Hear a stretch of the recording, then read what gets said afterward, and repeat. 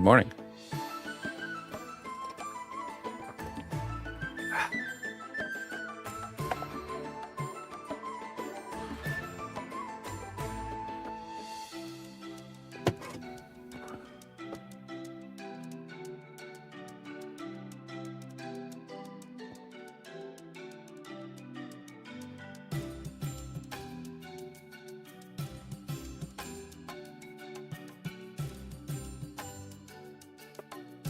All right.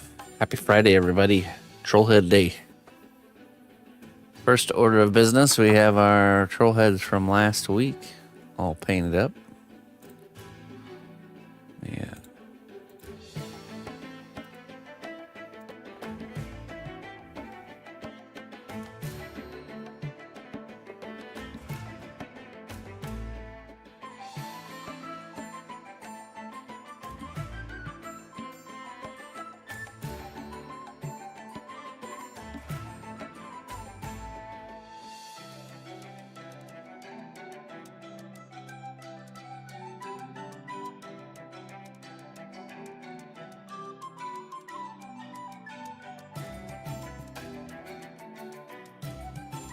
And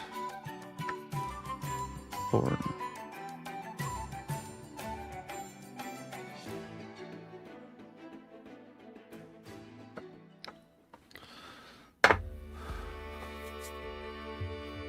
We're going to be working on the dragon. We will open the door for Trollhead submissions at 11 a.m. Central Time. Till then, we will start the second wing. I actually got the dragon in the oven right now, so that'll come out at 9 o'clock.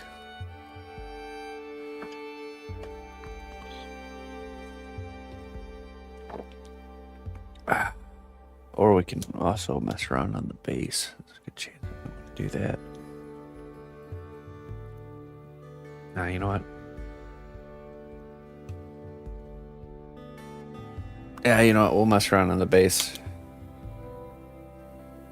It's never a good idea to start the second wing or second part of something without having the first one in front of you to compare it to.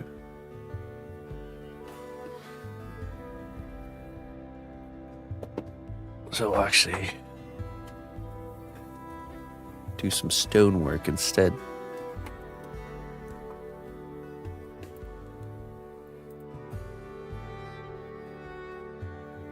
Let's see here.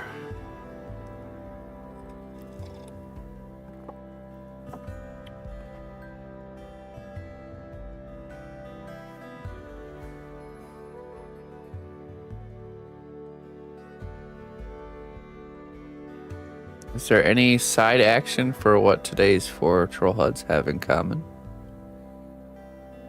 No. No, the Trollheads are picked out by the commissioners of the Trollheads, so it's completely random. Well, not random, but it's up to those people to decide what's made.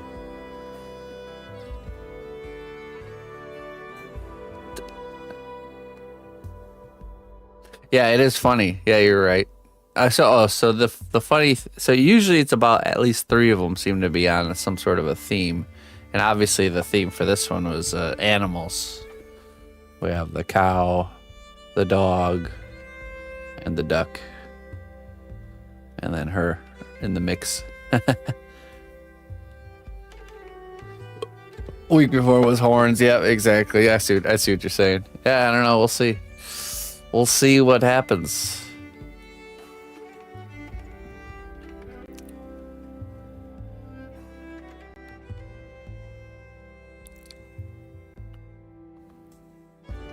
It's funny how that works out, isn't it?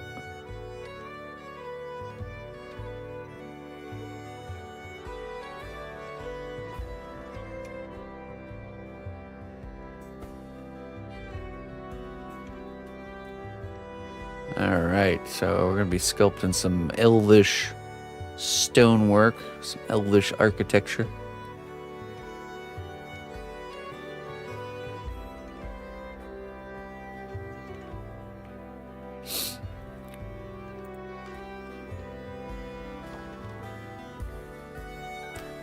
Elvish.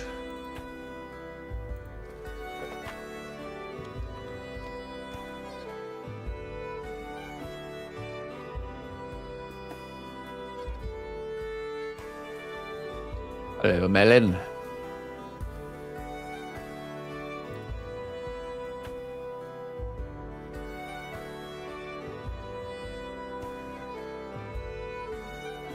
That looks a little bit dwarvish.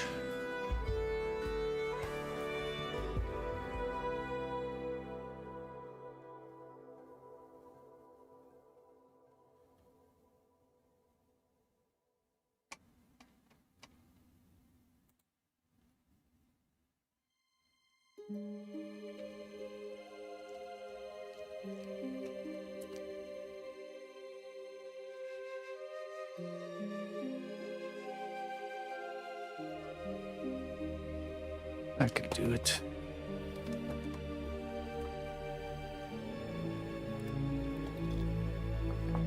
Your knee.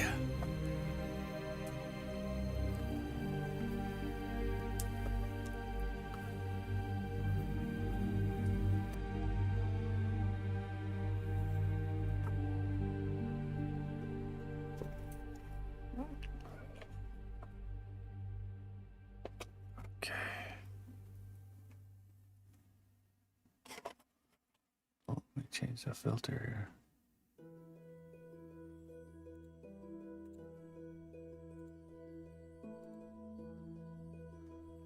I also have the door around here somewhere. We'll go find that.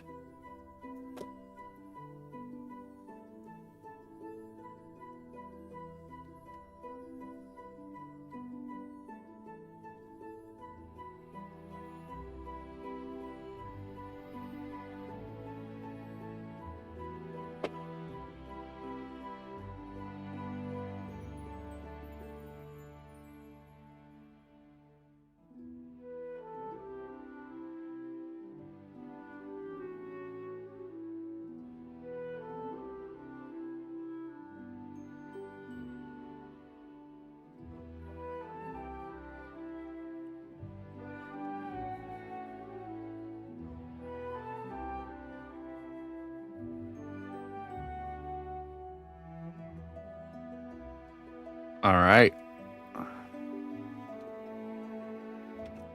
Robot. So, I'm very happy with the way that project has turned out.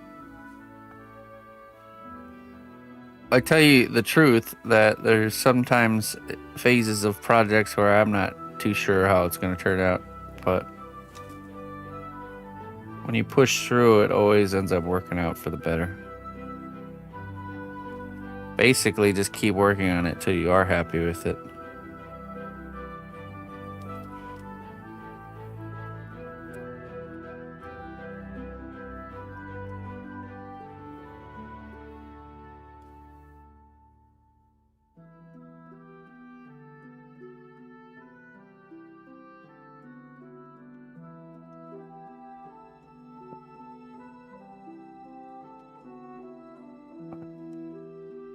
It always pays off. Not sometimes, but always. And it is. But it gets easier because you have gone through the motions enough times that you just know that it'll be all right, you know. Definitely when you're getting started, you don't have the confidence behind the trusting the process.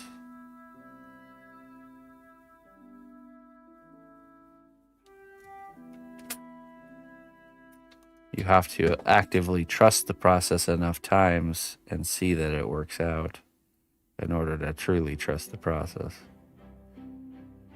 You have to build your trust in the process to actually be able to trust the process.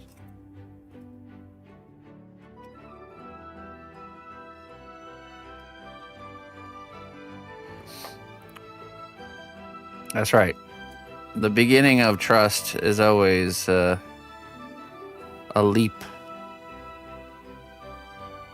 of faith. The pinnacle of the trust is when you've actually stepped off the edge. It's not truly trusting until you've made that kind of plunge. For a lot of things in life, not just art. It's actually funny. I've noticed that there's a lot of just raw life lessons kind of intermingled within the lessons of learning a craft. It just all goes together.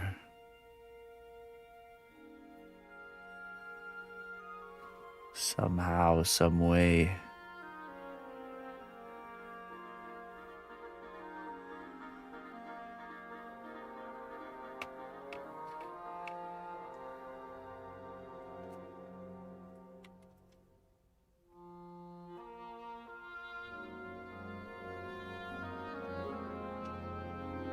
Letting something start to tell its own story as it goes. Yep, I very much enjoy designing things that way. It takes the pressure off of you. Like, I don't even need to make the decisions. They're just going to make themselves. Also, some of the best decisions seem to come from those kind of like the project telling its own story moments. And some of the worst designs and decisions come from us trying to really force, like to push and force an idea.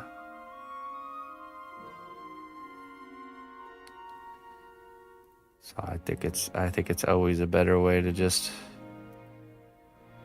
Obviously, there's a caveat there of, if I'm sculpt, let's say I need to have the ability to push to sculpt a certain thing, right?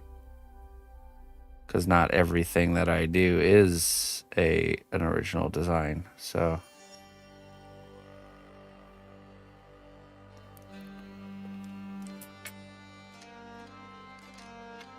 So for me, it's a little bit different.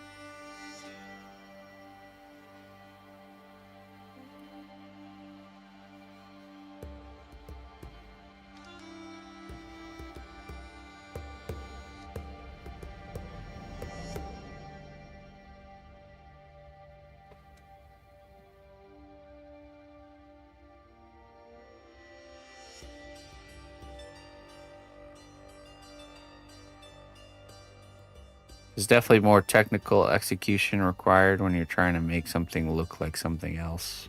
You have to have more control over your sculpting power. So that's why I think it's always best for people that are new to just design your own characters. So you don't have to worry about controlling that process so much.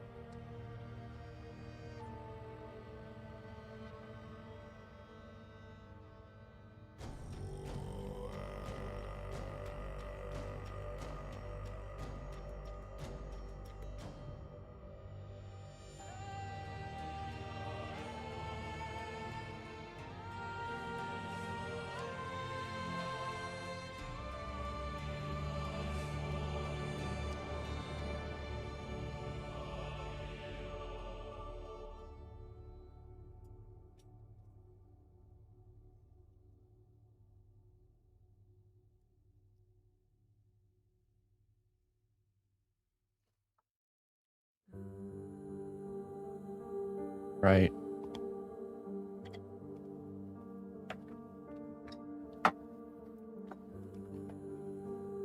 Yeah, I mean, I've learned over time. It's amazing how much a little nugget of information can accelerate your learning. You know, to hear somebody.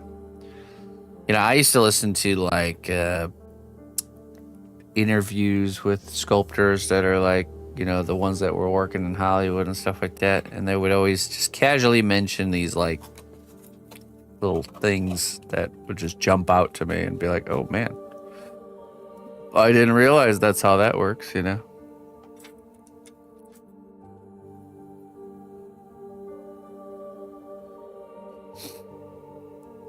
You know, that's why I came to this conclusion of just because I learned sculpting myself, I don't, I s- doesn't mean I think it's the best way to go about learning. I think it's a much slower path. It has its pros and cons, but it is definitely a slower route, and you can learn much quicker from somebody that's already knows what they're doing, just kind of imparting things onto you.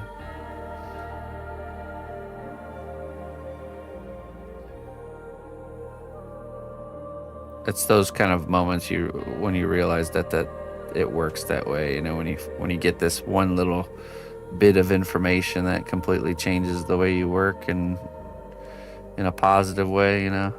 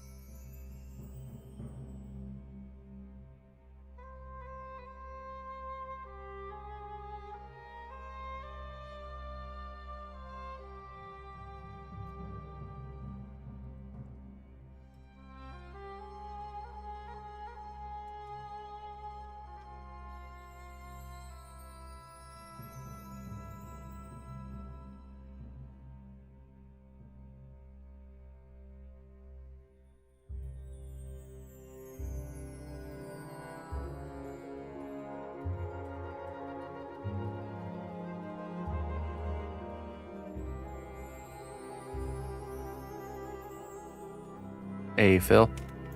Hey, This is a base for a dragon sculpture that we're making. Dragon's currently in the oven. It's a dragon that's kind of a protector of this elvish kingdom. So I'm kind of designing what will look like kind of like a chunk of elvish castle wall.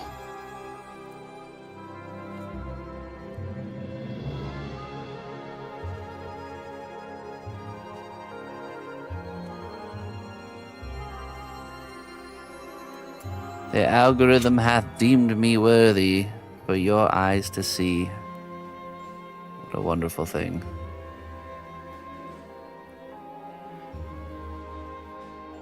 Welcome.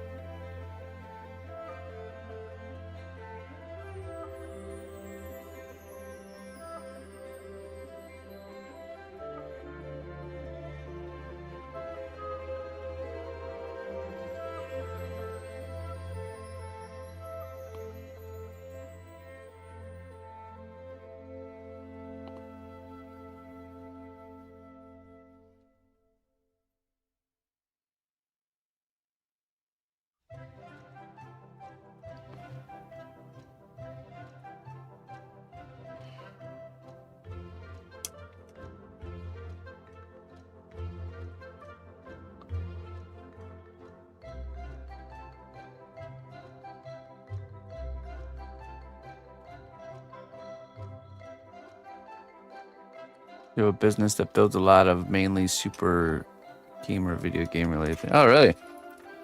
Yeah, I do a lot of I do mostly commission work, and I do a lot of game characters. There's a guy from this is a guy from a game called Overlord. Little goblin minion type character. And then we were working on this one last night from Escape from Tarkov, which is a game. We were actually sculpting his tactical helmet and stuff yesterday.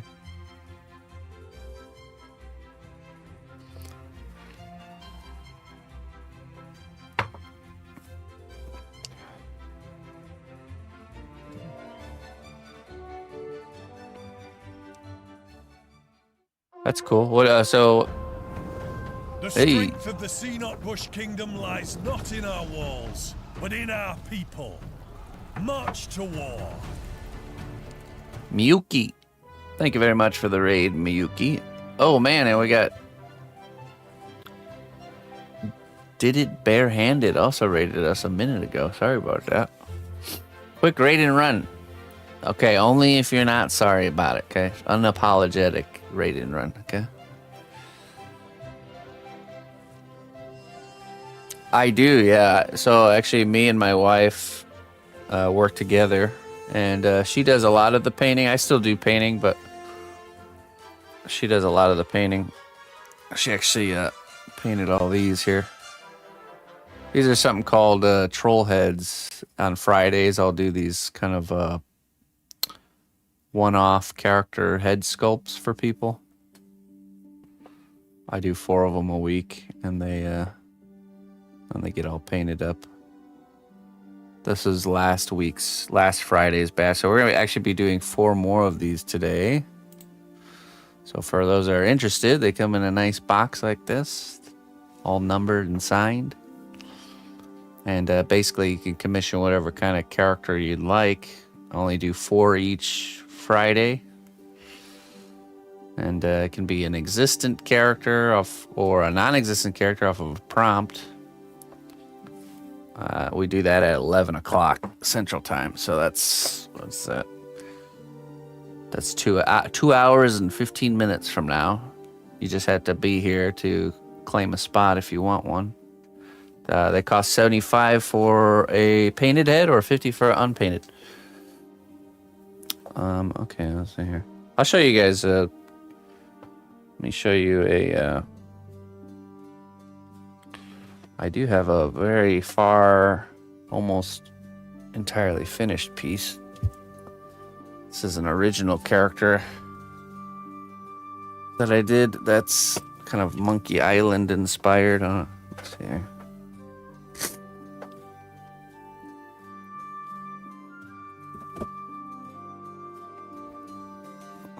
Let's see here. This one's got, a lot of times on my bigger works, I'll include lights in the piece. So let's see.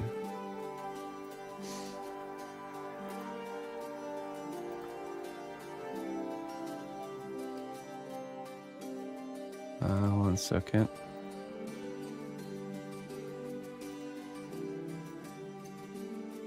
There we go.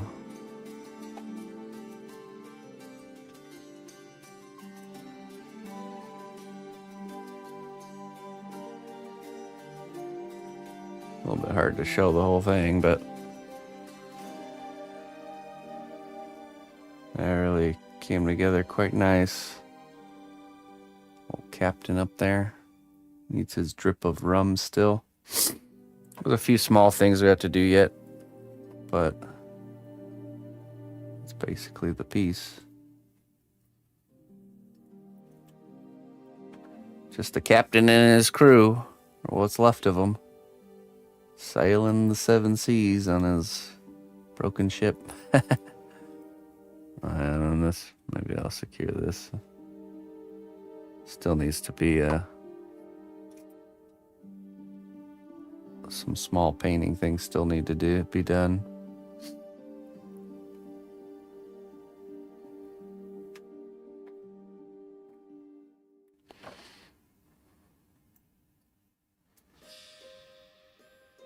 Yeah, exactly.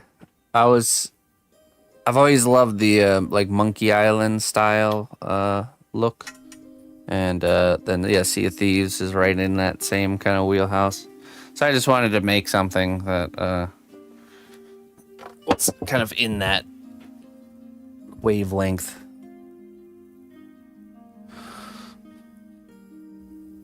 But yeah, that's basically what I do here. We do start to finish works live. I stream 6 days a week and work on all kinds of different stuff. Ah, there's the door. The door. Found the door.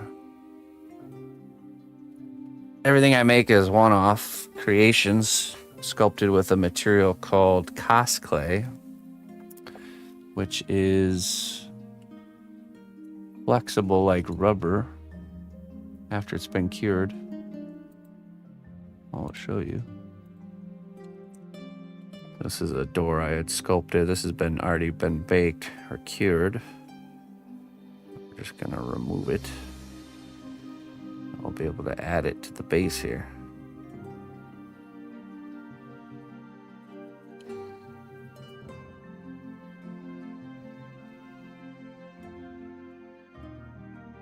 Yeah. You can see it's got a lot of flex to it. Very oh.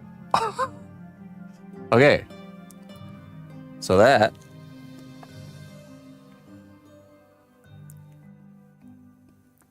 now when this happens, this means it was not properly baked. So that'll have to go back in the oven.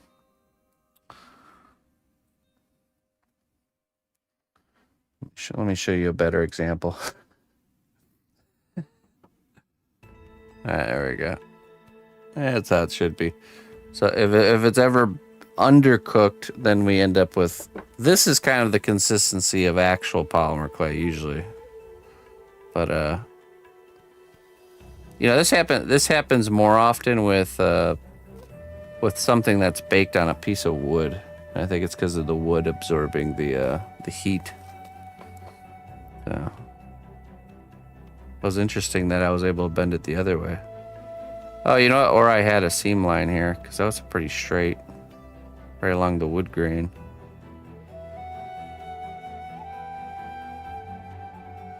Okay.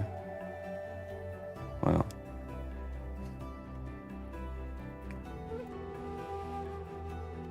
Not a hard fix. Where's my super glue? Has a lot of flex breaks. Yeah, yeah. That was a bad example. Just forget about that.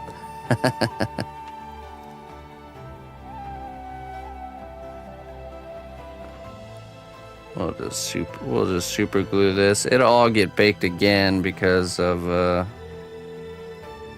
I have to attach it to the actual sculpture and then kind of rebake. There we are. Good as new.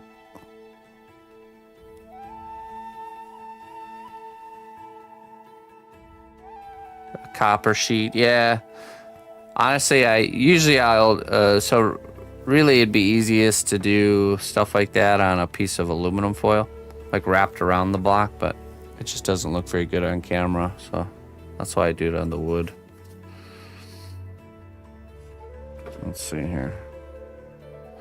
So that door will go here, and then we can sculpt in the actual doorway.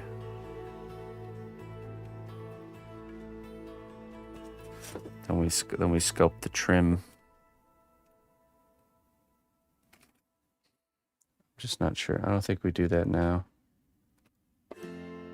Just let's finish up this stonework here, and then bake it. Maybe don't flex it again. No, now I must. I have to redeem the door's ability to bend.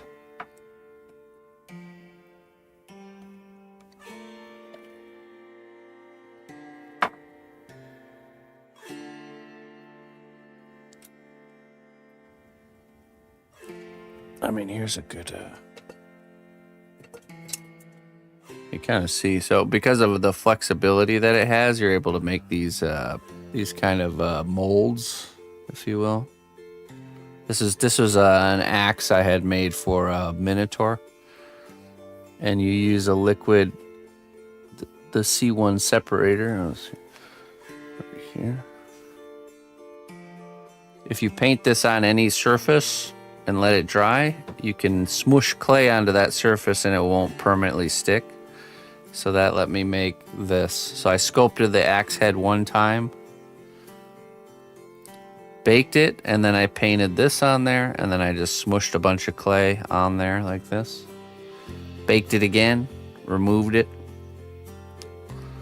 added this in here, and then kind of smushed clay back in there to duplicate the axe head. So that way I took the two halves of the axe and put them together. So I only had to sculpt it one time instead of 2 times. So that's another kind of advantage. And I have a whole little bin full of these duplicated details. This one's a whole pauldron. So a lot of times characters I'll make, I'll have the same pauldron, same shoulder pad. So instead of that's a knee pad right there. Instead of sculpting it twice, we just sculpt it one time. Or any like duplicated features on the base. So.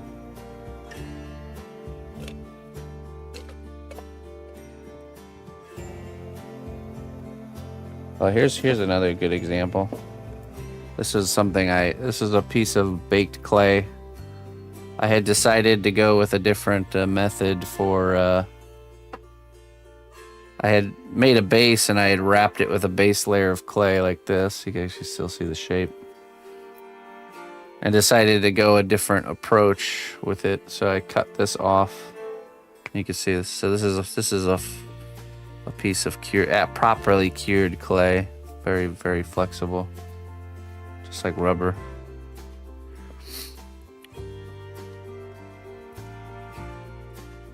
See, this is the aluminum foil stamped in on the inside. You can bake it as many times as you want, yeah, with no negative consequences.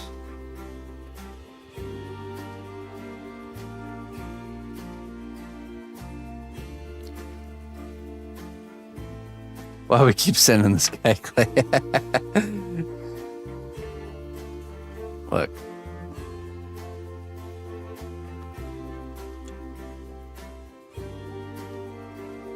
It happens, all right.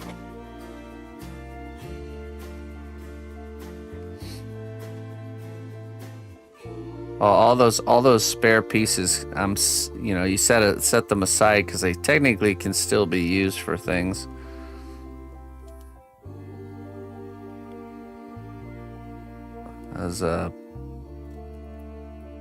As a base material or bulking material. Arnold, the maker of the clay, says you can grind it up into a powder and actually mix it in with like either liquid clay or fresh material. Still use it in that regard. I think there's still a whole nother realm of experimenting with different textures using like ground up clay or different kind of mixes.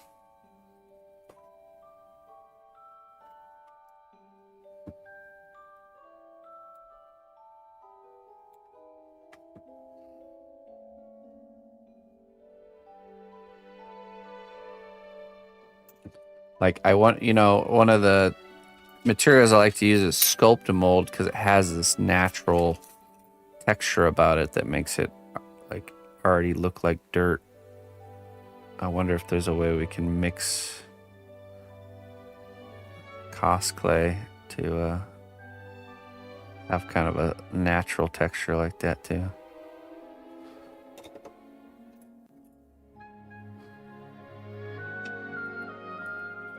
I bet there is.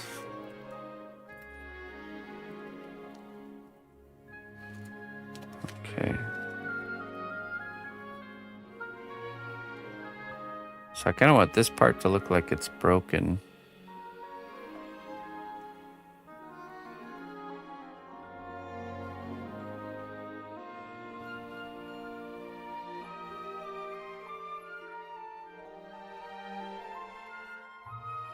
Some grit, yeah, exactly.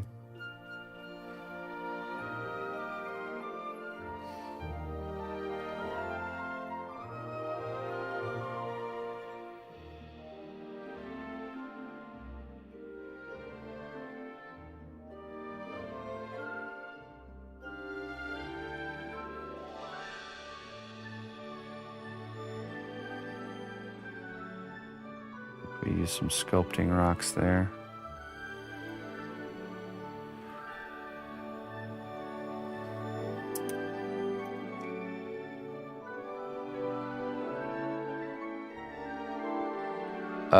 I have no idea. I was just gonna go to like the thrift store and buy a food processor. They always have like the appliance section at thrift stores. That's a great place to get some nice, just kind of disposable, motorized appliances. Sander and just collect the dust. Electric spice grinder should do it.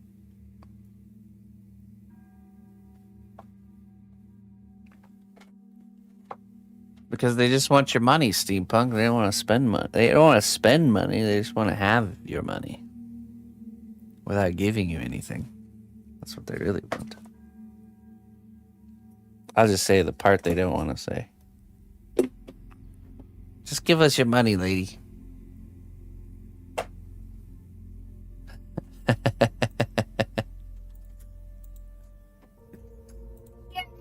Oh, what's this? Ooh, very nice. Let's see. Ah, there we go. Can Mom always hear you? Yes, you want me? If you tell me to mute, and I can turn it so they can't hear us. Do you want me to mute? Yeah. Okay.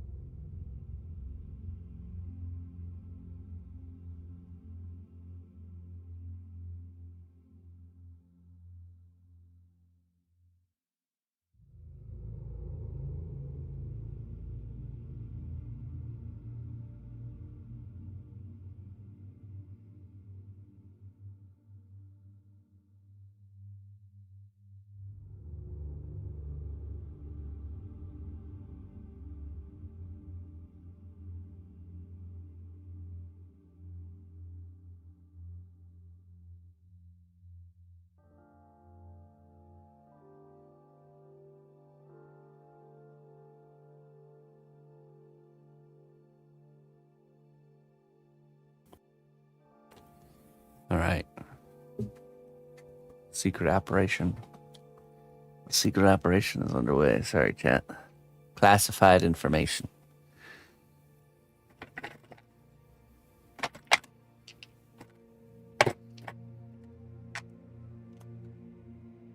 Okay, we're gonna use some rocks here.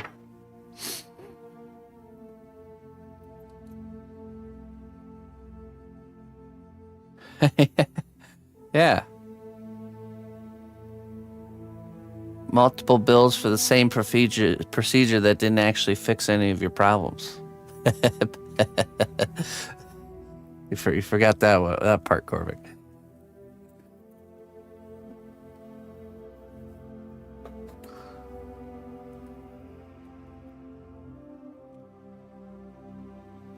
That's my daughter, yeah.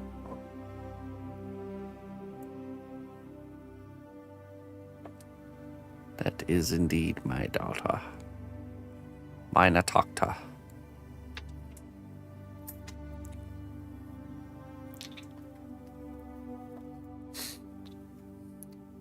Oh, I will. I'll tell her you guys really like it.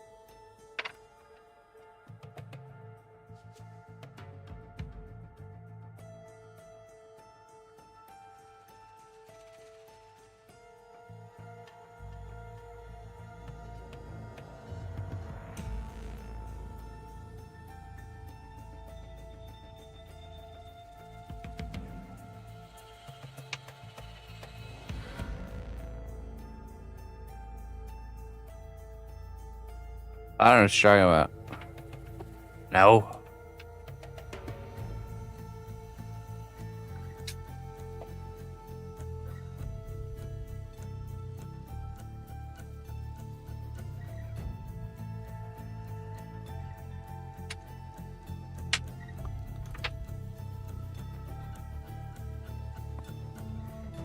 Yeah, it's because it didn't happen.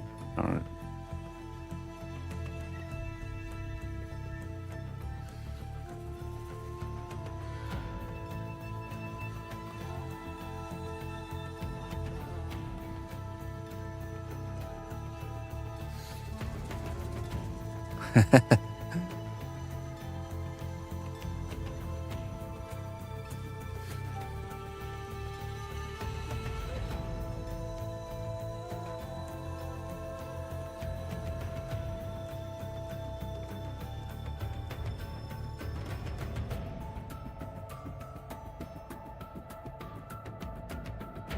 Got to keep those tapes nice and squeaky clean.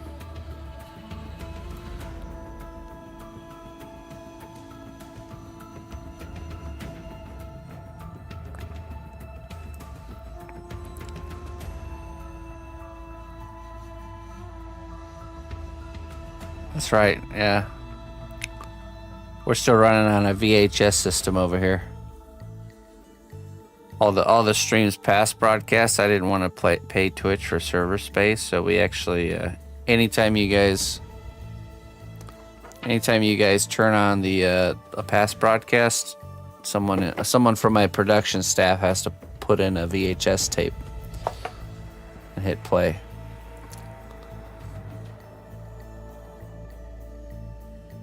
All right, let me go get the dragon out of the oven. I'll be right back.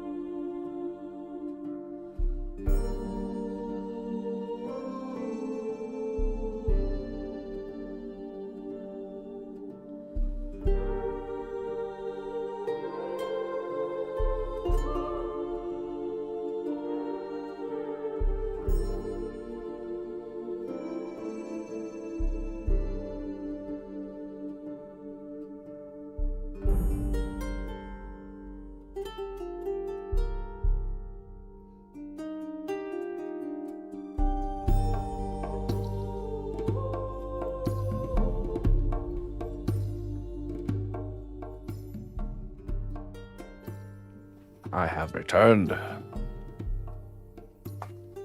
Sorry, we had to record some finished sculpture work. Yes.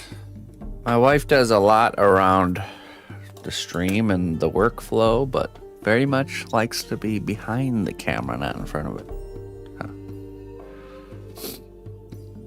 Show us the dragon. Well, it's cooling off, so let's go grab it in like 10 minutes, okay? Then I will show you. 10 minutins.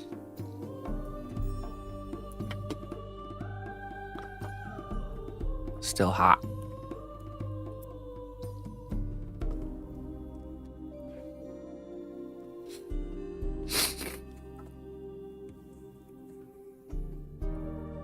Now minutins.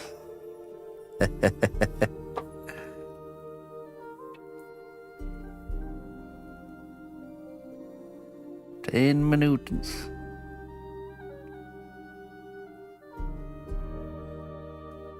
Hey, how you doing there, Norse Eric?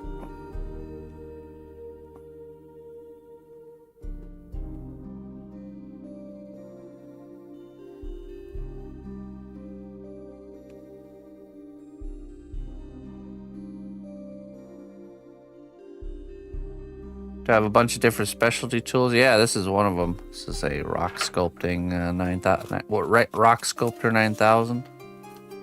Quite the specialist object. Very expensive. Very expensive.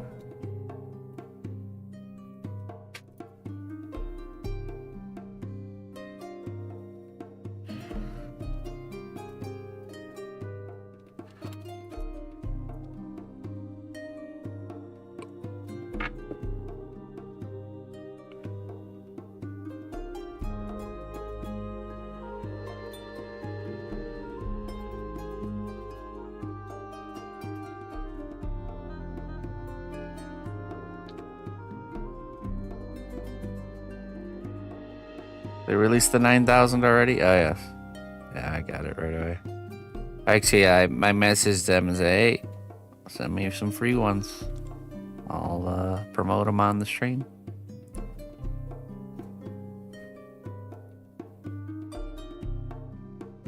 I didn't think they'd go for it being such an expensive product, but they, you know, here we are.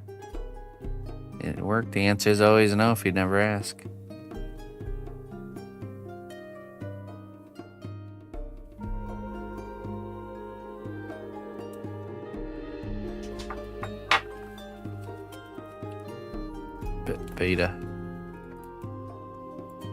Beta samples.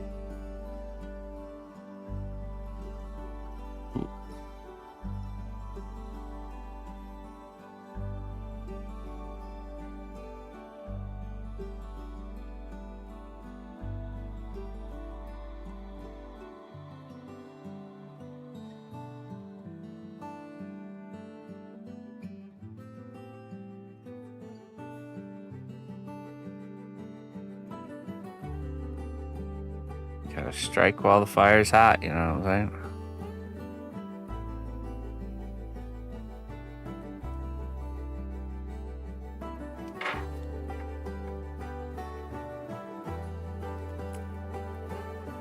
Ansberick, hello. How long have I been sculpting? I've been sculpting for about 15 years, pretty consistently. 13 of which, or 14, has been live here on the stream.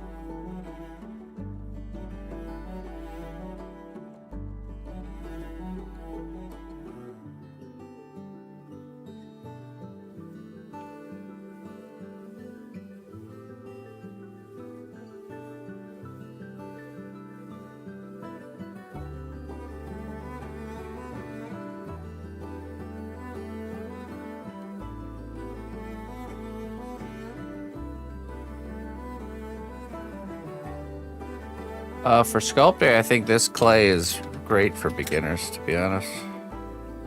It's not like a material you need to kind of promote into. Like with other, a lot of other crafts, like carving and stuff, you start with a softer material and you kind of promote your way into like harder materials, but that's not really how it works in the world of clay. The professional stuff tends to be also the most kind of user-friendly, easiest to sculpt. So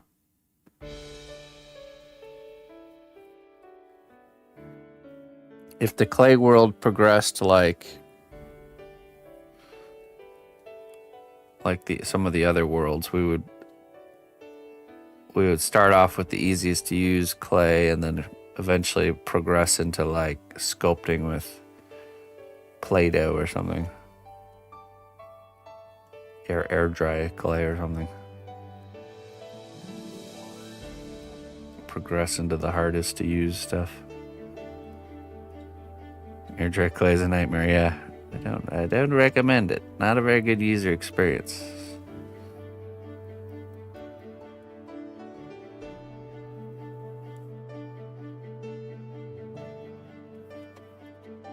No, this material doesn't need a kiln. You just need a kitchen oven. Another reason it's very user-friendly for newbies. Just use your kitchen oven.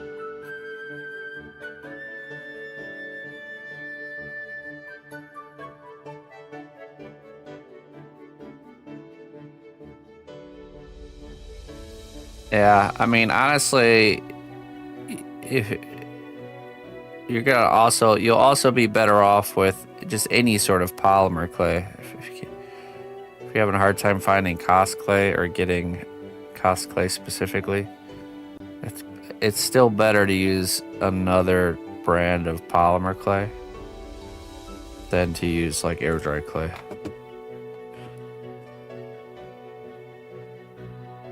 As terrible as it will be, not making flexible sculptures is still going to be better than using air dry. The sad thing is the air dry clay has been marketed so well that, especially like brands like Das, that most people start with that and probably end with that. They done such a good job marketing their material that they've prematurely ended thousands of sculptors' careers. Because like a big one I believe is Das air dry clay. Most people have seen these packs here.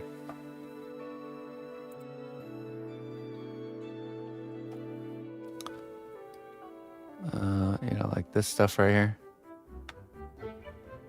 Das air dry clay.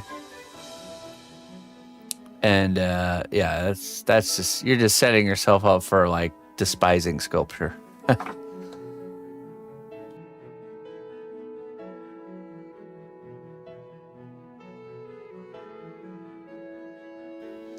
Use a third, the rest dries. Yeah, right. I don't even know if this is actually technically clay. I think it's like technically a paper mache. Let's see.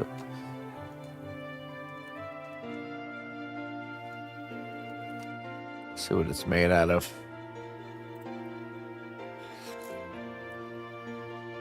Oh, it is clay. Okay, clay minerals, water, natural fibers mixed with inorganic fillers and vegetable binders. Making a smooth, pliable. It's okay, so it does have a fibrous nature to it for sure. Clay minerals, okay.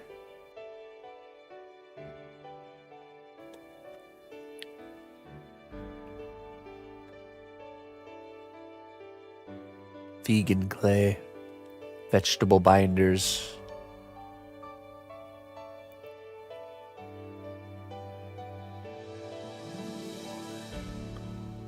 Inorganic fillers.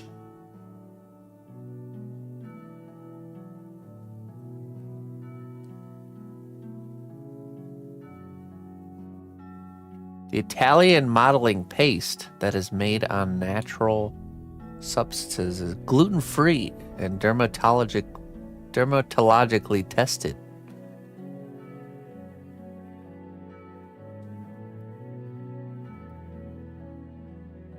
Let's see. The funny thing is it costs about the same amount as cast clay or using a polymer clay.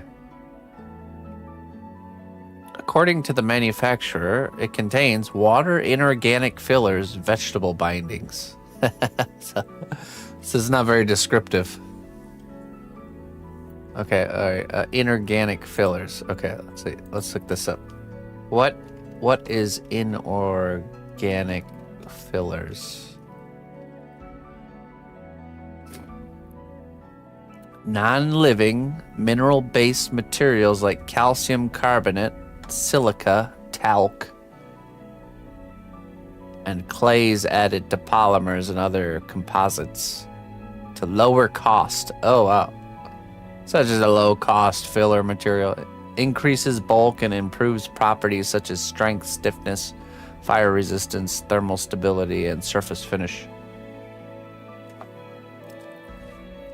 Yeah, if it's got talc in it, for sure.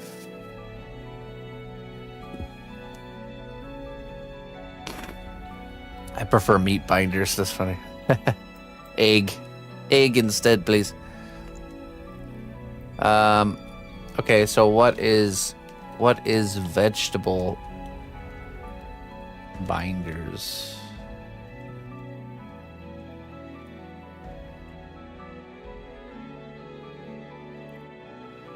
Natural food substance, often plant-based, that holds other ingredients together in dishes like veggie burgers and loaves. Starches. Okay, so it's a starch, psyllium husk, methyl cellulose, gar gum, tapioca, and even mashed avocado, providing structure, moisture, and cohesion. I would say it's probably more of like a gar gum. That's definitely a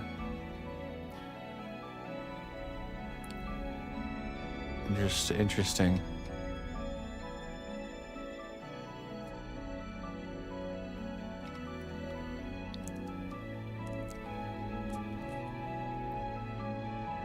This is in the clay.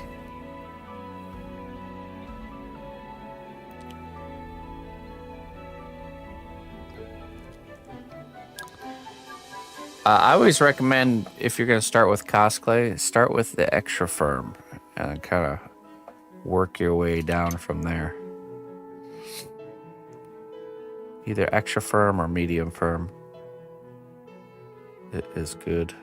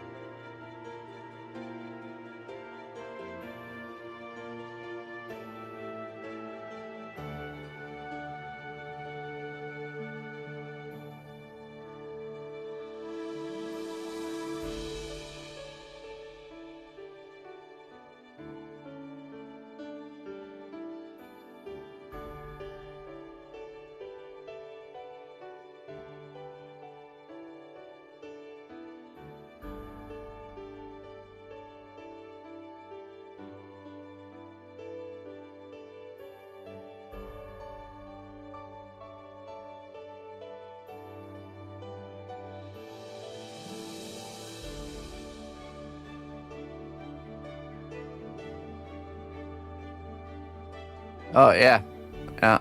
Here, check it out.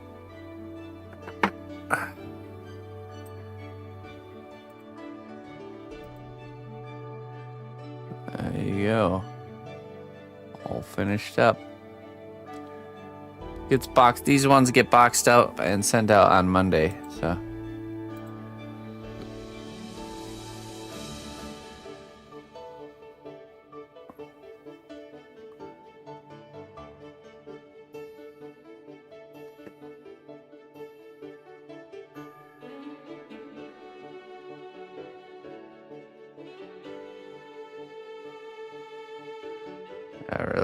I really like how they turned out.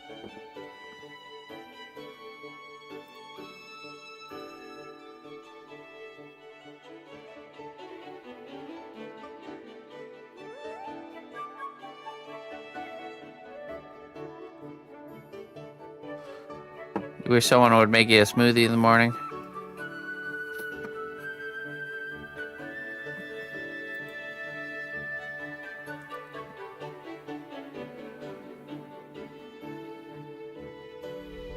So about an hour and 30 minutes we'll be doing more of those. Actually, you know what? Let me go grab the dragon. It should be cooled off now. I'll be right back.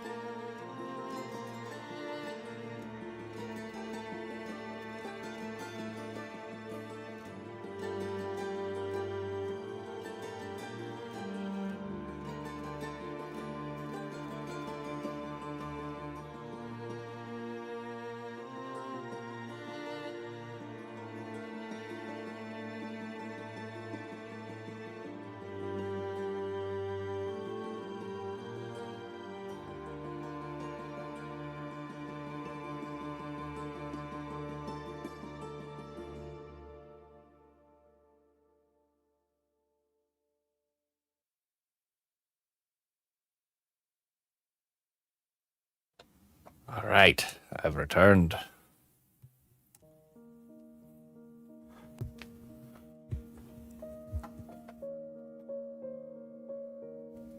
Oh, nice, Lady Lorna. Did I have to study anatomy? Yes. By looking at it and trying to understand it. That is a form of study.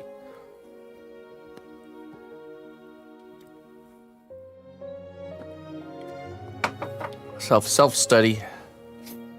I didn't go like enroll in some anatomy course or anything. Just using reference, you can learn and study. Basically, when you try to make something, you use reference to try to understand the thing you're making. How it looks, little nuances of the shapes and the textures. Why does it look the certain way that it does? You know? I'm the weird guy in the subway staring at everybody. That's right. I like to people watch, actually. Usually airports are the best. I could be totally entertained sitting in an airport for like just hours looking at all the different characters scurrying about, going to who knows where on what adventures they might be on.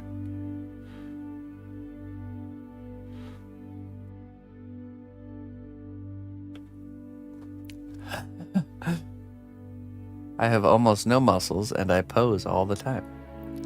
Weak high five.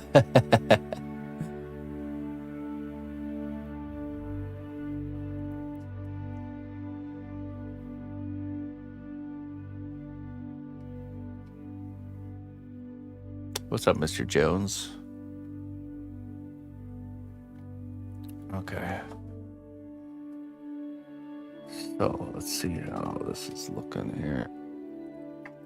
So this is the scene kind of combined together. We're sculpting it in two different parts so we can kind of work on the different parts separately, but that's how it eventually will go back together.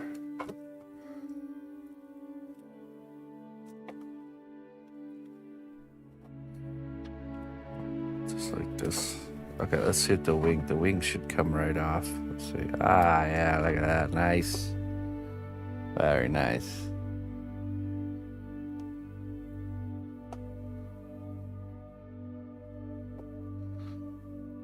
Wonderful. Nice and smooth.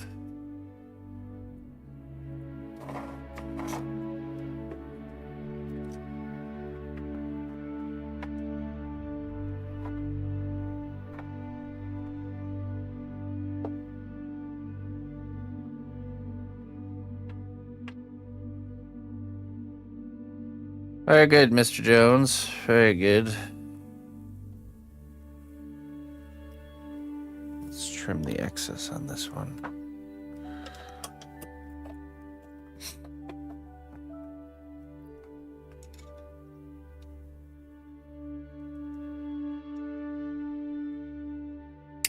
Oh. That is great.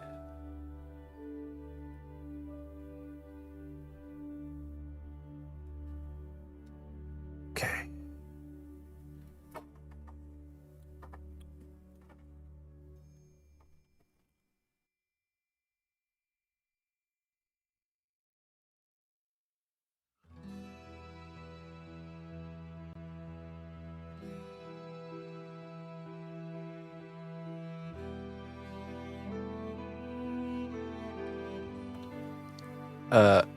It looks like it was heavily inspired by Skyrim.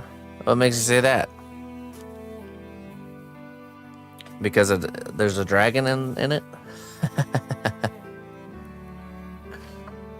I actually have done Skyrim dragons. They're very different. The way their look is very different.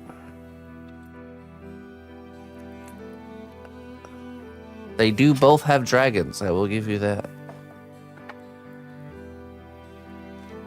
I actually have Alduin off to the side here. Alduin sculpture.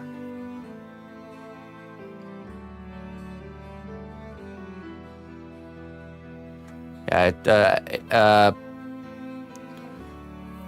Alduin has more of like these larger, kind of like larger plate type scales. Not so much the smaller ones. The face is more like a bird beak than a. This is more of kind of like a, maybe like crocodile.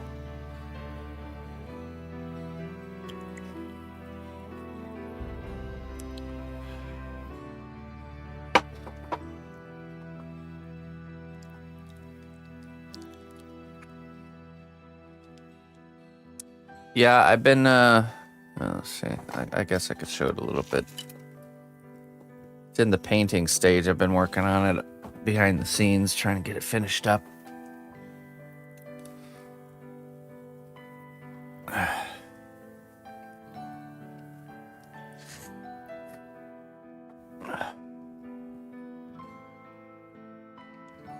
That's his Alduin.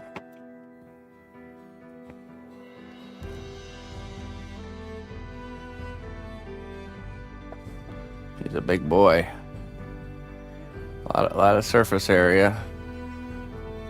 Oh.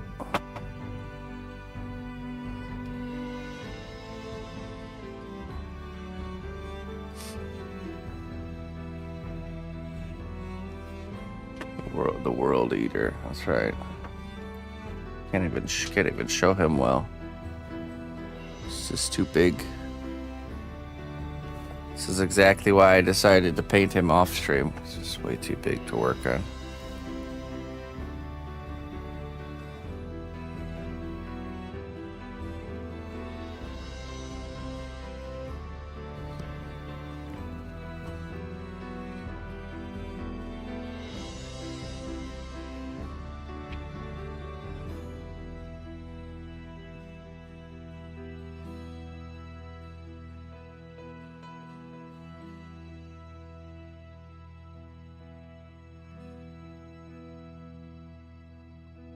Didn't they have some sort of hinting towards Elder Scrolls 6 recently?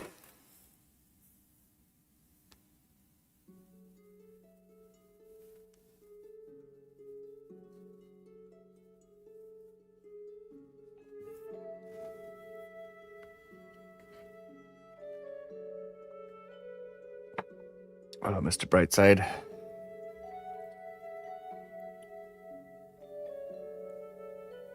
Only that it is being made. Okay.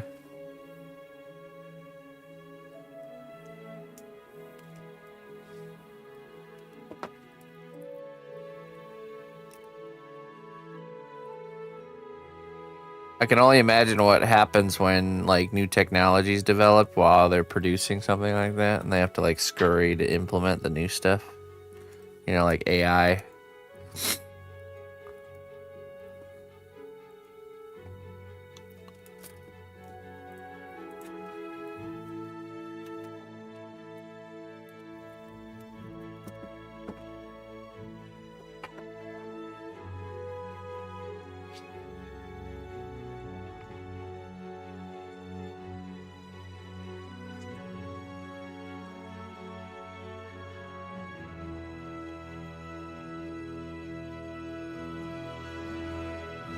I could see them doing something kind of next level using AI in the next Elder Scrolls where they like, you know, like Bellathor, the shop owner, actually can have like a conversation with you.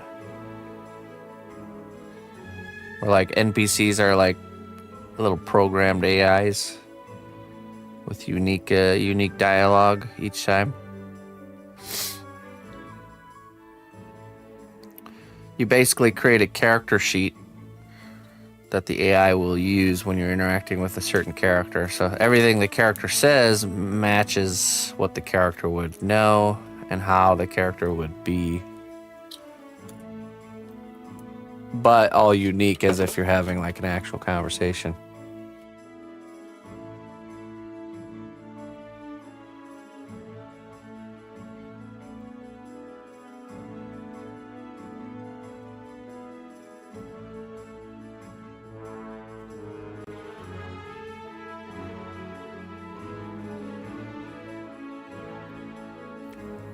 That would be a That would be a big thing. I guarantee you that's going to be something like that. Can you imagine going to old Bellathor's shop and just sitting there and just chilling and striking up conversation with old Bellathor?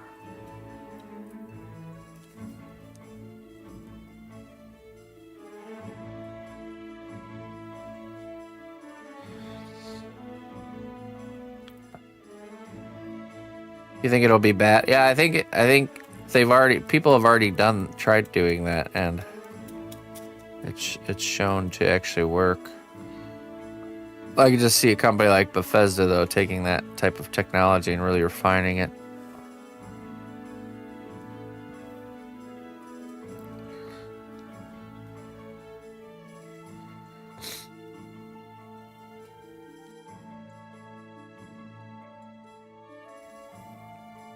You think that'll happen eventually? I think it'll happen soon. Like very soon.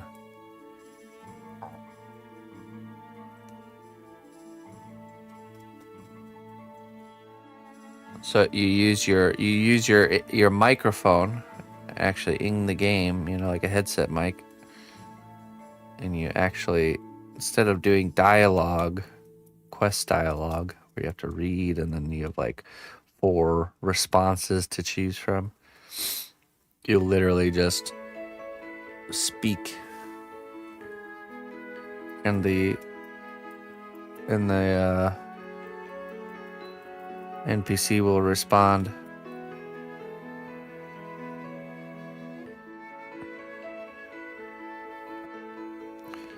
Or type,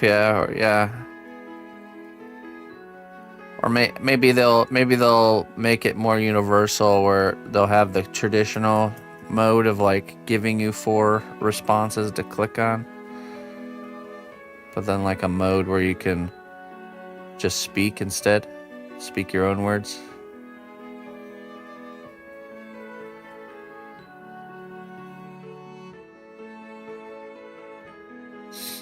Is today a Discord? I don't think today is. I think we did it last Friday.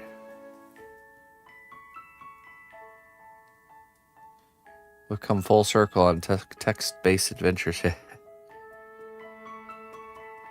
This time with graphics. Yeah, next week, next Friday.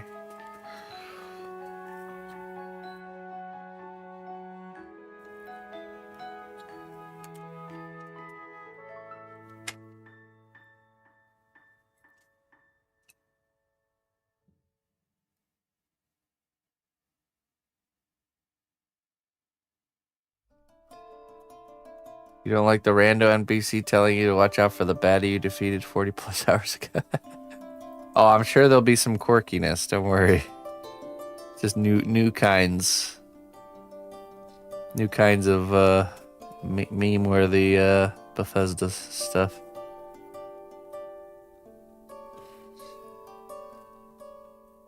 I am from America. I live in the Midwest. I live in an area called the Quad Cities. It's an interesting place, walking distance from the Mississippi River. So, right on the border of Illinois and Iowa.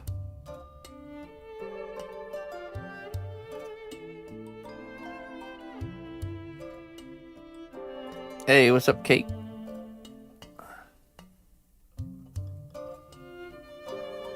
Oh yeah, the river itself, the shallower parts will freeze over, and then the place we go to a lot has like a kind of like an inlet where boats can dock and undock. That always freezes over, and people ice fish out there in the wintertime. They go out there and they just drill a big old hole and start fishing. So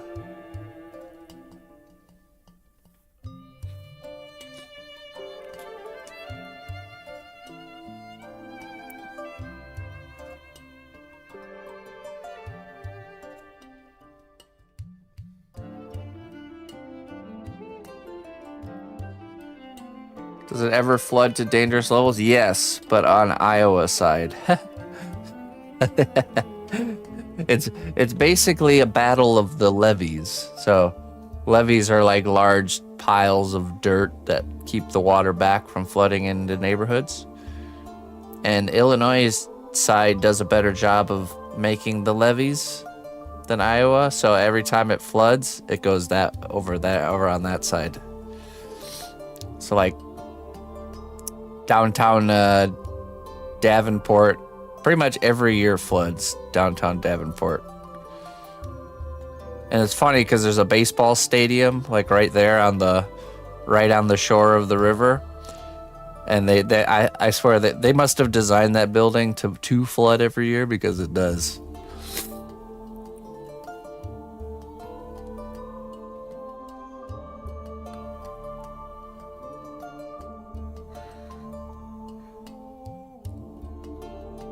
So, out of all the years I've been here, it's never flooded on this side of the river. It's always, the water always goes that way.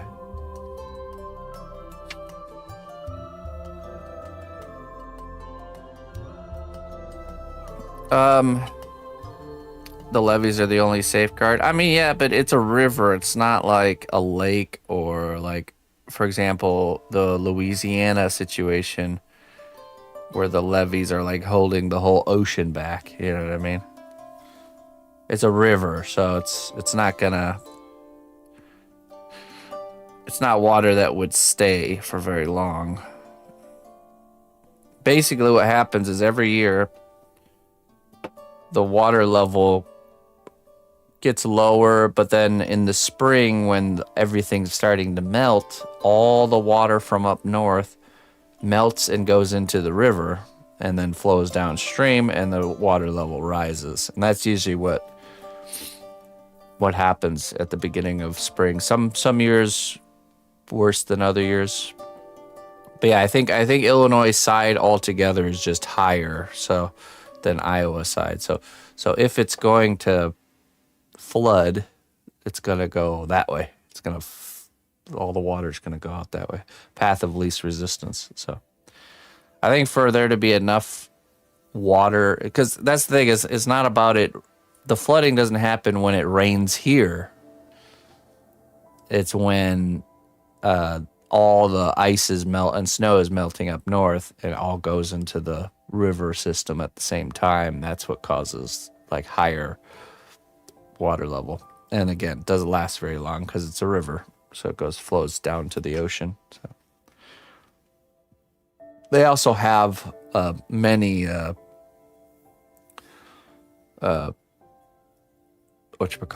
dams along the river to control the water flow. So yeah, I actually watched recently a documentary about over in Louisiana, what happened with Hurricane Katrina and why it was so terrible.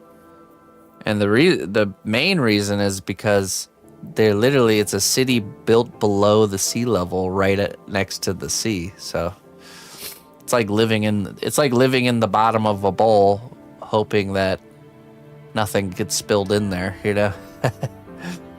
And then the walls to one of these. Yeah, what could go wrong? Exactly. So the hurricane happened, broke open the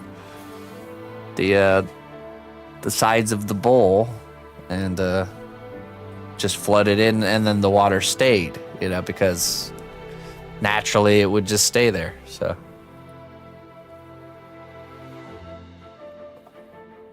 the problem wasn't the initial flooding; it was the fact that it had stayed there. Yeah, so that's how water works. That's right.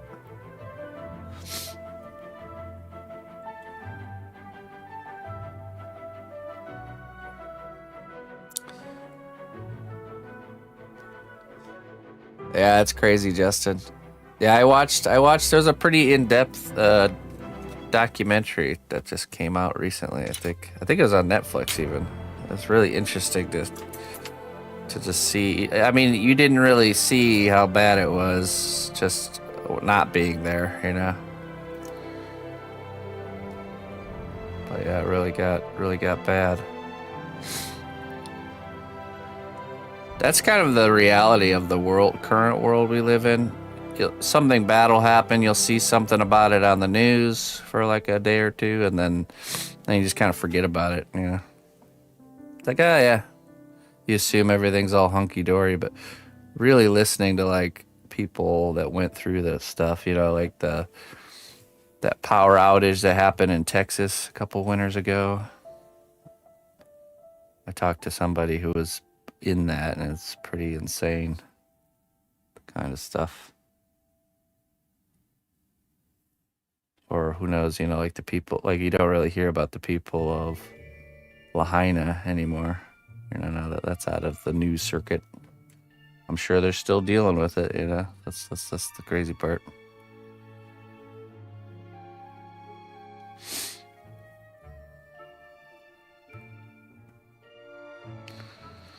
Right, yeah.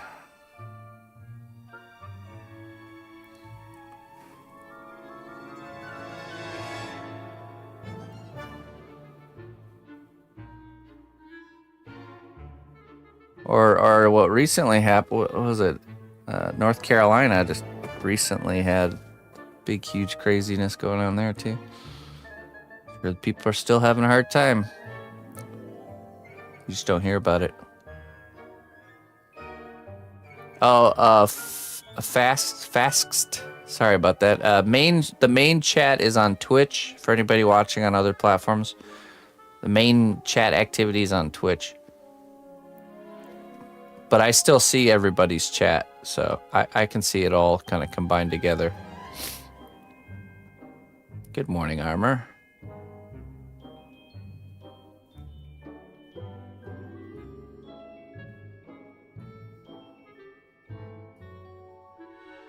We get fires here every year. I can't imagine having to flee into the sea to live. This is the one. You found it.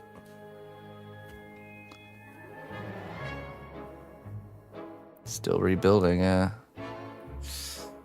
Crazy stuff.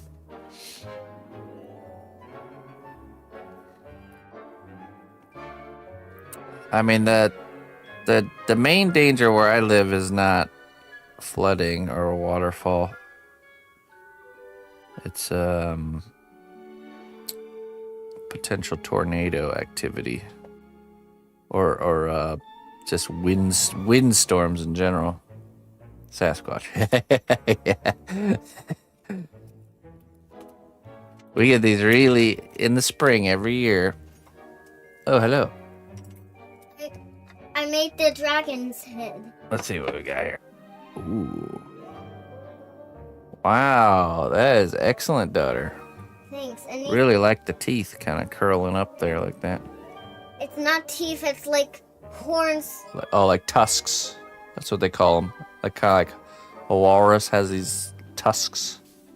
Or like, you know, in Ice Age, the biggest main character. Oh yeah, a mammoth. Yep. Yeah. Or an elephant. They have tusks. Those are called tusks. They're not teeth. They're kind of like horns on their mouth area. Yeah, it's that dragon has those two attack wrists. That's awesome. Cool. I like the twisty horn method you did there. Thanks. Great work. Cool. Do you know I used the dotted tool to make that texture? Oh yeah, I see that. I On the nose. I scraped it around to make that texture. You used a ball stylus. Yeah. One of these guys. Mhm. That's cool. Nice. We'll get this baked here for you. Is it done? Yeah. Okay, we'll put it on there. Very excellent. It's gonna be a really big diorama. Oh yeah? Mhm. This is the first piece of it? Yeah, and it seemed like it was not so long in 210. Probably because I was working on that a long time. Well, when you get into your work, time goes faster. It moves faster. When you're really interested into the work and you're into it, it makes time go by faster. Oh. Yeah. But it probably it doesn't, but it seems like it. That's right. Your perception of time goes faster. So it seems like it's going faster, but it's actually still going the same speed. But For you, it feels like it's going faster. Daddy, Yes. if I wait one more hour, can I play Planet Zoo? Planet Zoo. Yeah, if I wait one more 11 o'clock. hour. Is that normally when you're able to play on Friday? 11 Well, o'clock? Usually I'm allowed to watch on 10, but if I wait one more hour, can I see. play Planet Zoo? Okay, well, the only issue with that is I won't be able to help you right now, and I'm sure you're gonna need some help. So why don't we wait and we'll play Planet Zoo together later today? Why don't I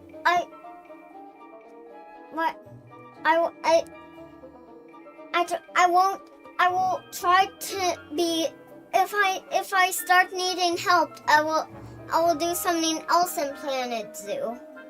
Or just pause and then do something else? Yeah. All right, fine. I'll set you up on Planet Zoo at 11. Okay. Yeah. All right. Bye. Bye. We started playing Planet Zoo yesterday. She's into it.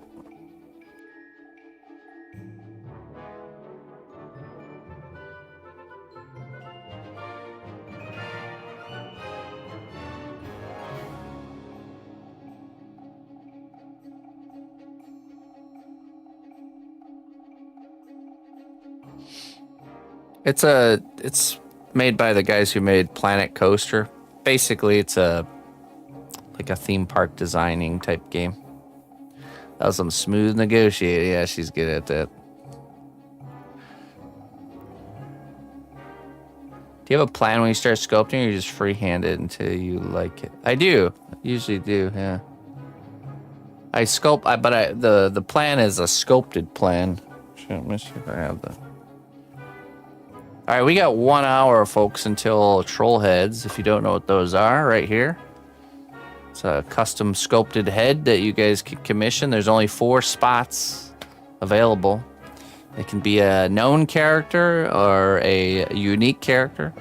It can be based on a prompt or even a portrait of some sort.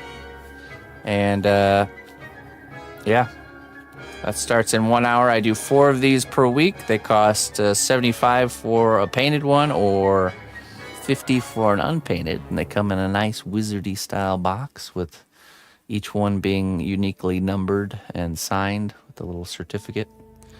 So if that's something you're interested in, we're about to start that in about an hour. Yeah, I'm excited. Very excited. Let me go refill my coffee, and then we'll try to get this. Try to get this stonework done in the oven. So I'll be right back.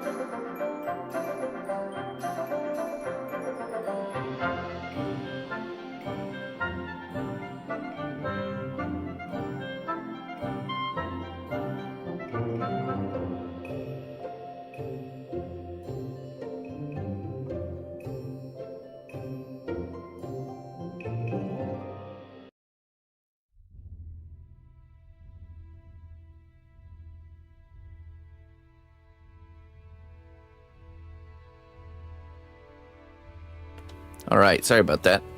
Get caught up in a Emma conversation. Our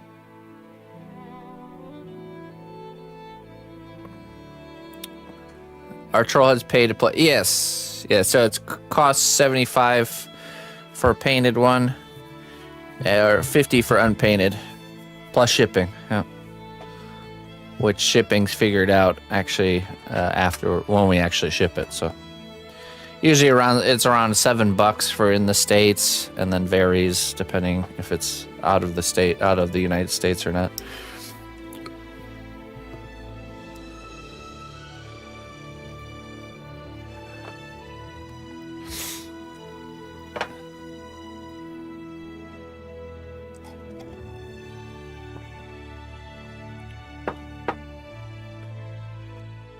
It would be nice to be able to do them and not have to charge for it, but that is not in the cards.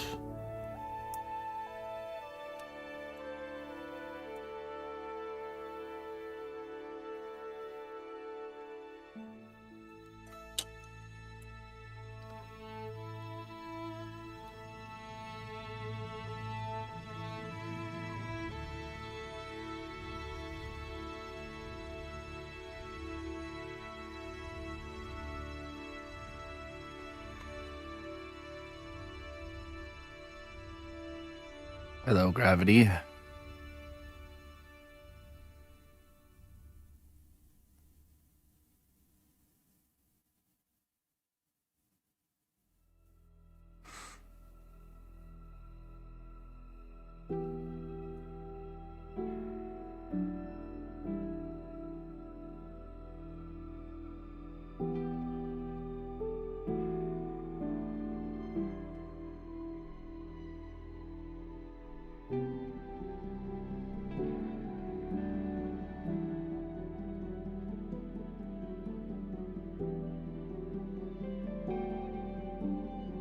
There you go. Yeah, I mean, we do them every Friday, so whenever the time strikes.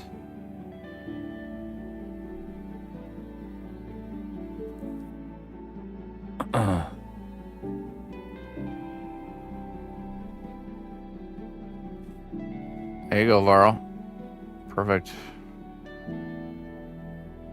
So once 11 o'clock hits, I will open things up and you guys can claim those spots.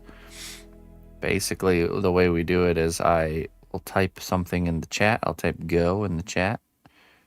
And you'll have to type in the word troll to get the spot. And it's just the first 4 people that does that gets the spots. Be ready. 11 a.m. sharp.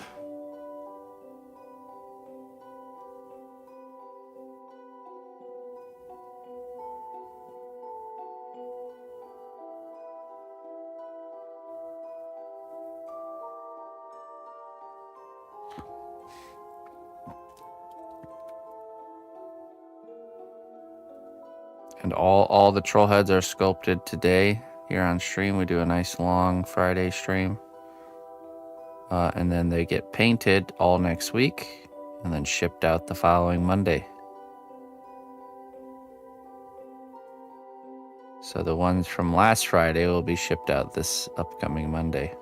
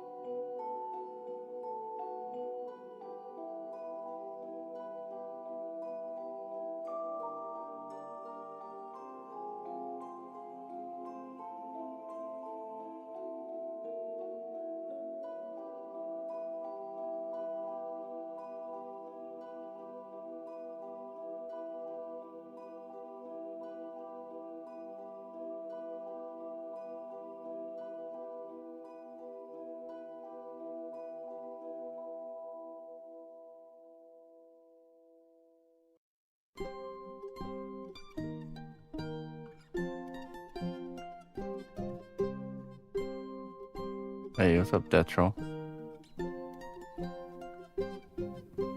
How you doing?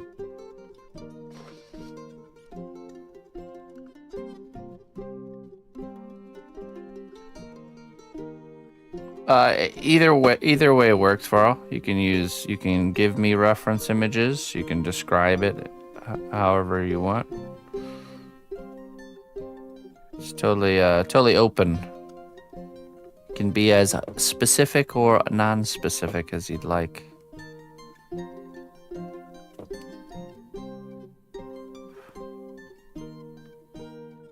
Basically, you're giving me what you got, and I will do my best to craft it into a trollhead format.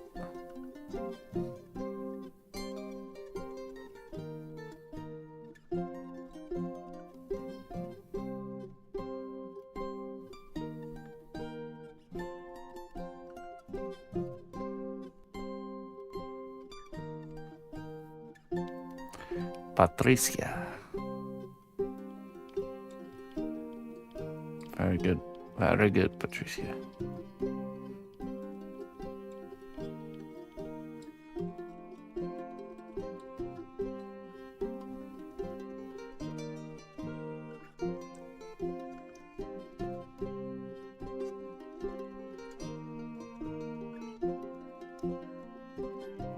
Oh, nice. There you go. Has anyone ever presented via song? What do you mean?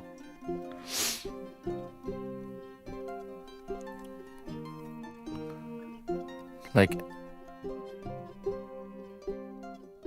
in the form of a song? A trollhead idea? I now requireth all trollhead submissions to be presented via song. This song work here? I've never had one like that. Yes, sing me your requests, chat. Sing them to me.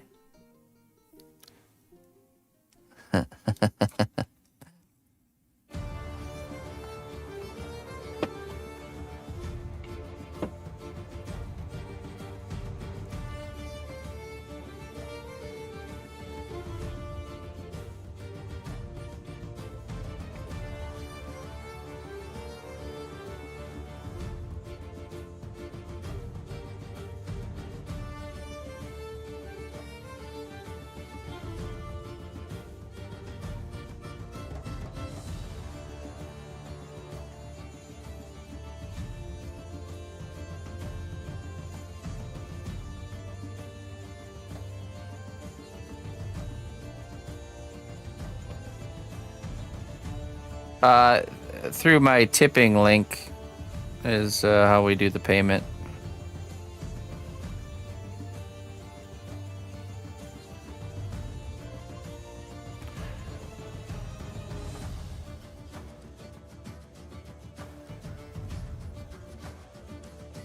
About 30 minutes till we'll open up shop here.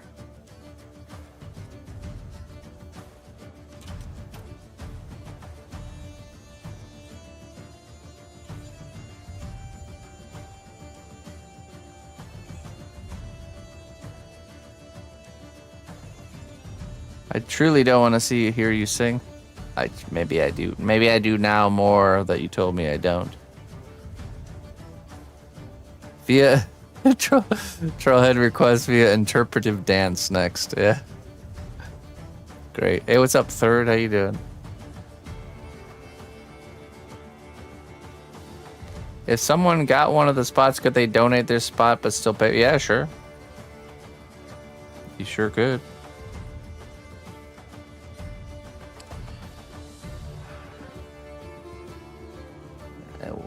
I wouldn't deprive you of such a kind gesture to your fellow human beings.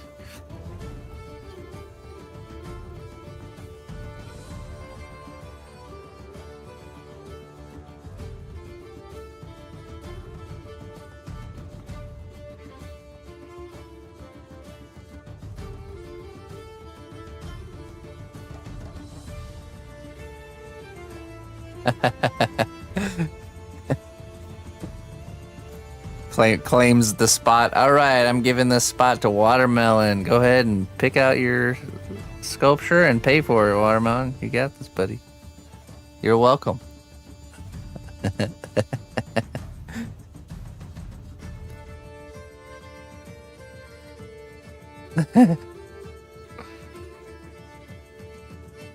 Alright, I'm just gonna go ahead and claim all 4 of them for Watermelon. There you go. Watermelon, if you go ahead and submit your payment now, that'd be great. Yeah, no worries, no worries. Well, I'll be doing this pretty in the foreseeable future. We'll be doing this, so. The strength of the No. kingdom lies not in our walls. Come on, Watermelon. But in our people.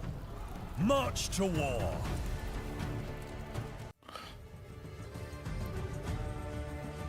Daniel,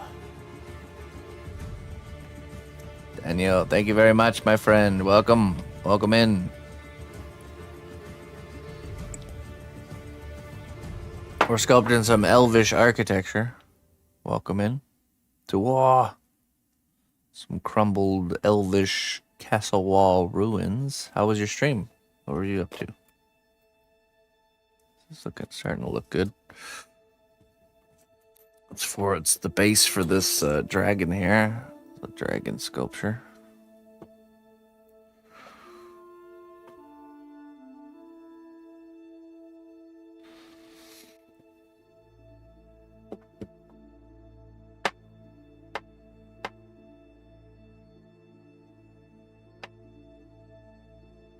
There.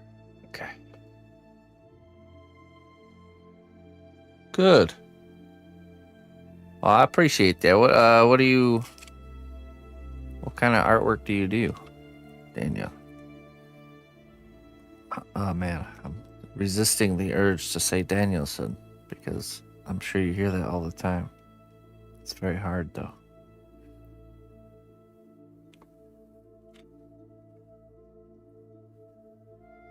Painting some dragon. Oh, really? Okay. Let's see here.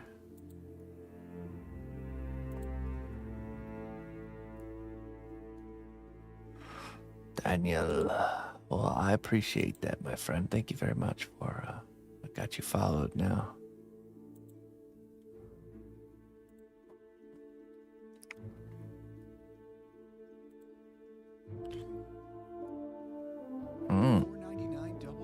Ah, jeez. Advertisement. Okay. Oh, nice, man. Great work.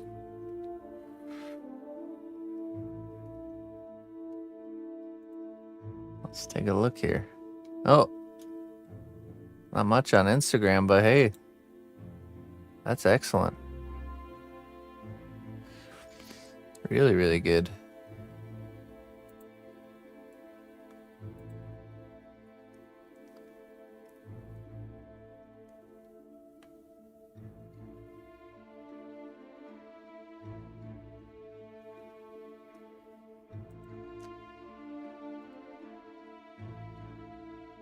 R.I.P.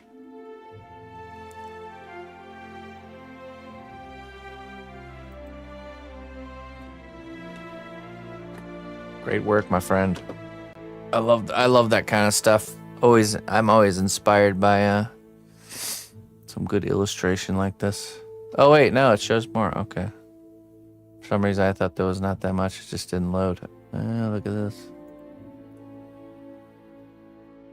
Dragon. It's a dragon. Cool, man. This looks nice.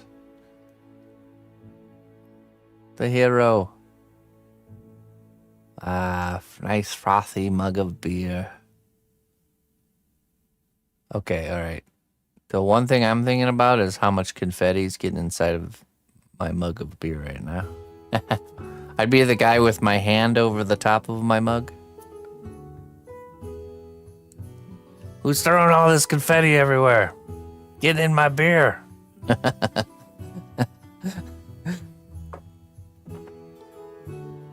Just gonna Please stop with the confetti. I'm trying to have a good time here.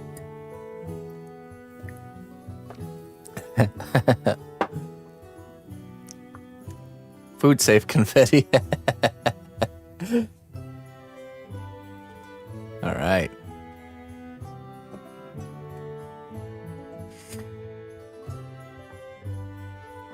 Please drop edible confetti, please. I mean, it looked like flower petals. I guess that's technically edible, right? Eatable.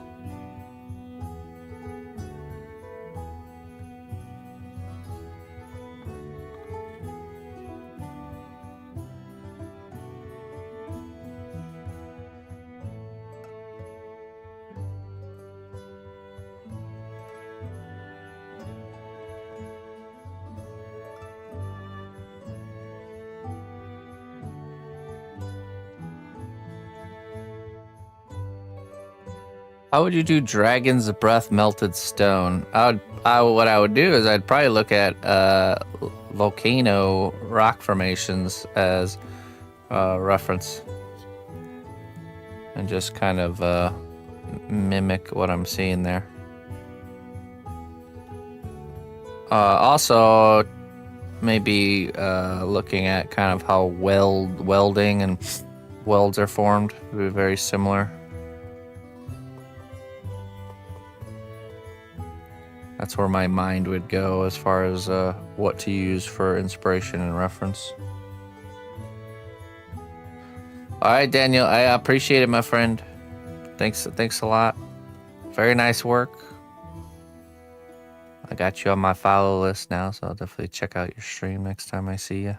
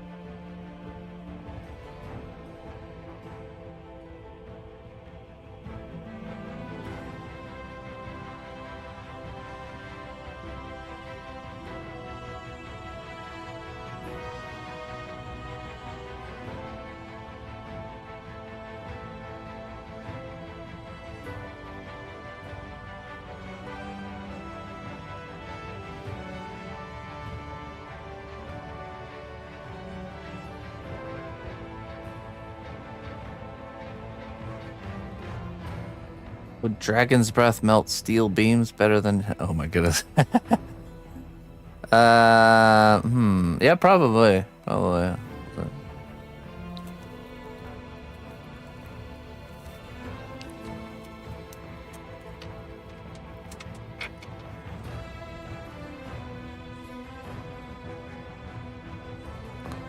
Probably, I would say.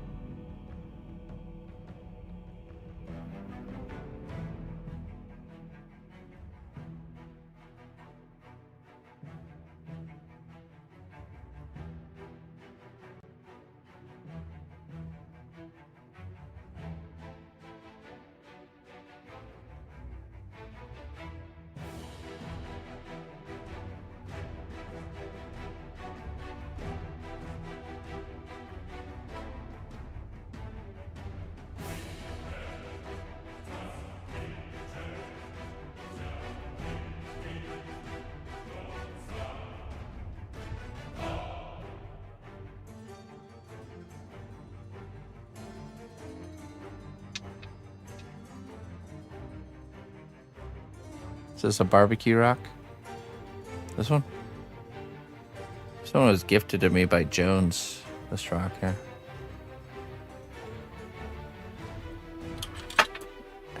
It's a very nice rock. I like that one. It's not hard to give me good gifts. Just grab a rock from your backyard, maybe a bag of leaves or two. I'm a happy man. No, I mean, it kind of looks like similar to the texture of the lava rock here on this side, but it's a little bit different. It's like half lava rock, half something else.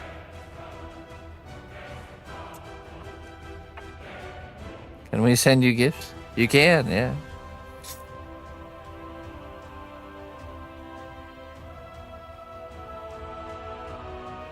We have a don't say no to gifts policy here.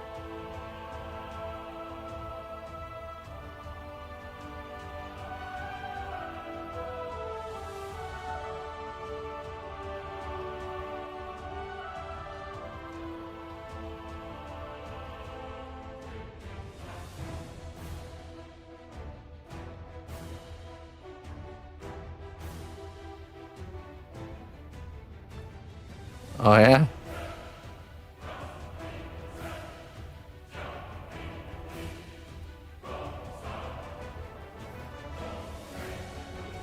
What's your craft?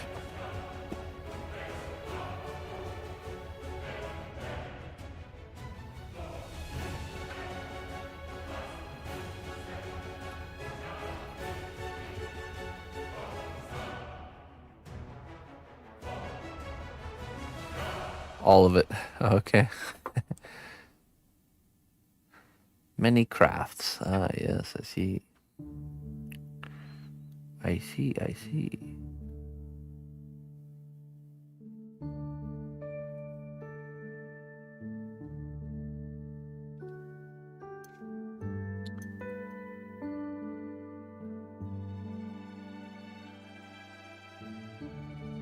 Broken up concrete chunks. Yeah, I think this is a piece of asphalt here. Pretty sure this one is. I need to go perusing for different texture rocks.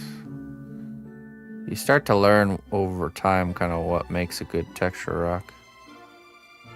What qualities. Anything with an edge like this is really nice. See that kind of jagged edge?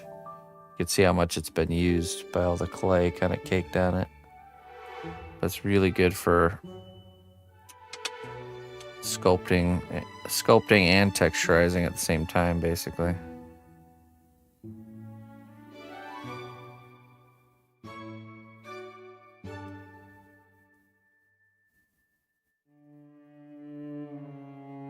Railroad beds. Oh.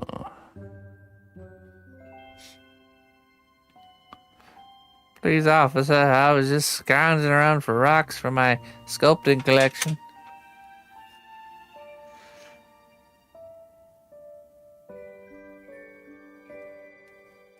Twitch streamer cnotbusch arrested roaming around on railroad tracks, claiming to be scrounging for rocks for his sculpting collection.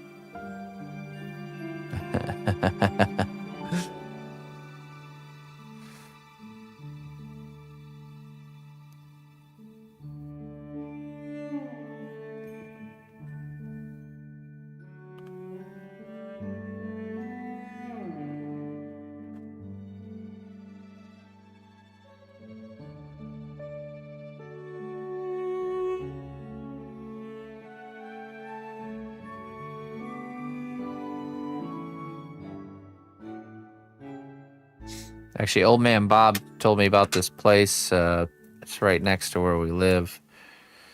He says there's like a bunch of like fossils and stuff down there, which in the spring it's really easy to get to. Right when the weather breaks, because all the foliage is dead. So I think this year I'm actually gonna go on a little adventure with Emma over to the area he's talking about. We're right off the Mississippi River, so I can imagine there's some pretty cool stuff to find.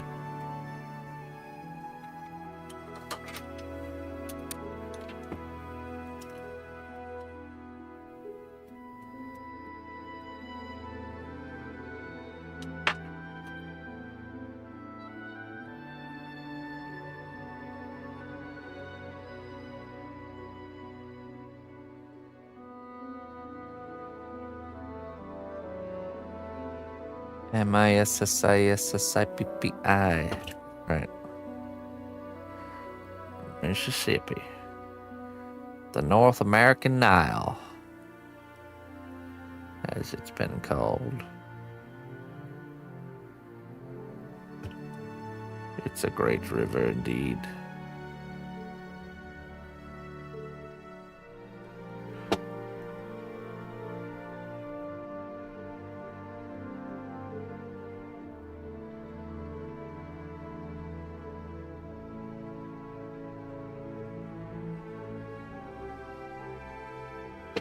Oh.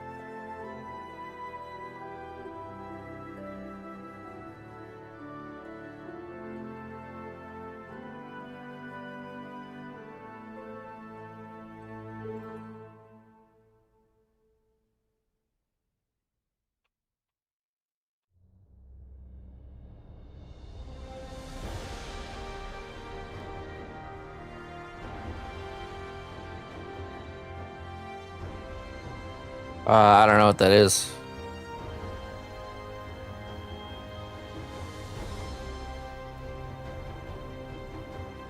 What is that?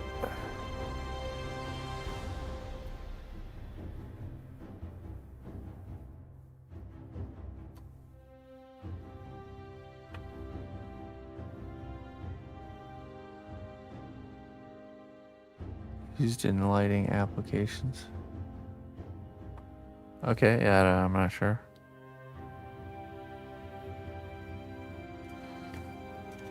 We got 12 minutes till Trollheads, folks. 12 minutes. Let me see. 12 minutes. Calf tape.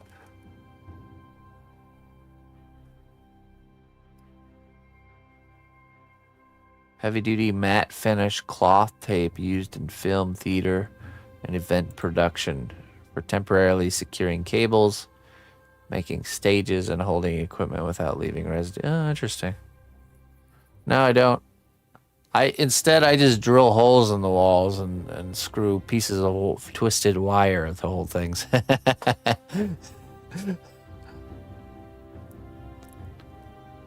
Nothing the old green colored duct tape and wires screwed to walls.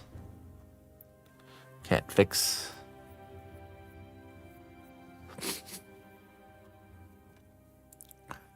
Sounds cool though. I should get some of that. Mallard heads. Oh yeah, right. Mallard heads.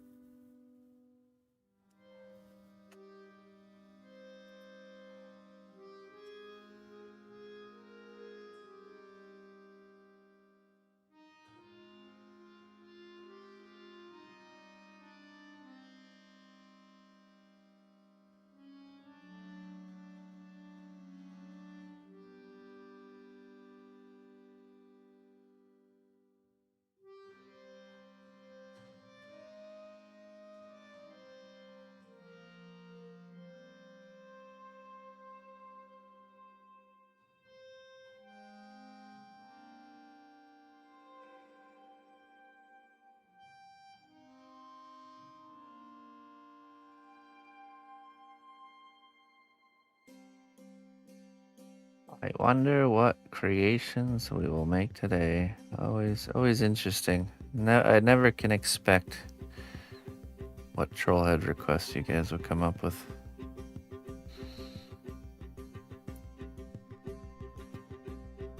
Minutes.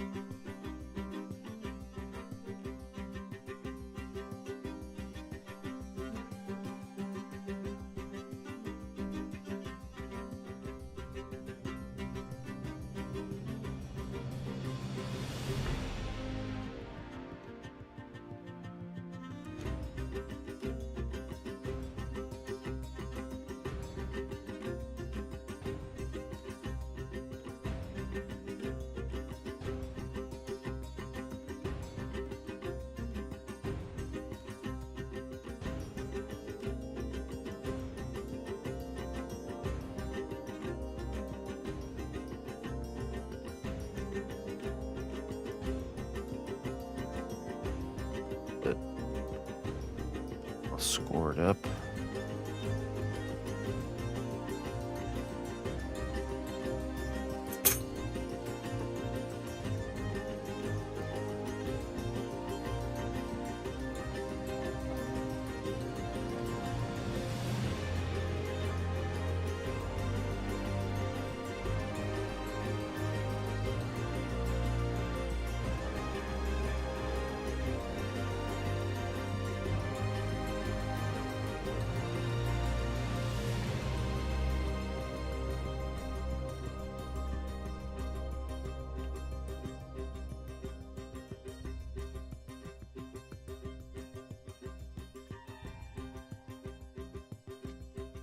Oops.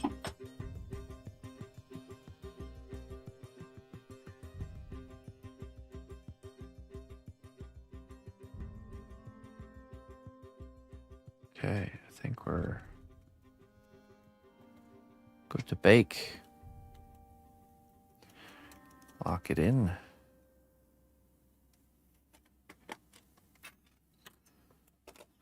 It's a nice elaborate stone rubble of some sort of a elven civilization, I would say.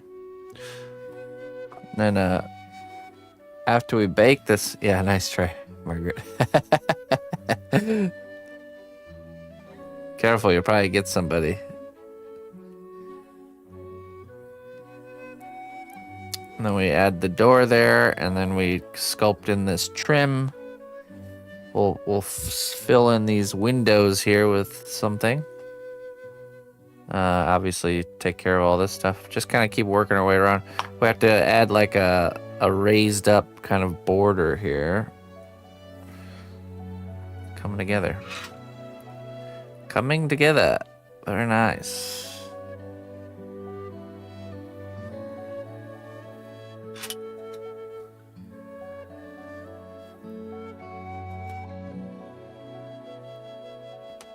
All right, we got 6 minutes till Trollheads. Let me go get these in the oven here. And then we will get things ready to start our Trollheads. So stay tuned. I'll be right back.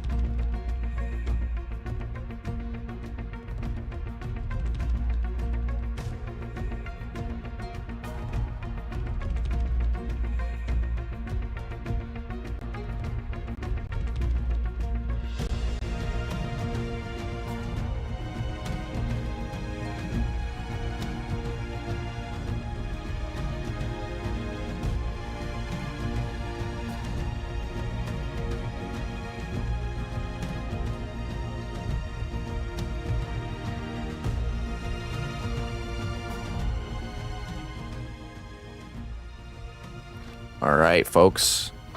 For those that don't know, troll heads are these right here. They're basically a commissioned head that comes in a nice box, all numbered and signed. You can commission whatever character you can think of. It can be existent, non-existent. You can supply the reference. I can find my own. There's really no kind of restrictions here other than it fitting in the box and you know, yeah, basically it. What we can fit into the size of the head is what we can do. So, a head of a character of your choosing. So, the way this is going to work is I only do 4 per week. We're going to sculpt them all here today. They get painted next week and then shipped out the following Monday. So if you'd like one, I'm going to type go in the chat. You'll see my name, cnotbusch, typing go in the chat. Afterwards, you say troll, and it's the first 4 people that say troll get the spots. So that's how we're going to do it. So get yourselves ready here. Don't wait to hear it from me. Wait to see it in the chat, because there's always the delay there, okay? So watch the chat. No, too early. You didn't follow directions, Norse Eric. After you see me type go in the chat,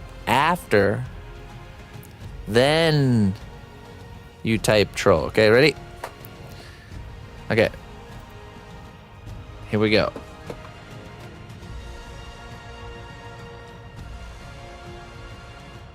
And go. Oh my goodness. Jeez Louise. That is crazy. Look at all those trolls. Okay, so we can see here on my chat, we got Death by Cow, Brimstone, Mr. Brightside, and Loose Noodle. I don't see. See right here. Death by Cow, Brimstone, Mr. Brightside, Loose Noodle. Everyone else,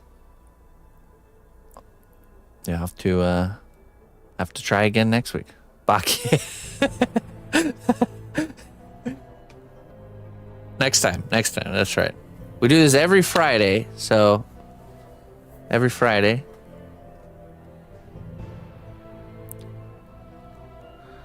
All right. Yeah, so okay, so for those names that I just said, please type in your prompt in the chat. Then after that, you're going to tip 75 or 50 to my tipping link. And after that, you're going to send me your shipping address in a DM on Twitch or on Discord, okay? Just make sure if it's on Discord, you include your username, just in case there's a difference there, okay? And that's basically how we do it. So, of course, feel free to ask any questions. Geez, that's crazy.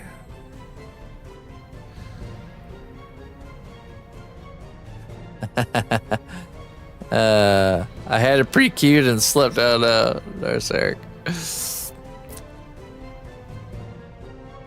Remember, all prompts must include the word mallard. No. All right, let's see here. Let's get. Let me get the title changed up here.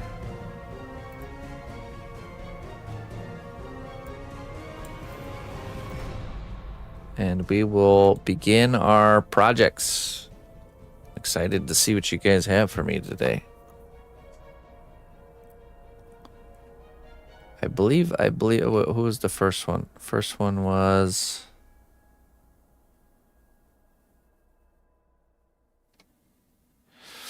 Oh, it's interesting. Okay.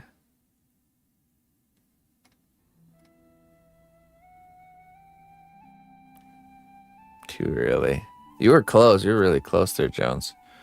Let's say Death Troll, Death Troll, Brimstone, Mr. Brightside, Loose Noodle. Okay. Those are our 4. Starting with, not Death Troll, Death by Cow. Sorry about that. I keep saying that. Death Troll. That's somebody else. Borderlands. We're going with Lilith from Borderlands. All right. Let me get that pulled up. Lilith. Borderlands.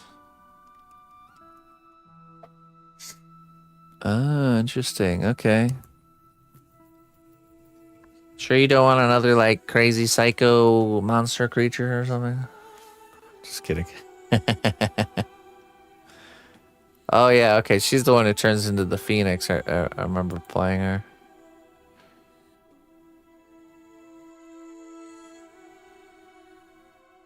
Ah, yes. There she is.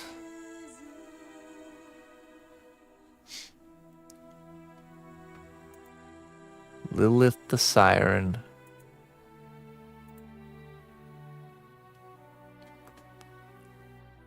Oh, Ace's high Eddie face wearing a jet fighter helmet of the Jolly Rogers. Oh, cool. Waifu, of course, loose noodle. Attractive vampire, small run of blood coming down lip from feeding, ideally fang showing. Tall neck cape, if allowed. Gothic headband or exaggerated hairstyle. Maybe both. Good luck, have fun. McFarlane clown from Spawn, blue face, red eyes, toothy. All right, wow, interesting.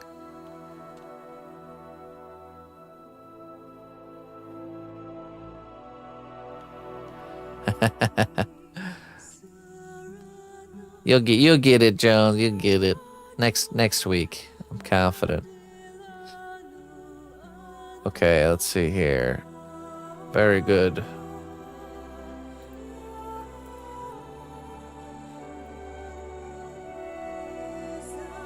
Just gathering some reference. A few different angles.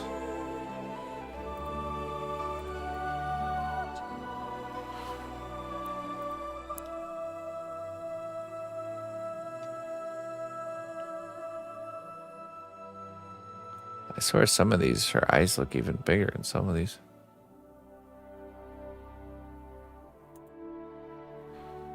She's got a sassiness to her for sure.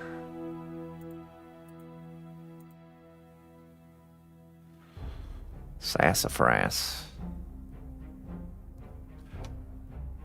Okay. All right.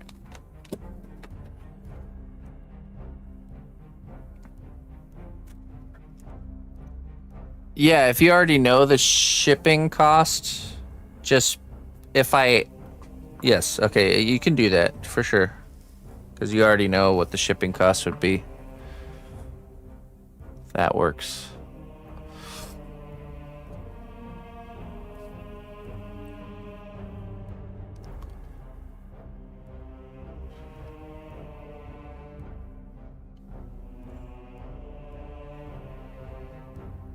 Okay.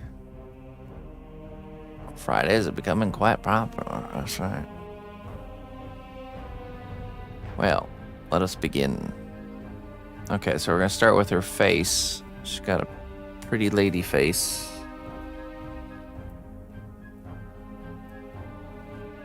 There we go. And there we go. Do little smushes and we're already there. No, I'm just kidding.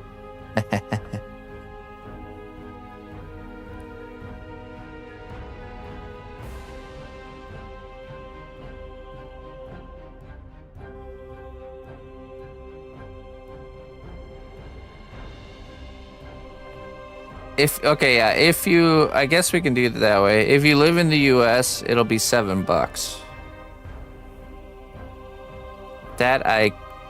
We've shipped everywhere over the US and it's always like $7. So you should be good. But if you're outside the US, it can be different. So you'll have to wait to get a kind of shipping quote on that one. Even for the bigger boxes, yeah. The bigger boxes still go inside of the smaller shipping, like it still goes in the same size shipping box. 85 it is.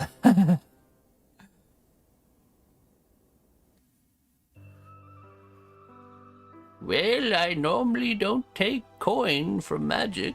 All right. This is a special case. I can send you the bag of gold there, Loose Noodle, by the way, if you want. Thank you very much. Thank you for the tip. Plus shipping plus a small tip for Emma since she sculpted that nice bag of gold that one time. Well, I normally don't take coin from magic, but this is a special case.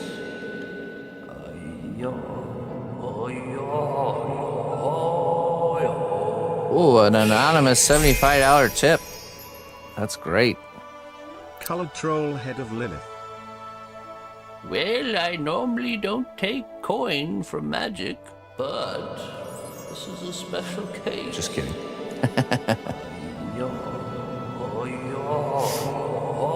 Awesome. Thank you, Mr. Brightside. Happy Troll Head Friday. With shipping smile.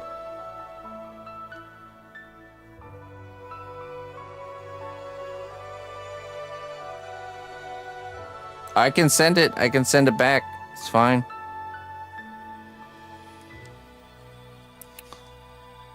And yes, we can combine. So if you guys have a troll head and you're getting another troll head or something like that, especially if you're outside of the US, just communicate that with us. We can hold on to things and combine the shipping so that way it's not more expensive.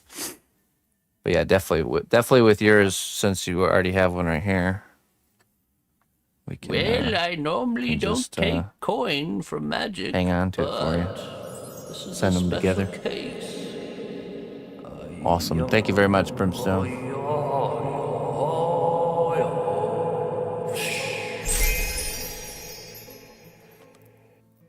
Troll Head A said flying for the Jolly Rogers. Fear the birds. Yeah, you need to want it for yourself, Jones. Then you'll get it. Seems pretty normal to me there, Wizard Man. No, this is special cases. These are all special cases. Okay, hold on. Let me turn the heater off. All right, let's get to work. We got lots to do. No time to spare. Okay, let's see here. Let's get our center line going here.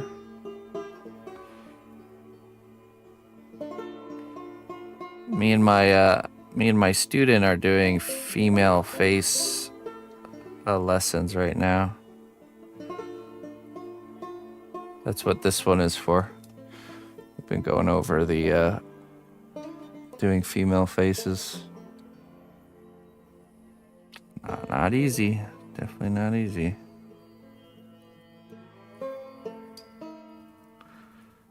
Alright, let's get those eye holes here.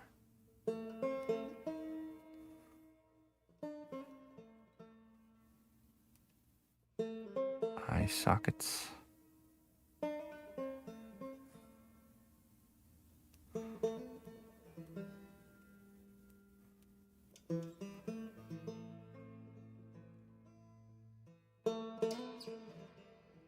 Okay, good.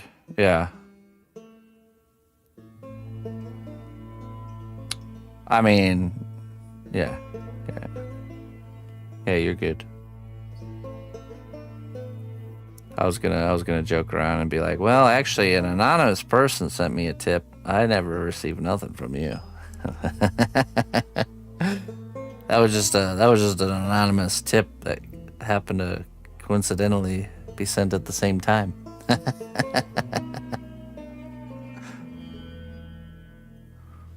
So whenever you're ready to pay.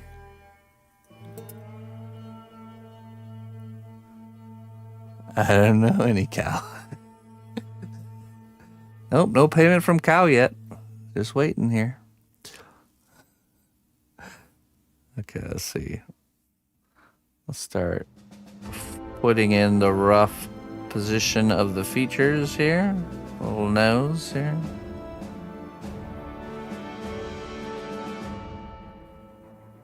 Thank you guys so much. Thank you guys very much for participating, for all the support. Seriously, It really helps out so much around here.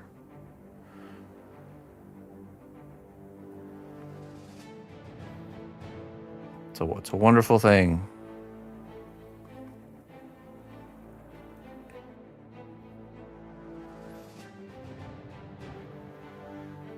Certainly glad we started doing this. Okay.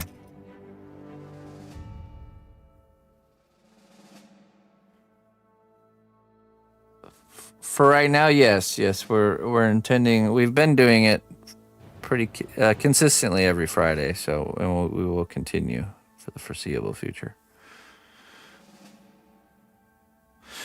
Oh, well, the Trollhead idea has quite an extensive background. It actually started off as just a silly thing we were doing on stream. It started off as these very really quick, rough, little goofy heads that got way out of hand and ended up needing to be basically I had to stop doing them because they were taking up way too much time from, work that actually keeps the lights on, so basically I brought it back because I started to realize if I take some of the fun ideas we have from the past and just make them make sense, where there's no negative consequence of spending the time doing it, then there we go. Then poof, it just came into existence in that very moment. It's like, how about I do the troll heads, but I charge an amount of money that would be fair for everybody, and then I don't have to worry about any time missed on working on other stuff, So.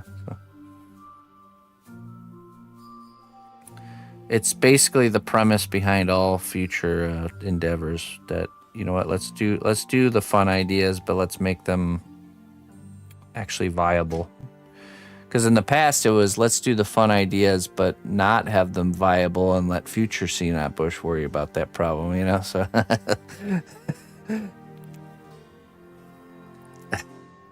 we just have to be a little bit more responsible with our decision making. Of course, becoming a father and husband has changed that. Things were a little bit different when I was just me and myself.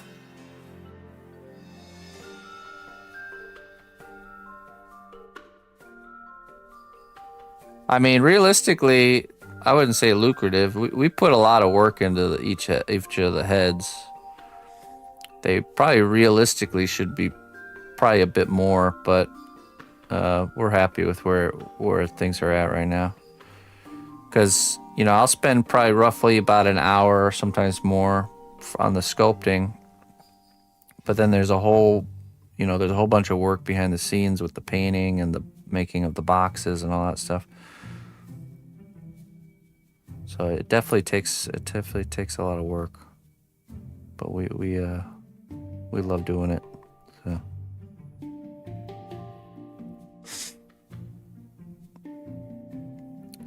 Yeah, I'd say painting and finishing, sometimes it's like 3 hours of painting work, maybe even more per head.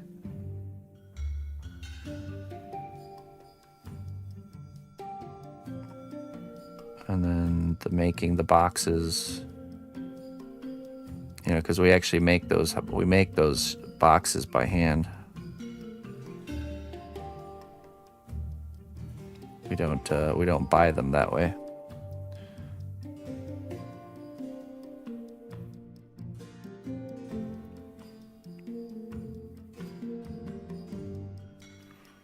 It's all about the experience.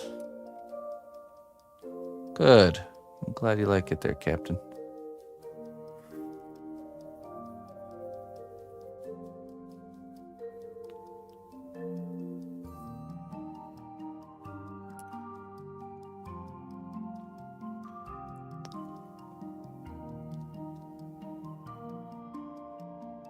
Okay.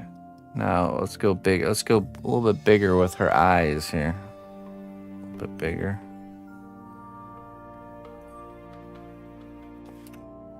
Let's bring the forehead out.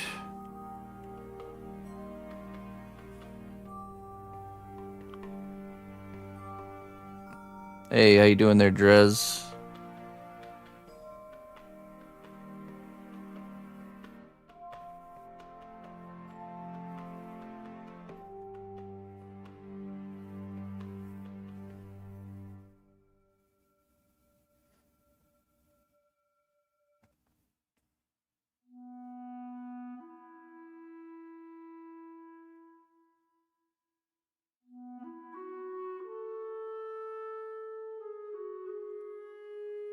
Yeah, I'm glad, Captain.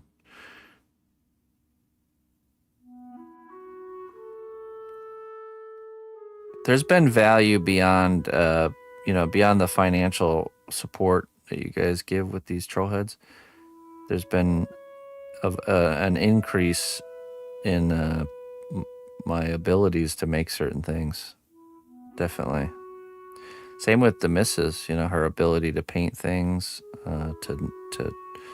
it brings a level of efficiency to the work that we're already doing outside of the troll heads, so that type of stuff's really, really nice to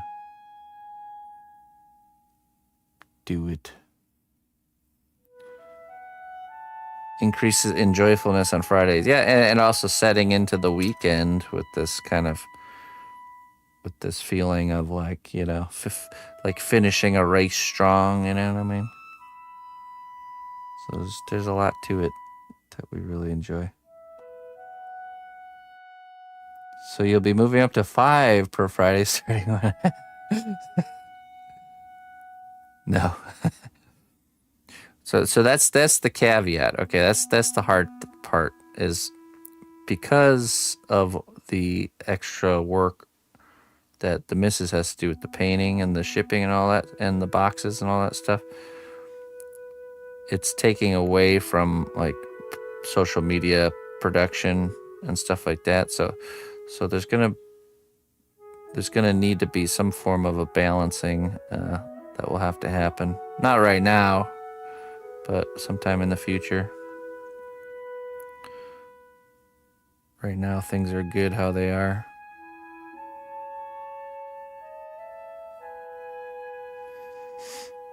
There, goat.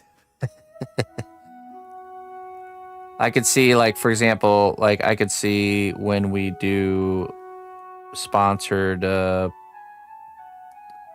projects for companies that we will have to go down on the amount of trailheads we're making during those times, because she'll need to be way more proactive with recording and video editing, and can't be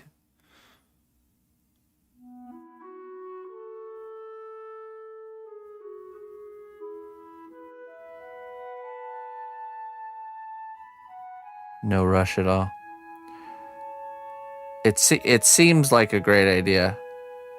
That's how you create piles. Trust me, I know how to create piles of work. That's exactly the mentality behind what creates piles of work that just keep piling up. I am a master of digging holes. This is exactly how hole digging starts. So thankfully now I have a clearer understanding of this, and I also have my lovely wife keeping things in check, because I have those tendencies to create situations where I am just digging a hole straight down Minecraft style. Those of us that are miniature collectors understand completely. Yeah.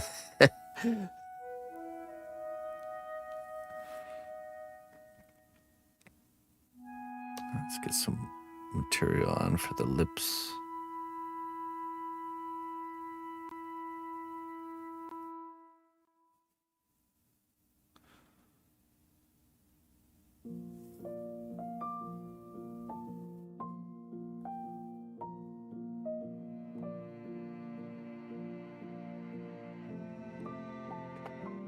think this image, I'm gonna go for this. Oh, it's not an image.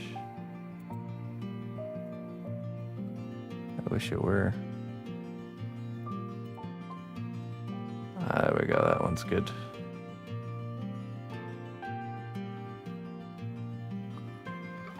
A little bit more of a puffiness on the cheek here.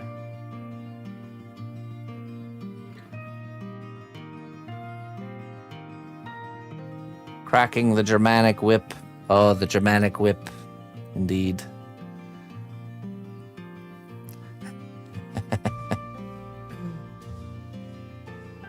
That's right.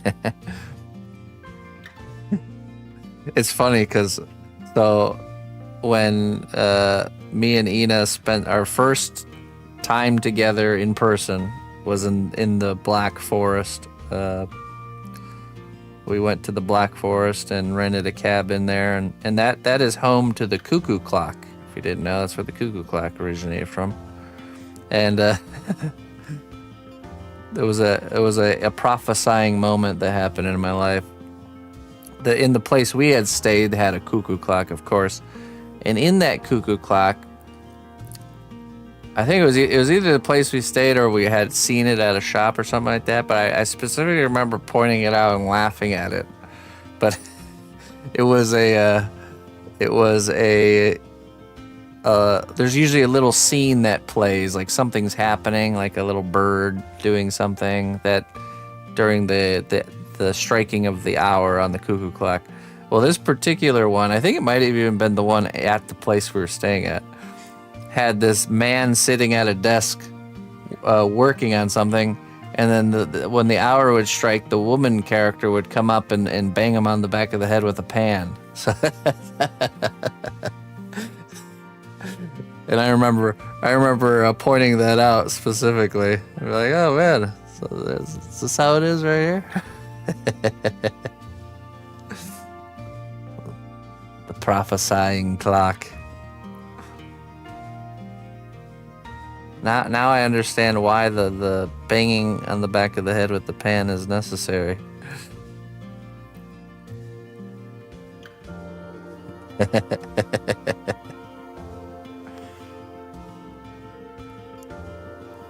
That's funny, isn't it?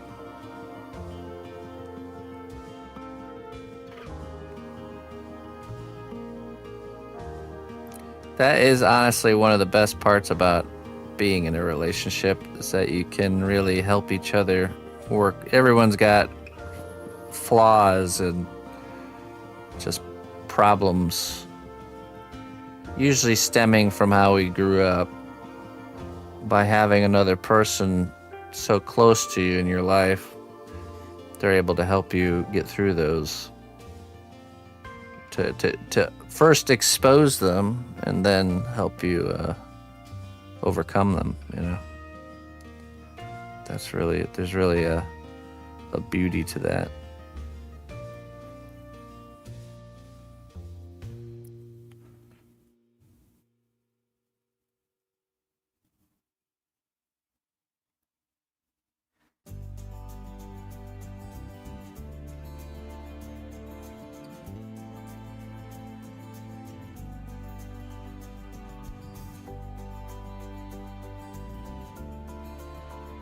There's a life-size cuckoo clock in the city of Prague.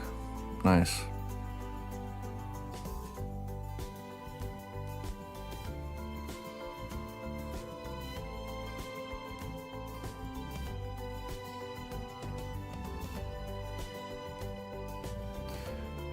All right, cheeks are looking good.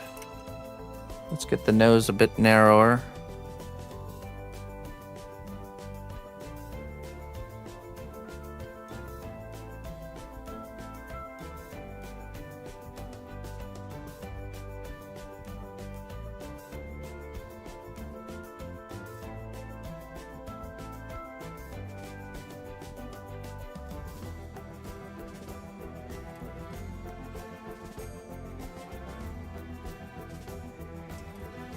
Are they flaws or are they gifts? Well, it's just things to overcome, really. There's certainly flaws for sure. things life would be better without.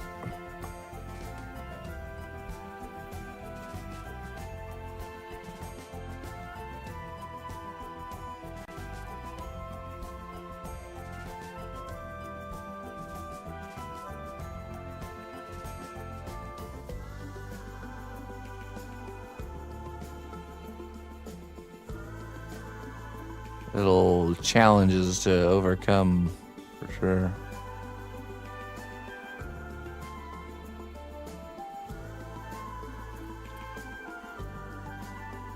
Babe, my crippling anxiety is a gift. Yeah, right.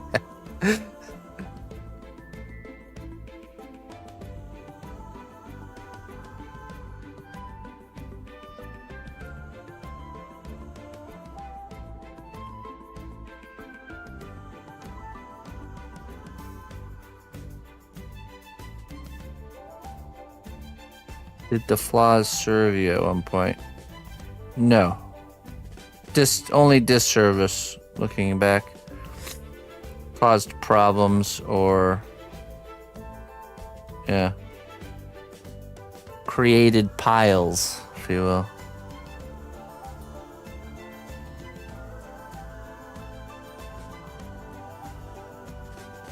They served myself in the moment, but not myself in the future.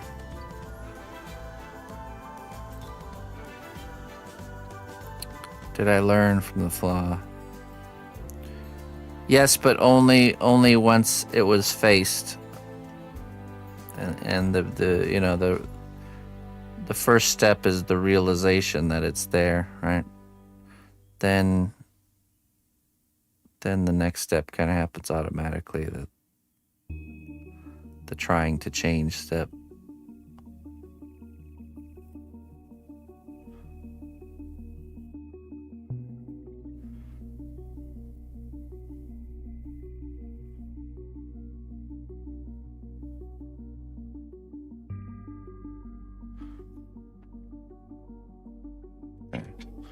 Let's punch in her lips now.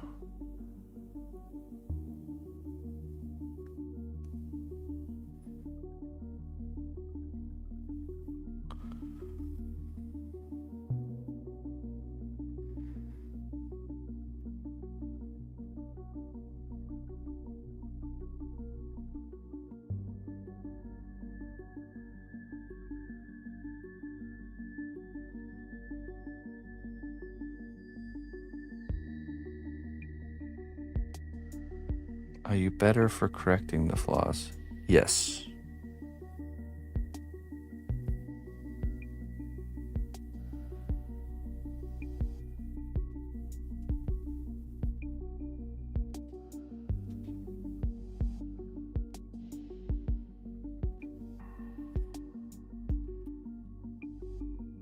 Yes, indeed. Okay, we need to push these corners back.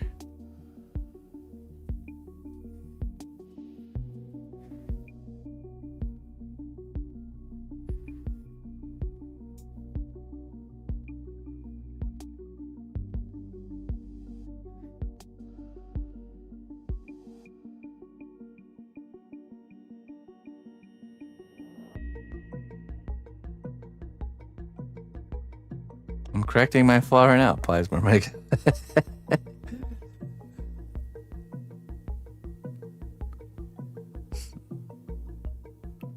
I think you're missing it. I think you're missing it, Luna. You have missed the mark.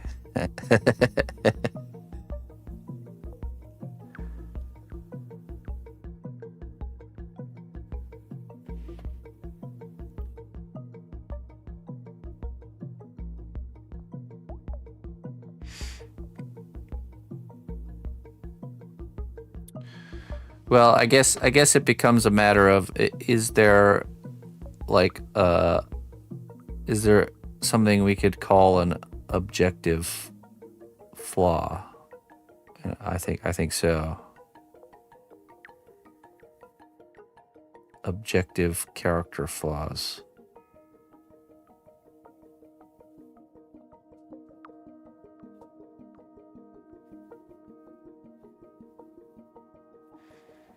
Like having a tendency to be lazy, I would say objectively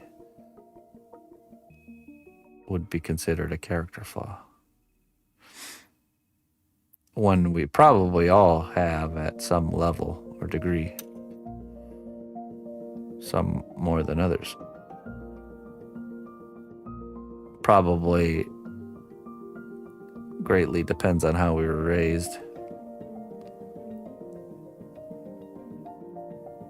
Or the path we've chosen in life.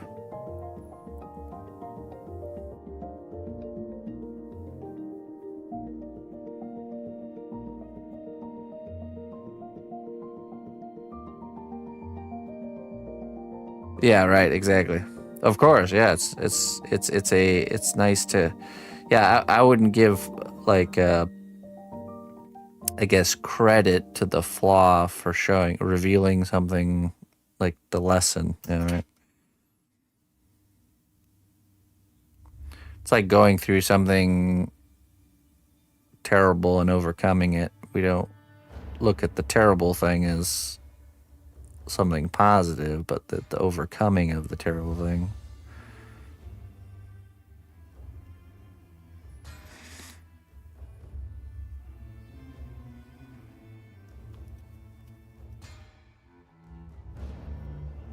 Is laziness caused by exhaustion or avoidance? Well, that's a good question. Is not doing something because you're exhausted lazy? Or just exhaustion? I think laziness is more avoidance for sure. The avoiding of doing something that needs to be done. Or usually it's like short term. It's like a short term, like, I'd rather do something entertaining, you know, avoidance, totally.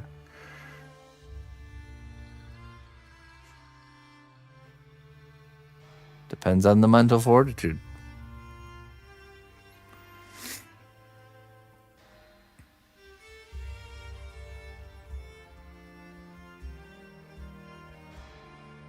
It's usually is present you making a choice to not do something that will negatively affect future you because you chose not to do it, to do something entertaining instead.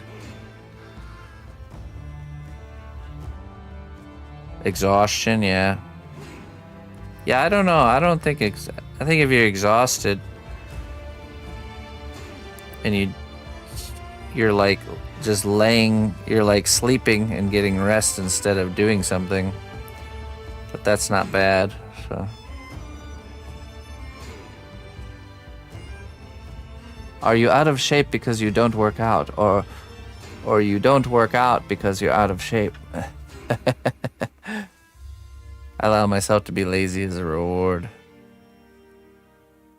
which is self-control, which is a great thing. Because you could argue that anytime you watch a TV show or, because technically every moment of every day we could be doing productive things. Does that mean when we don't do productive things, we're being lazy? I don't know. I don't think so. There's some sort of line there somewhere. Just not sure where.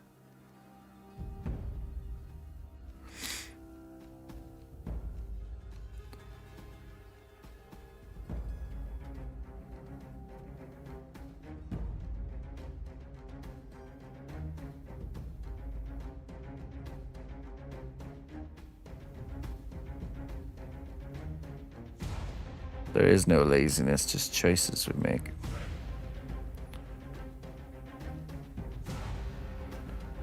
I guess let's take an example like having to take the trash can to the curb on garbage day. There's always an awareness of needing to do this. But if in that moment of awareness we choose to not do it and to do something else instead, that would be, I think, more of a laziness choice that would have consequences. for future you. You know, like not being able to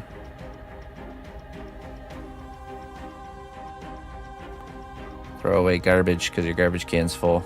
Because they didn't pick it up because you're lazy because you didn't take it to the curb, even though you knew you needed to do it and chose not to do it.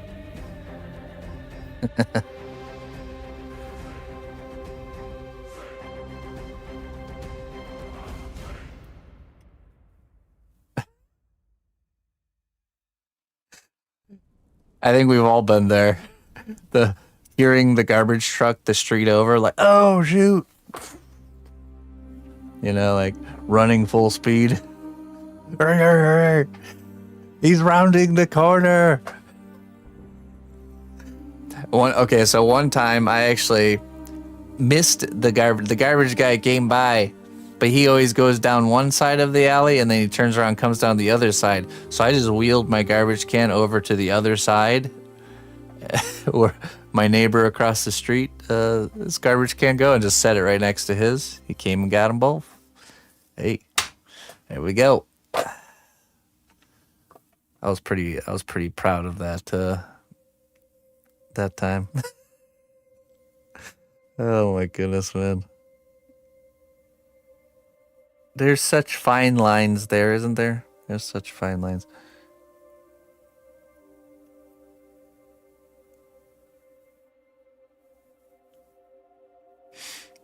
When you are nice to the garbage collectors, they'll accept late deliveries. Oh, not in my town.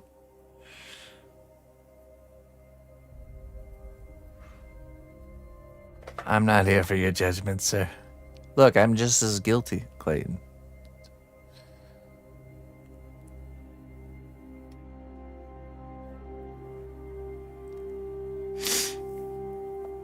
Well, here's a moment. I have a moment of choice.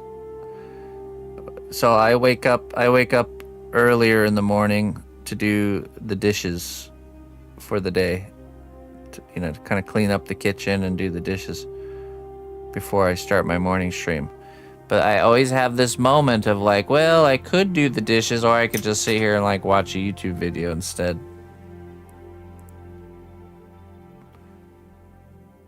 That's a perfect example.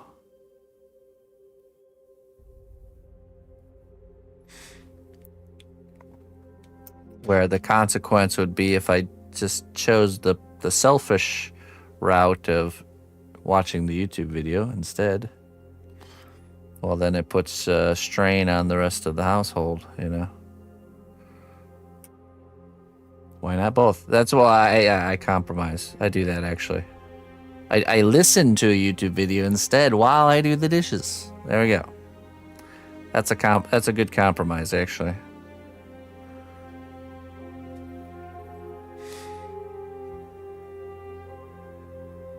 We do the same thing. I compromise with myself. So when I get done with evening stream, it's like usually 9 o'clock. And I always have this feeling of like, I just want to go lay on the couch and watch something, wind down for the evening. Or I could watch something and still work. That's the compromise.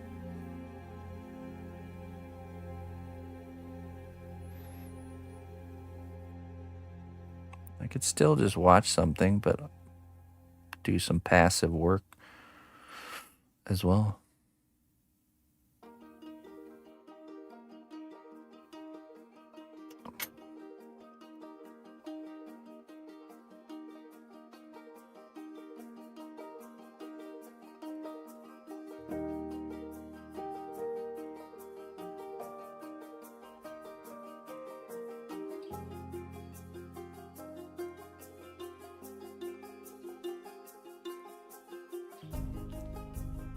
Multitasking, that's right.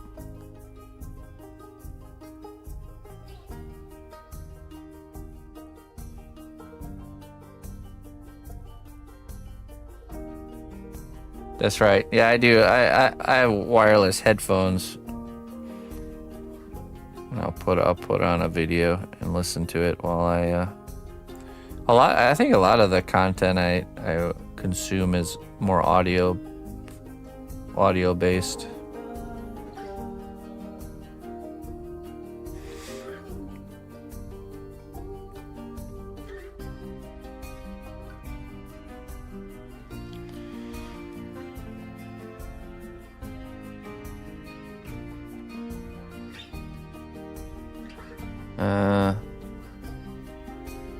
I take my evening unwind time seriously. Yeah. Yeah, everyone's got to figure out that balance for themselves, for sure.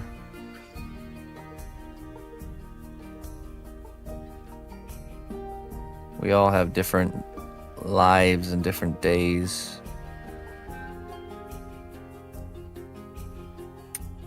I like to push hard during the week so I can enjoy my time on the weekend. And it helps me mentally to work hard during the week and push hard during the week, knowing I'll have this set aside time, you know, as like kind of like a reward. Like this, you know.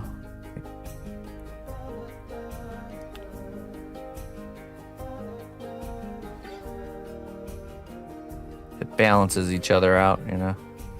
Can also enjoy that time more, knowing that I pushed hard during the week to kind of get that time.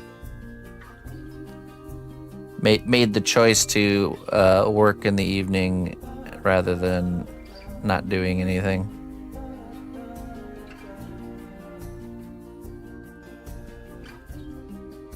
Doesn't always work out that way, but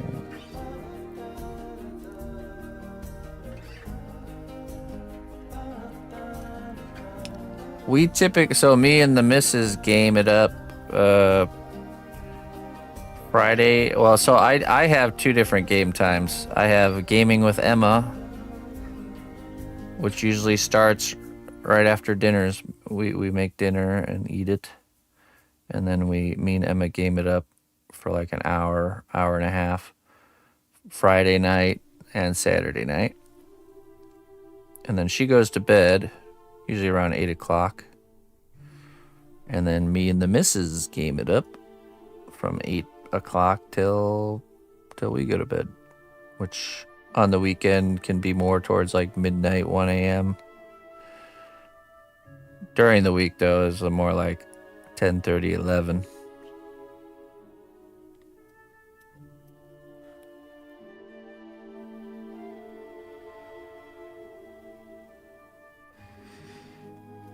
Friday night, Saturday night, and usually kind of Sunday too. Sunday used to be more of a full work day, but since Friday became less of a weekend day and more of a work day, we started to kind of do like just a half day on Sunday. Seems to be more balanced that way.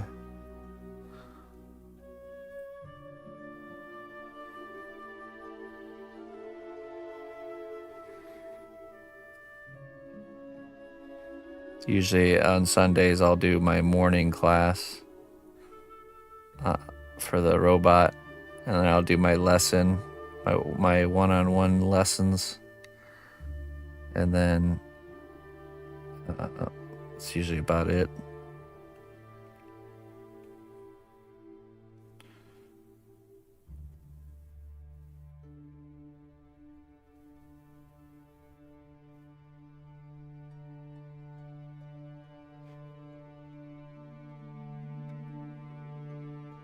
A little bit more here.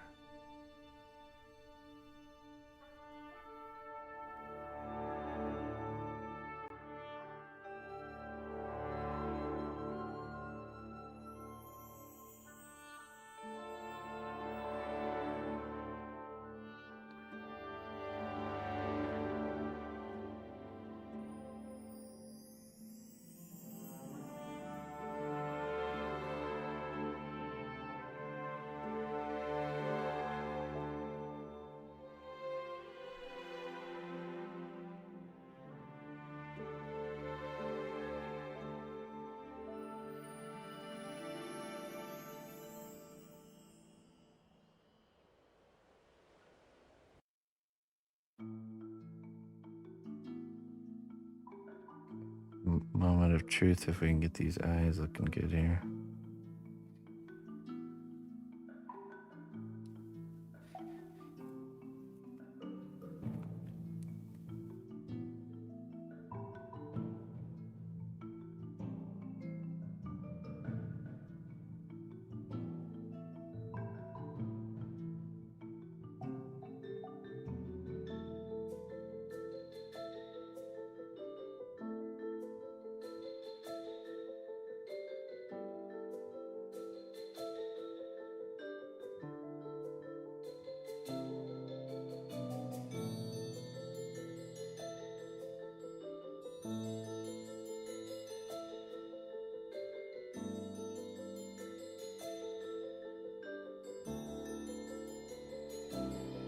So we have less, or is it just the realization of how,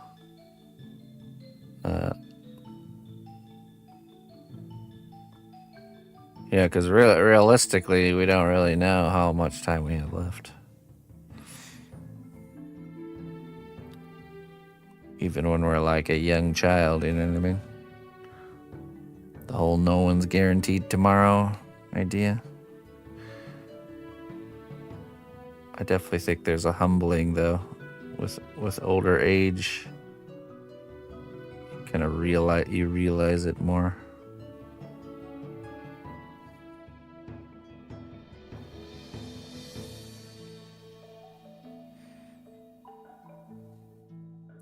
The awakening of cold hard fact. Yeah, right. Exactly.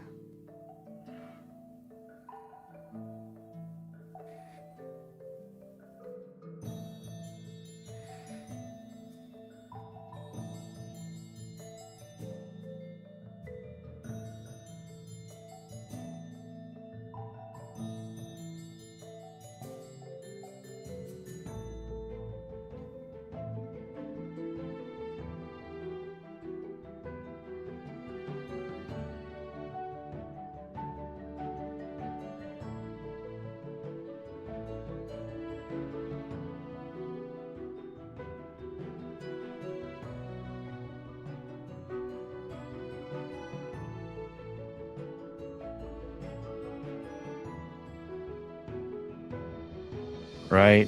Mm-hmm. A little healthy dose of perspective.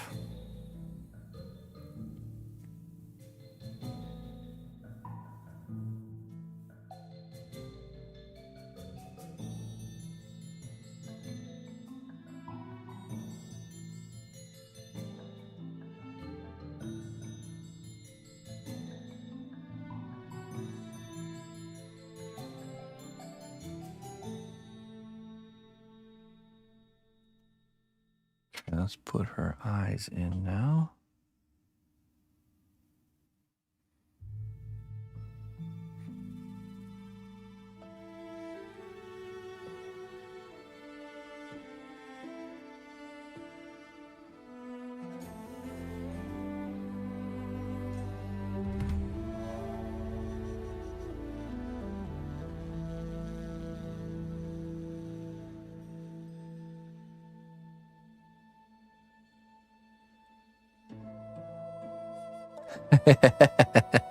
Jones. Yeah, exactly.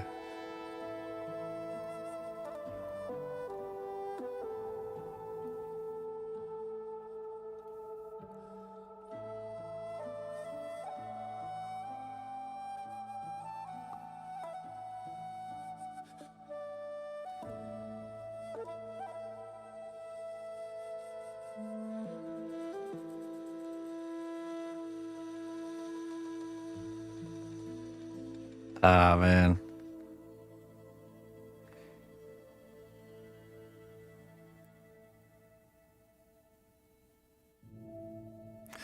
It's crazy that all it takes is one moment like that to just do such a long-lasting damage.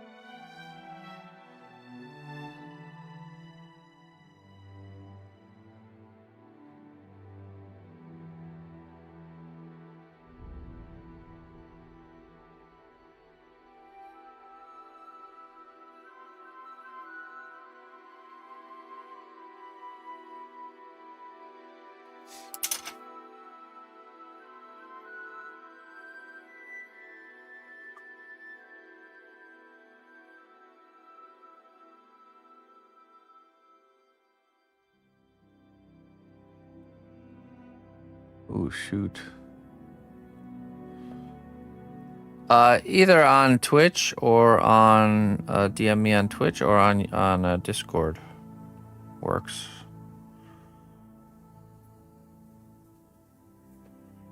Okay.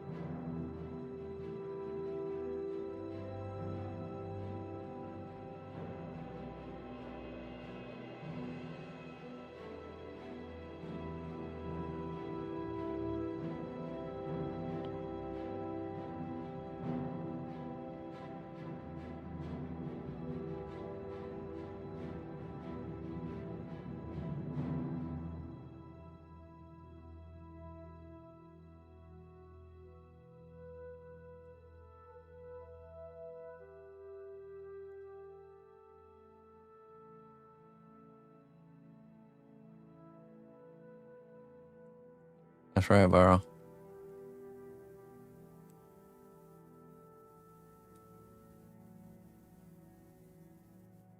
Ooh. Yeah, that's rough.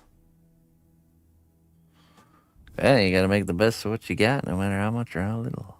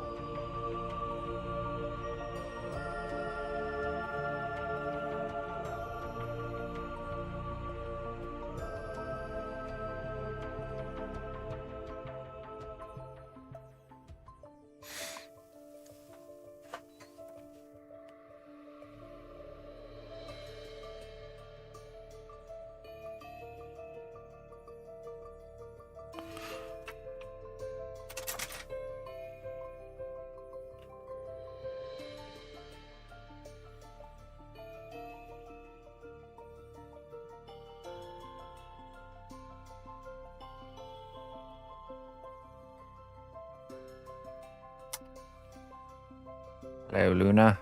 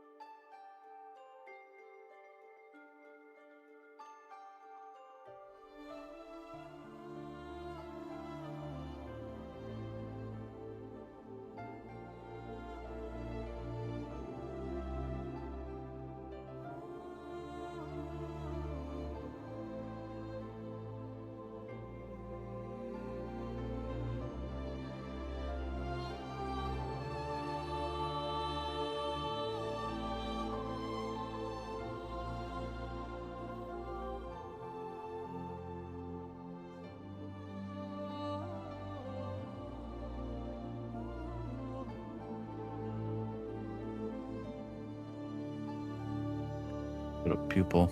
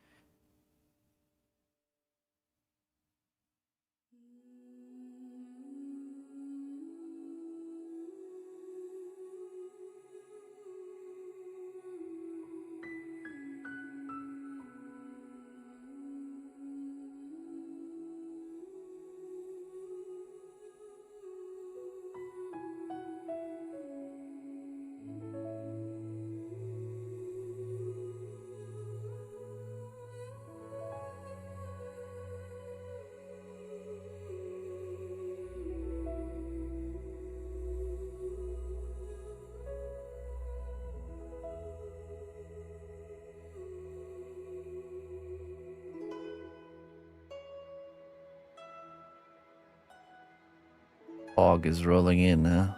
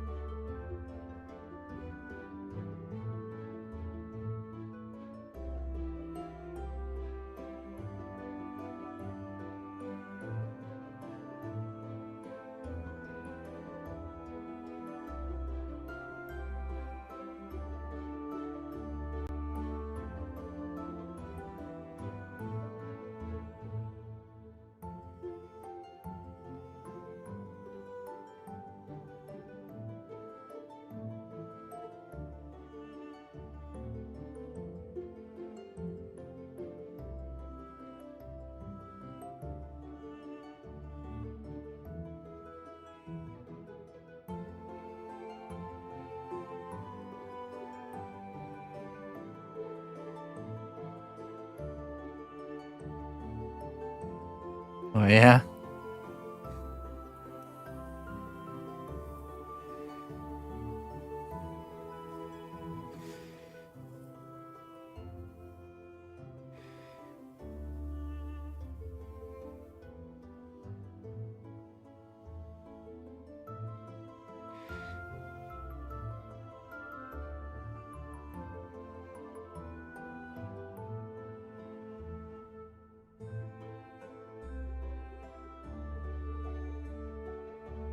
You would want an elf.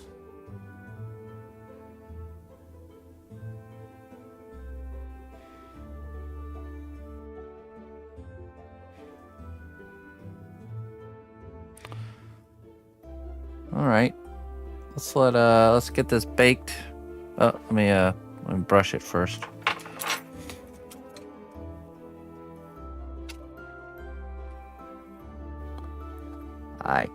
I can live with that.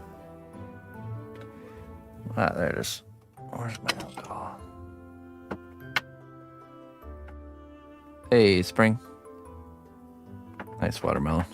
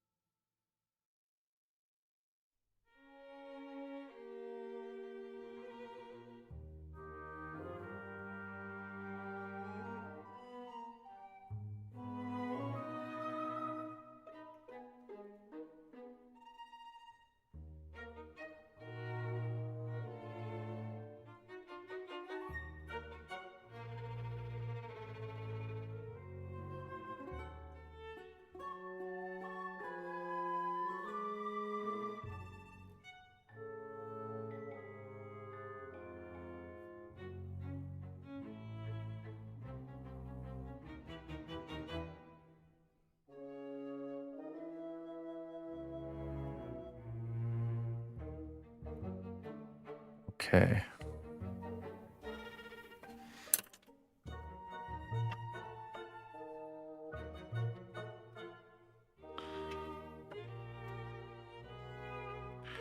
Round 1.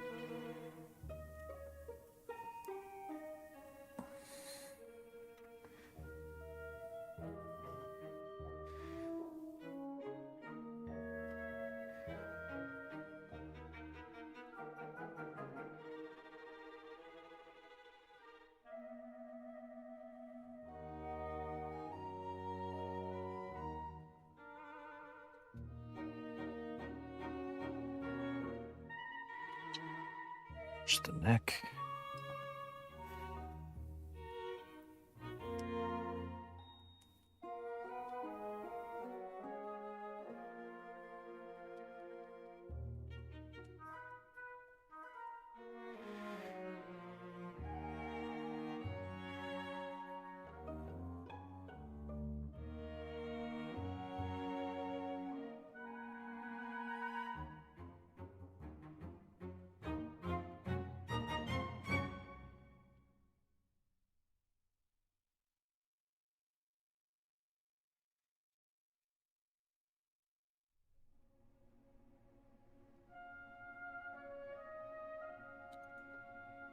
Okay. We get that in the oven and then we'll start number 2. I'll be right back.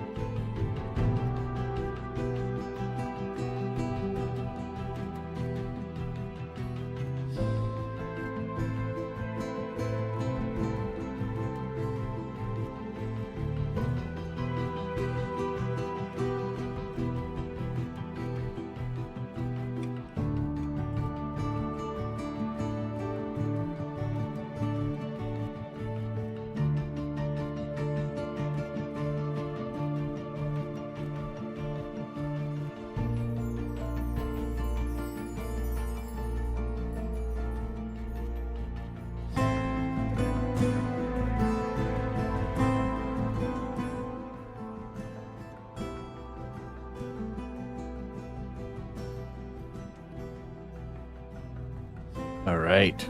Number 2. Aces high Eddie face. Okay.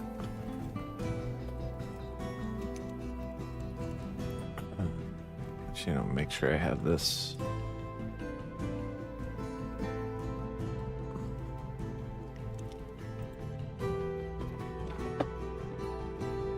So I'm gonna turn the heater back on. Cold.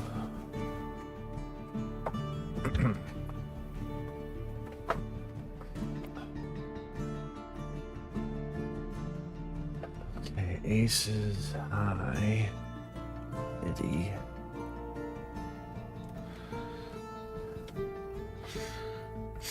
Yeah, funny thing is I've done aces high Eddie before.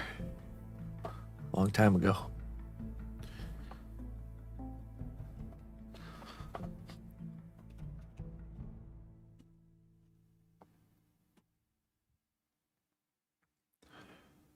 Actually, no, it wasn't aces. Oh, it kind of was aces high. It was like a mix match.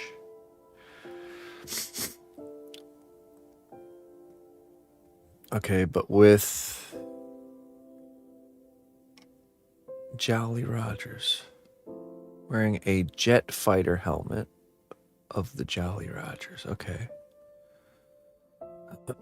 Get this really quick here.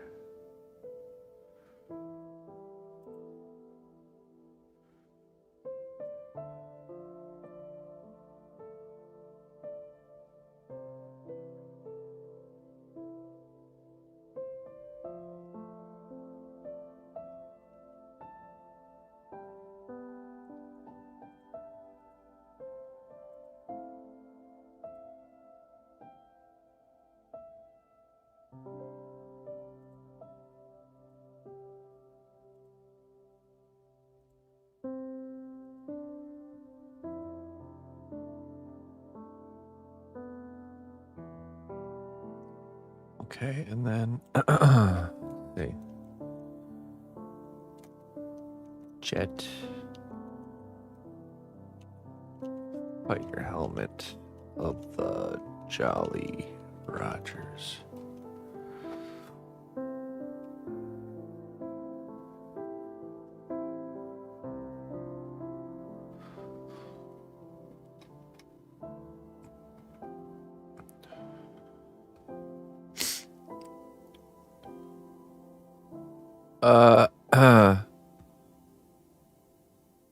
Oh, I see. Okay. Yeah, go ahead and post. Go ahead and post it. Nightbot will get you, but I'll still get it. Don't worry. Don't worry about it. I got you. Ah, I see. Okay. Obviously not with the visor down though, right?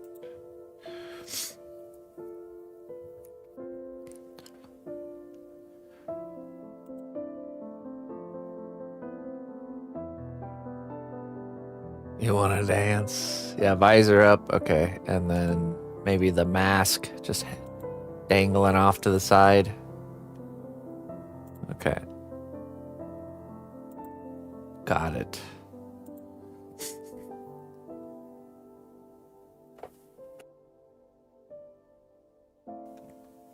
Hello, boys. I'm back. Okay. So we'll start with just focusing on Eddie's face, and then we will do the helmet in the second round.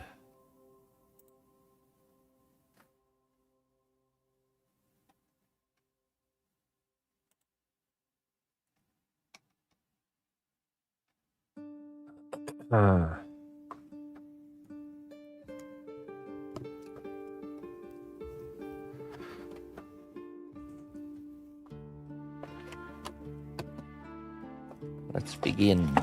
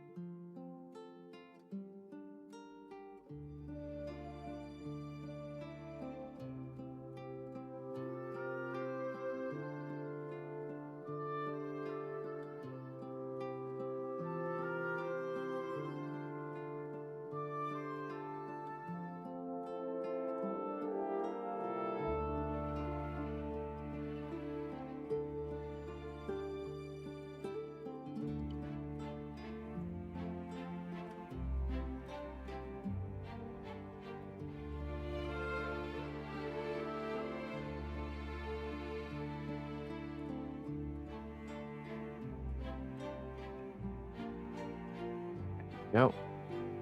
Good start.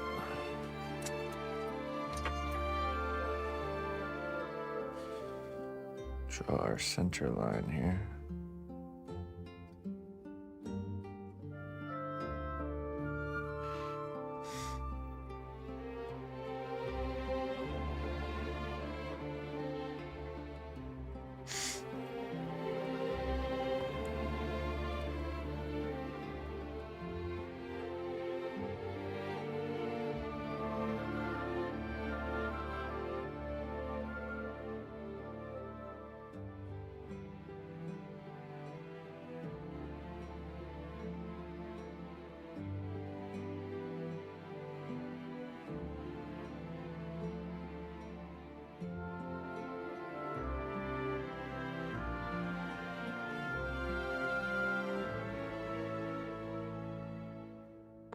He's basically a skull with skin still on him.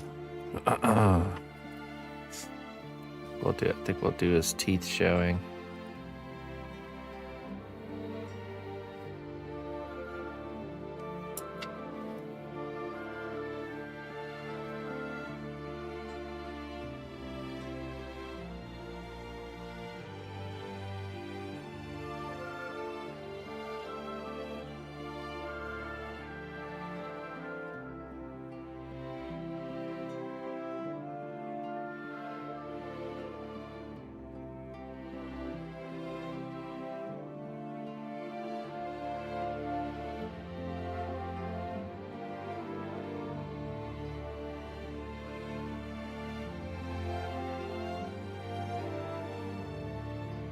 Those lovely skull cheekbones.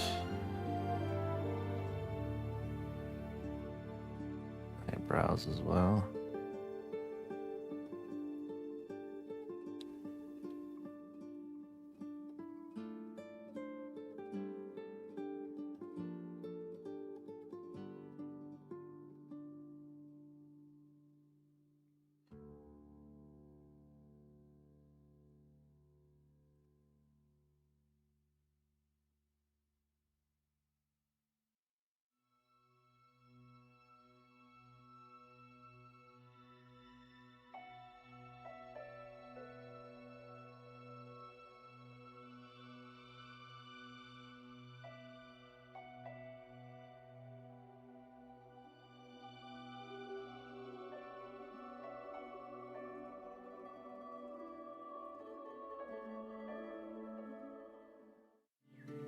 Listen closely, traveler, to what I say.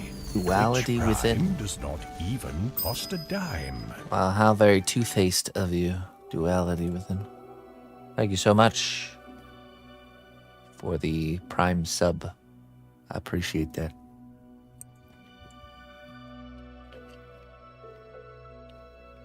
I have, yeah. I think I've done a few wall hangers of Eddie, and then I've done a full sculpture.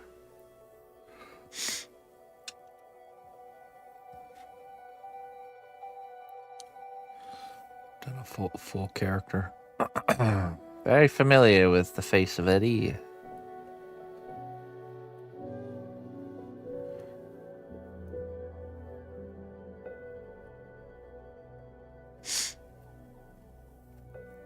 That's because Eddie is just a zombie.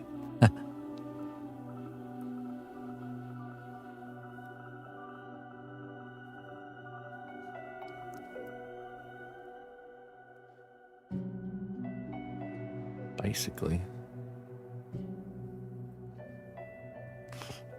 With very nice teeth.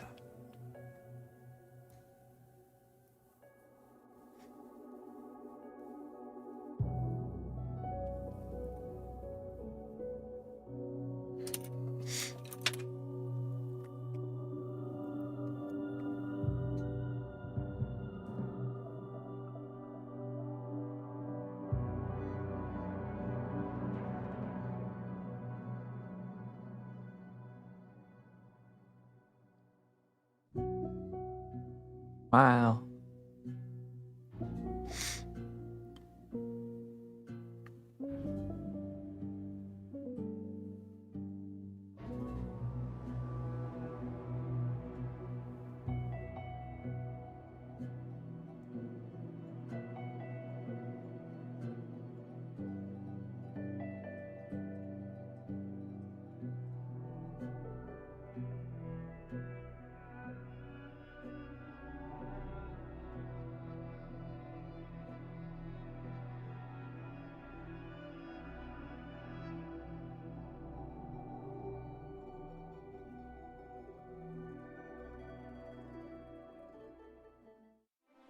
Let it be known throughout the land. Whoa. New champions have been welcomed by our honored recruiting hand.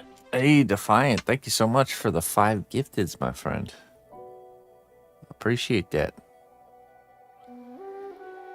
Continuing their sub from Prime/gift to Tier 1 and gifting subs. Thank you so much, man. Thank you. I appreciate that very much, my friend.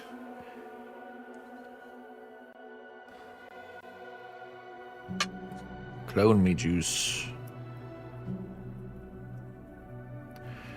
Not every mistake needs fixing. Some just need forgiving. That's true. And in most of the cases, the forgiving is the fixing.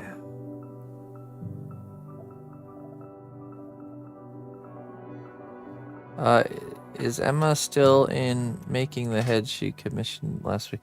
What was this? What was it? What was the request? Not sure. Back to our teeth here.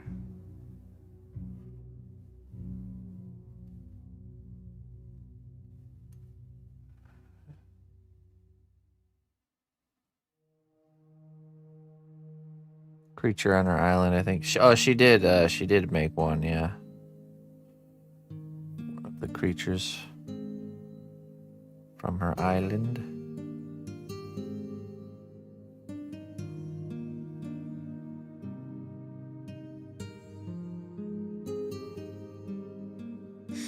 A lot of her current creative energy is going towards starting to stockpile gifts for her mother.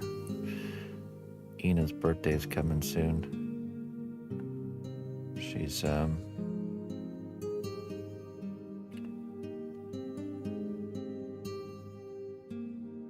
February 2nd is Ina's birthday.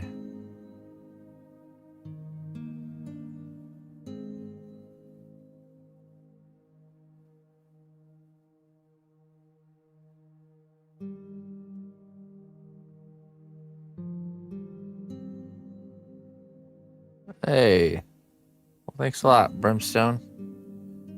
You've done great work for the kingdom. Bring in your friends here. Thank you for your support, dear Defiant. Or Duality, sorry. Glad to have you here.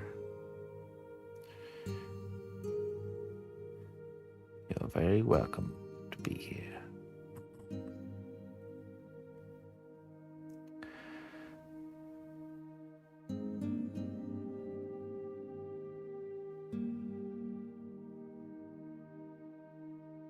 You too, Defiant.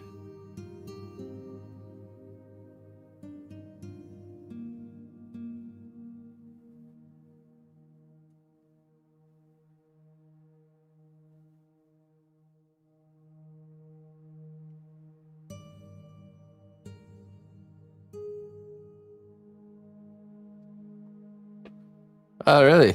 Dang, Brimstone. Spreading the news far and wide, huh?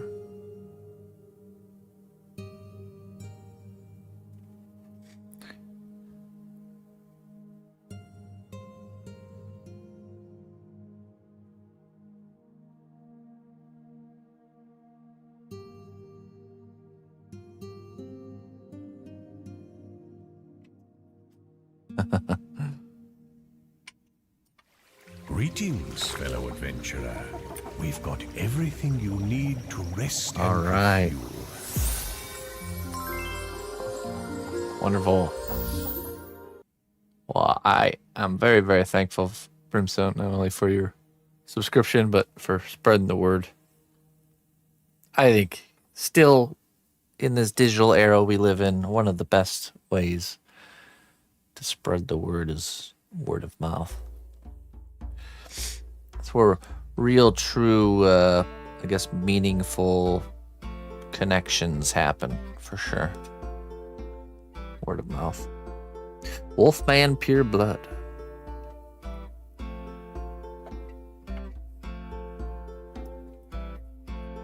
Let's see what we got for you. Most of life is not choosing what to fight, but learning what to lay down. Ah, yes. The lesson we have on repeat is to learn to let things go. This lesson repeats over and over again throughout our lives. All right, there we go.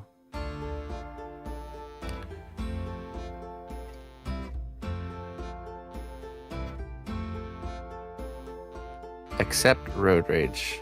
Actually, that's a perfect example of when we should probably be letting go, but we're choosing not to.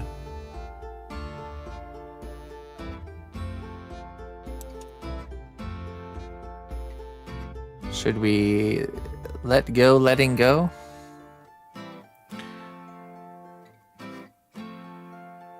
No. Hold on to that one. Don't let that one go.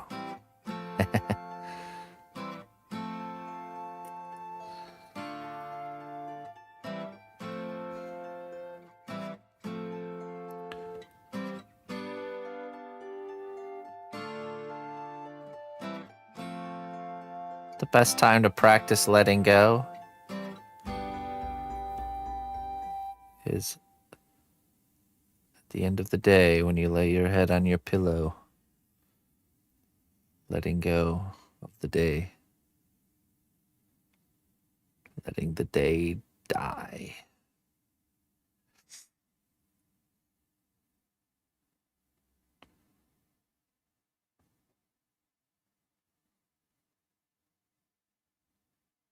It's a daily practice. The better you are at letting go, the quicker you fall asleep, that's for sure.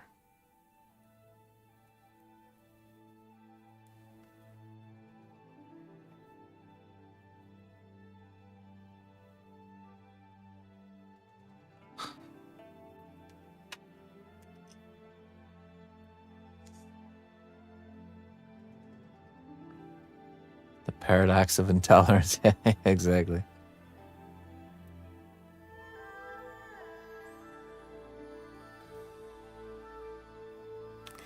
Got those premium speakers there, Looney Lorna. Road rage guilt. You fail when you succumb to road rage, you have failed to let go. Instead, you've done the opposite.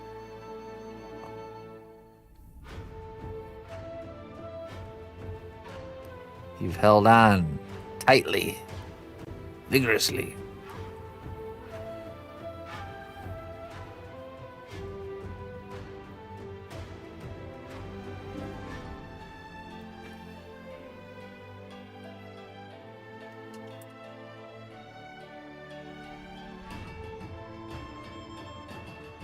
So I hold on tighter and grind my teeth.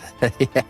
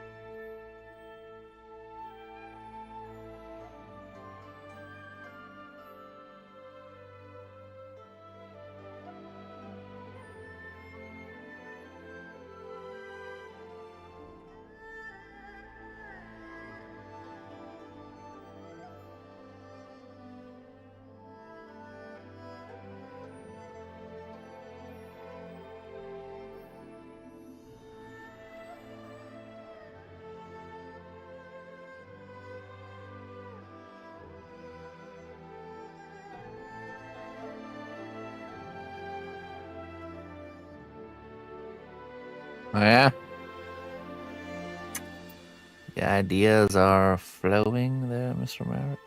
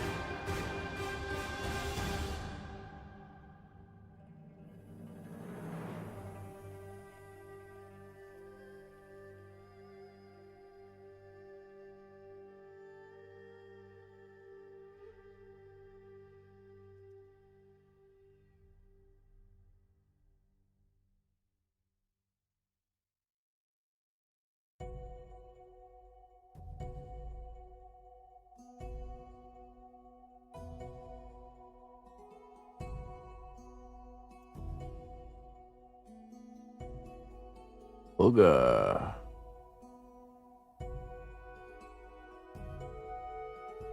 I sculpted a booger man a long time ago. I don't know if you've seen that.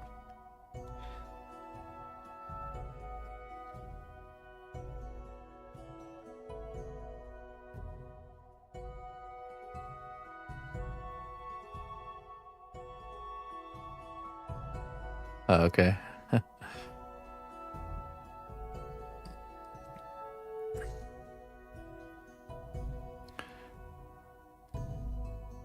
A pick and flick adventure.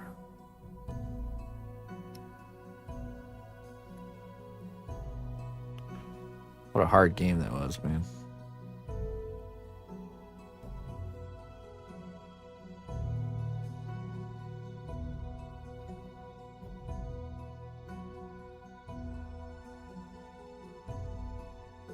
Lunch and birthday. I mean, we don't need 3 meals a day anyways.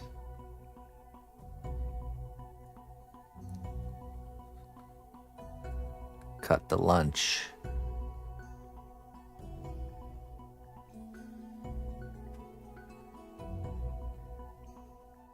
Oh, yeah, that's right.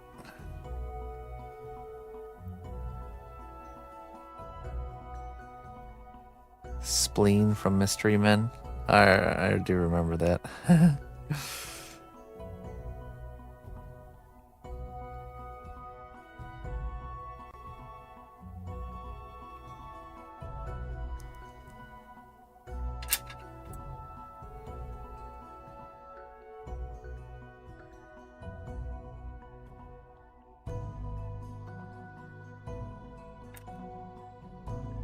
Wasn't it? Let me see here. Wasn't it Pee Wee Herman that left like a deathbed letter, basically talking about all the like negative connotations towards him, like the false accusations and stuff?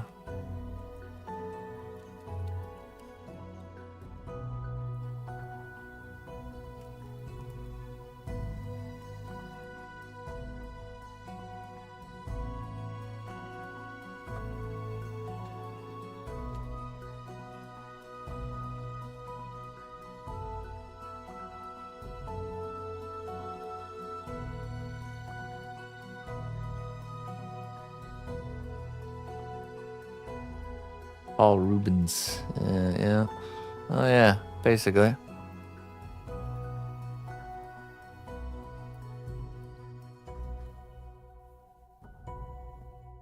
Yeah, I can imagine, man. Being in the public light like that and having some sort of situation just spiral into some sort of perception.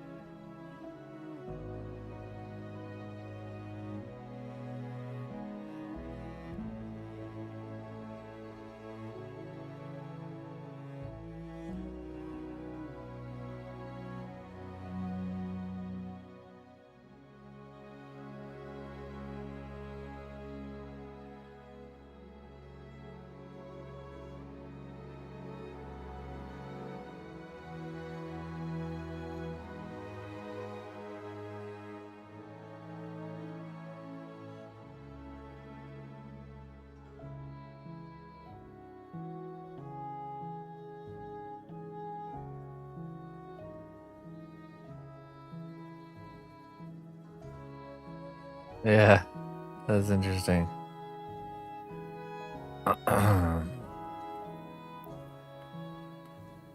I mean, I can relate. In my private time, I'm a sci-fi nerd that likes to do math on chalkboards. But I have a persona to uphold here.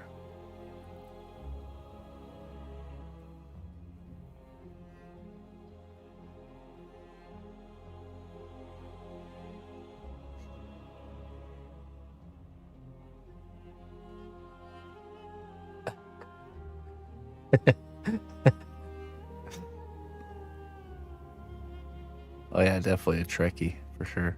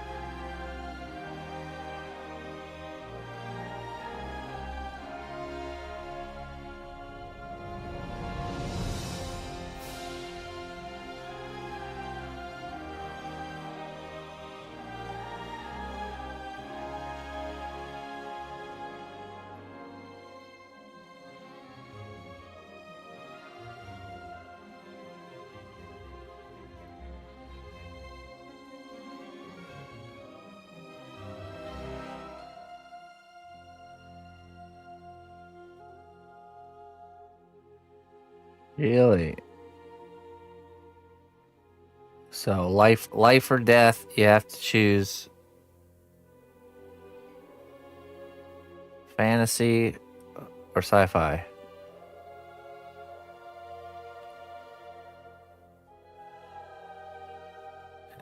And you have to throw one away completely.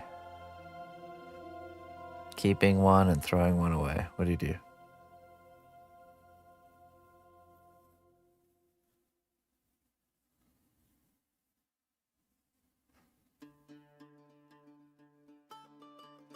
Laser swords in space or orcs and bows and arrows and shields and magic? What do you choose? Well, I'm cold. Just pulling I'm cold here.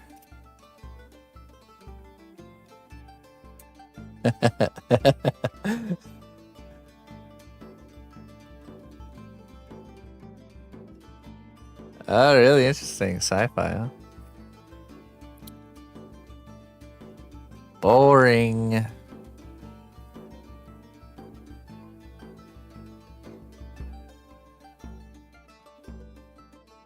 I would drop sci-fi so quick.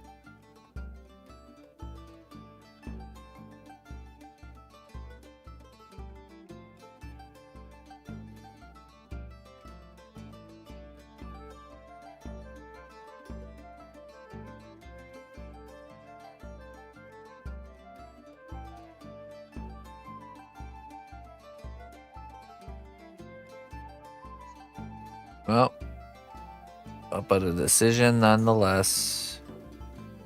Looks like fantasy wins.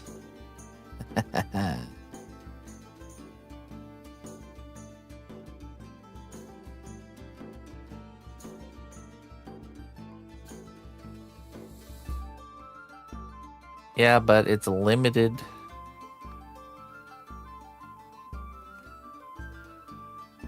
To the laws of physics to some degree.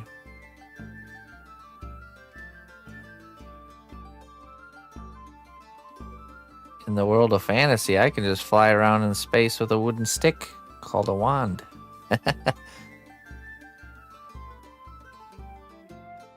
You gotta build a whole airtight spacecraft thing.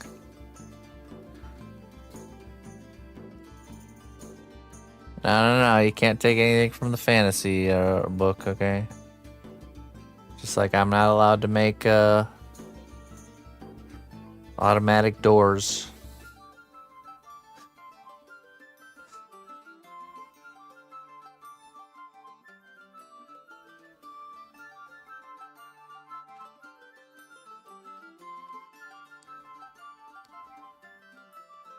If you had to choose only sculpting waifus or plants for the rest of your life, well,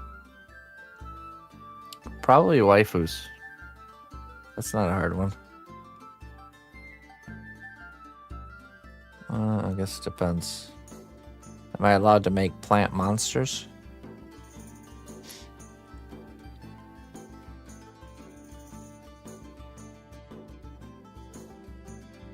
Techno wizard. Cybernetic wizard. Plants now? Why would I want to sculpt plants? There's not a big consumer market for sculpted plants. But there is for waifus.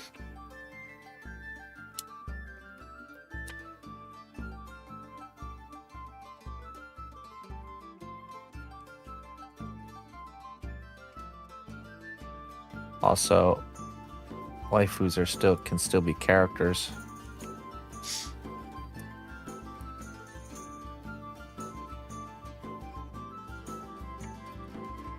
Well, I mean, if we're taking survival out of the equation, then yeah, maybe plants.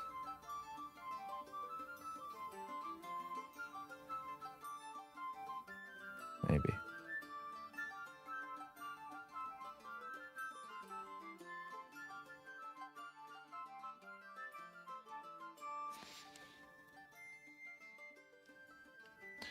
Some ragweed. Oh, hey, cnotbusch, how much you charge for a tomato plant sculpture? I don't know if I have the market for it.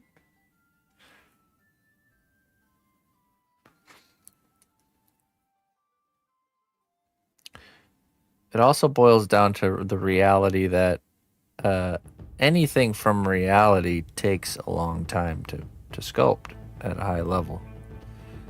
But there's just certain things that people are willing to pay the cost for, you know. For example, I could grab a random stick off the ground and do a 1-to-1 detail sculpture of that stick and spend like hundreds of hours making it perfect. But who's gonna pay hundreds of hours worth of work for a sculpture of a stick? You know what I mean? So it's this realization that everything you do will take time to do at a high level. So choosing which things you do is very important. Who would pay for a banana duct taped to a wall? Someone looking to loiter or to launder money. That'd be my guess. Someone that's actually not interested in that piece of artwork they just bought. That's an easy answer on that one.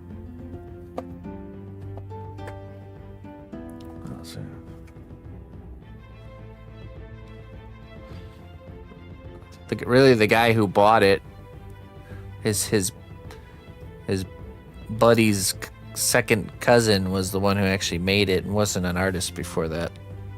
So hey man, you need to make a piece of artwork because my very important friend here needs to throw a lot of money at you, and you're gonna give like half of it back, okay? So he's like, oh, what do I make? I don't know what to do. Banana duct tape.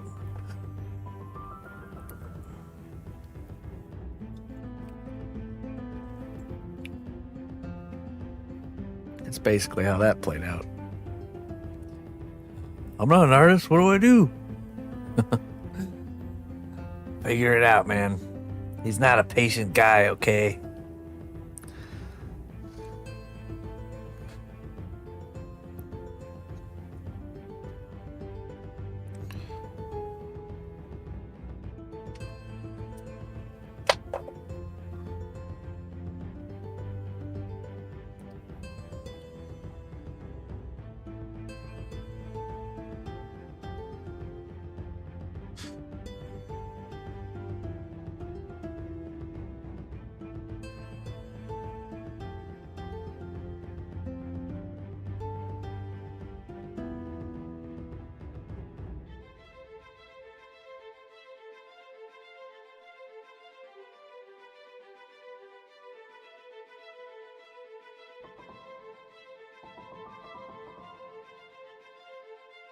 Fridays.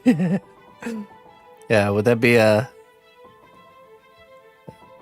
an easier sell than the trollheads? Get your favorite fruit sculpted, guys. It could be any fruit. Could be an existing fruit, a non-existing fruit. You know, any kind of fruit.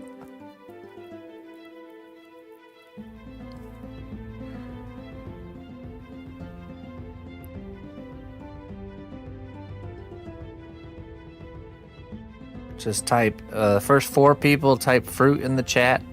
Gets the spot. I'm only doing 4.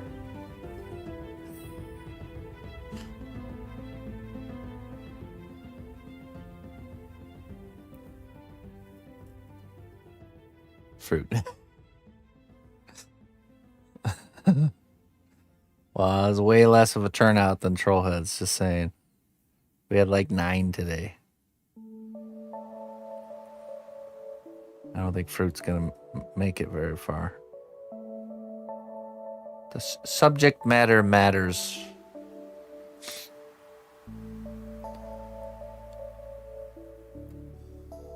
We, as artists, I think every artist kind of goes through a realization at some point where, am I making the artwork for myself or am I making it for others?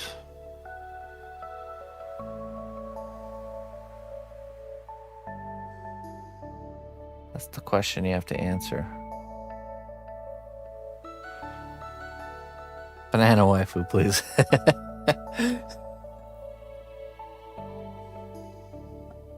I finally remember the Trollhead theme of chefs versus food. True.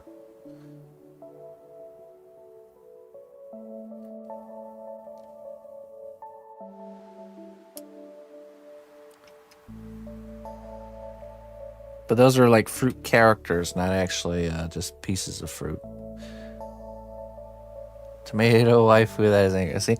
See, now we're back into what people want. Characters, right? You guys would be okay with fruit characters, but not just fruit.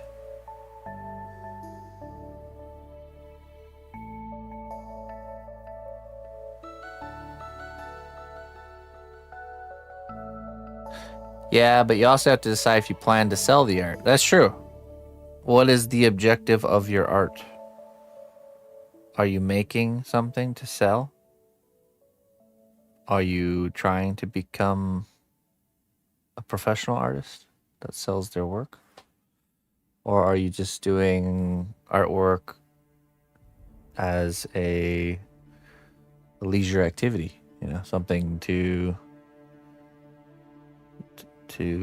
bide the time and as like a form. It's like, for example, I play a video game. My intention of playing the video game is not to become a professional at that game, you know, like competing in esports or something. Because the way in which I play it would be completely different than just me being a casual. Because you're a scrub? No, I think if I wanted to, I probably could compete to a certain degree.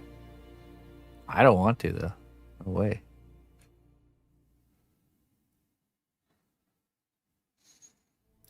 Clayton, if I wanted to, I could just destroy you in any game, you name it. Oh, but wait, don't even name it, because I don't want to.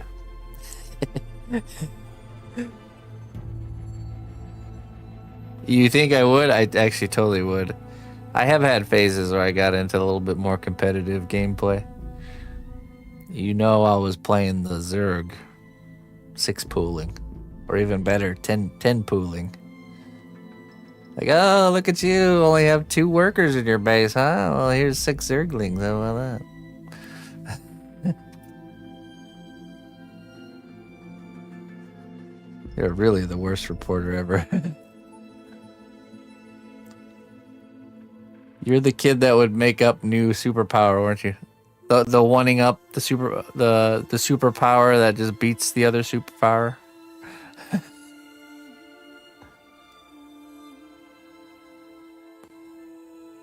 Yeah, exactly. It's funny. I do that to Emma too when we play around. I still have those tendencies.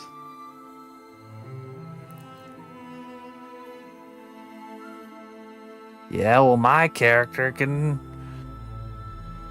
I love when she plays the one-up game with me, though. It's like it never ends well for her.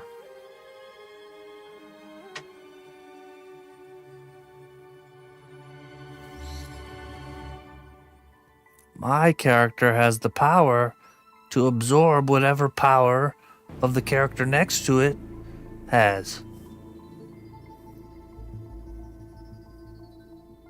GG.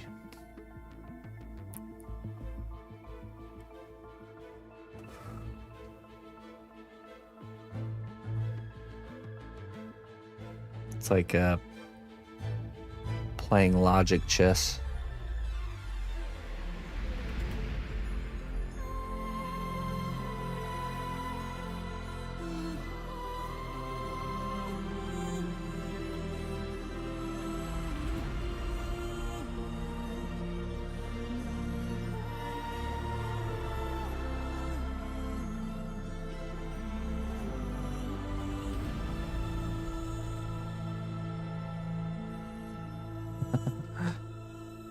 Oh my goodness.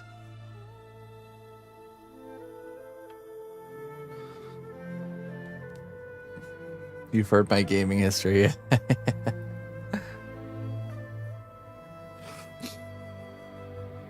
Trying to think of a recent example of the cheesing strats.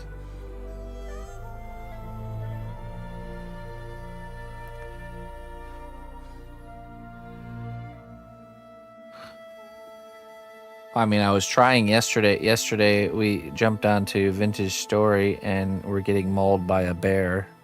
And I was attempting to kite the bear to fall into a ravine. Then I could dig a hole right next to it and just poke it with a spear through the hole. Get tons of meat, but the bear mauled me like 4 or 5 times. Didn't work. The bear's too agile.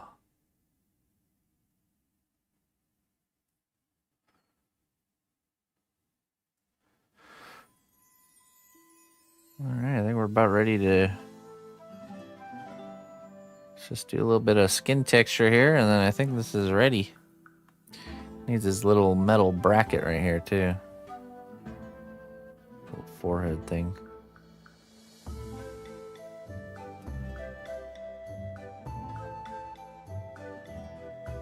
Those bears are vicious in that game, man. We're desperate, though. Desperate for food.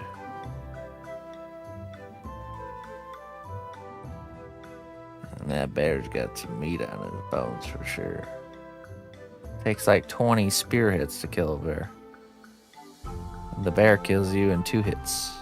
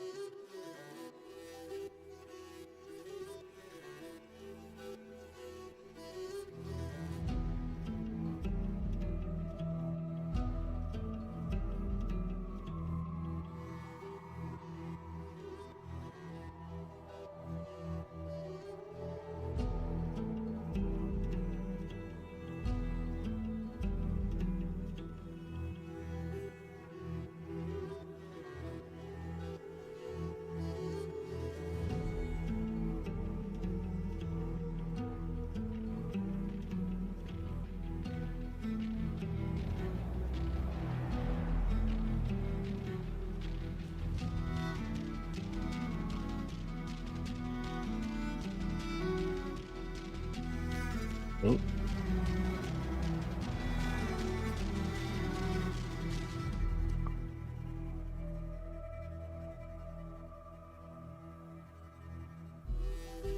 Yeah, that's Eddie. Is indeed Mr. Edison. Run to the hills. Run for your life.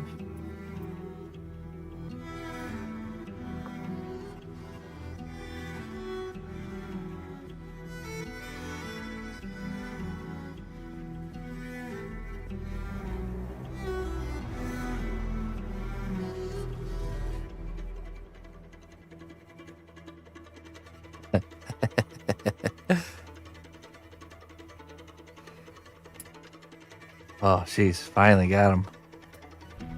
Whew, that was a hard one to shake. Stuck around for a long time.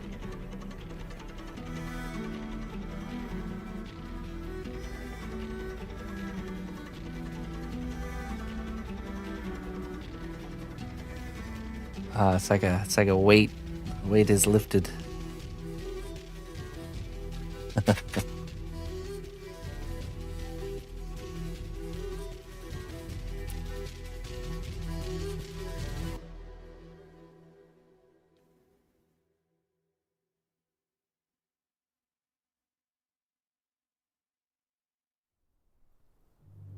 Oh, good.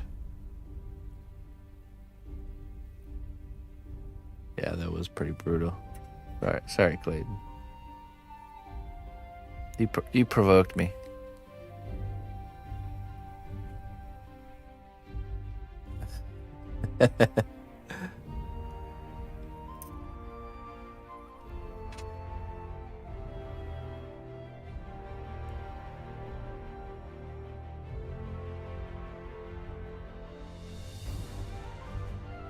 All right, let's give this a brushing.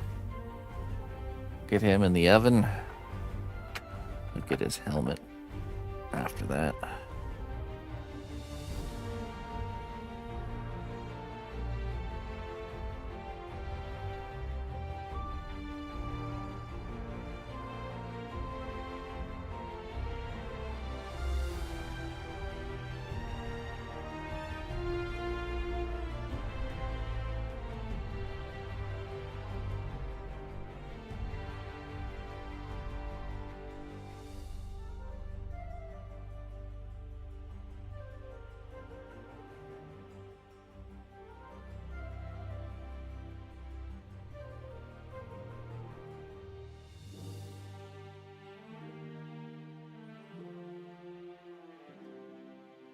This is isopropyl alcohol. What it does is it kind of dissolves clay just a little bit. Whoa. The strength of the cnotbusch kingdom lies All not right. in our walls, but in our people. March to war. Reaper Miniatures, thank you very much for the raid. Welcome. Welcome in. We are doing troll heads. As you guys know, this is number 2 for the day here. Little Eddie from Iron Maiden. Just getting him finished up here and on his stand.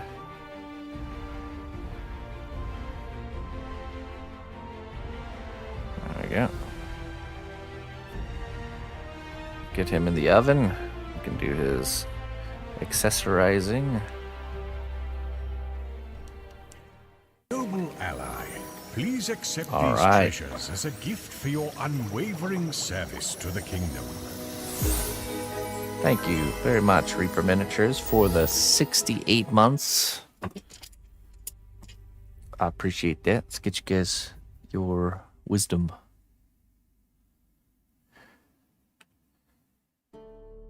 Spoiler.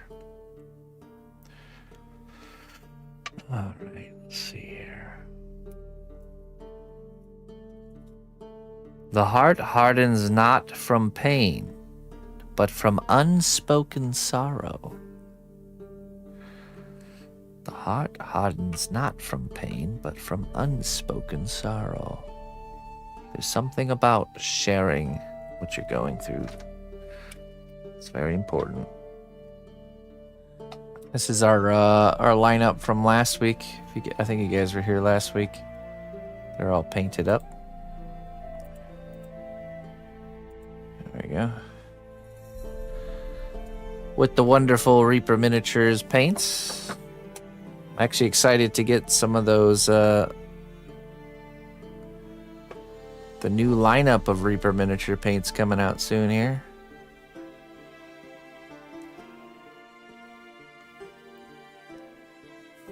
Turned out really good. Can't wait for the 2.0. That's right.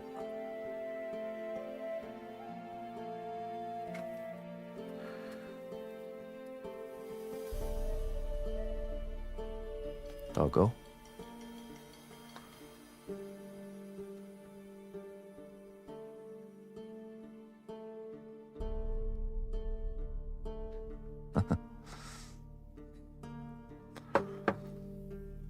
All right. Let me go get this in the oven here. And we will start number 3. I'll be right back.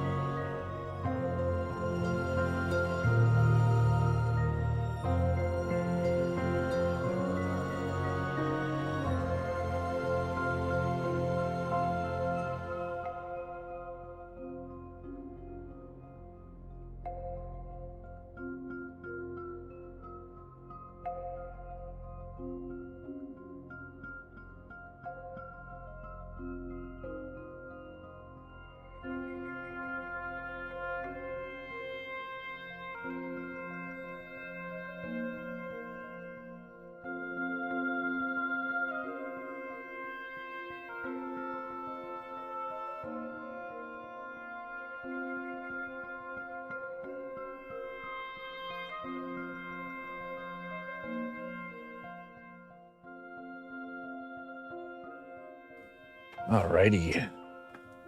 Ladies and gentlemen.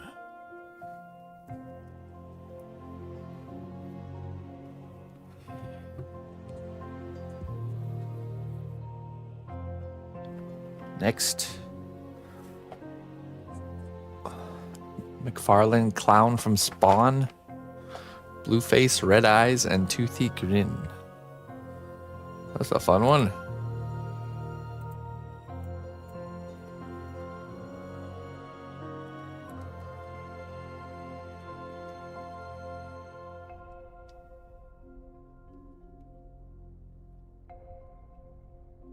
Yes, that's. Is that his name always, or is that only his name when he like shows his true form? Farland Clown.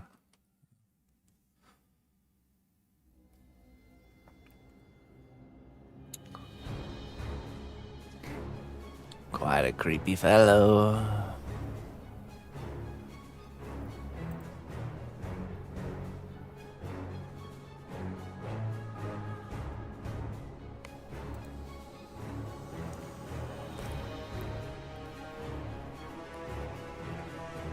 Violator, that's the one, yeah. Not Vindicator. Way to go, Clayton.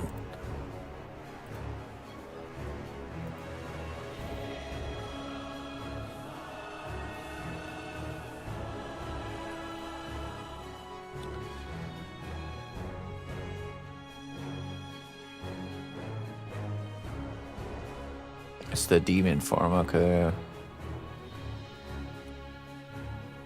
It's interesting. There's I always think it's interesting to find these similarities between characters.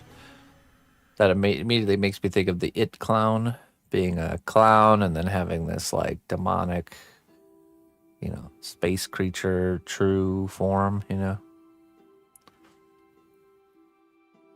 like bug almost creature. Okay. Let's do it.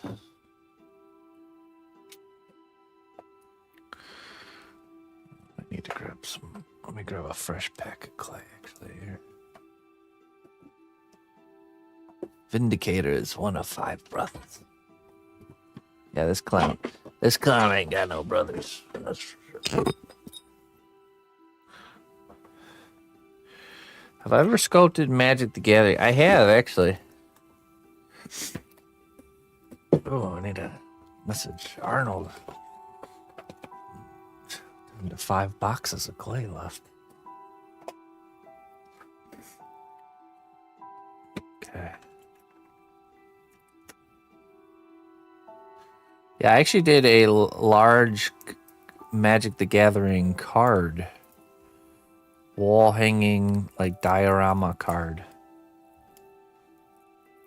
I was really, it was an idea I had to do like a poster size card where the window of the card where there would be normally be the picture would actually be like a diorama.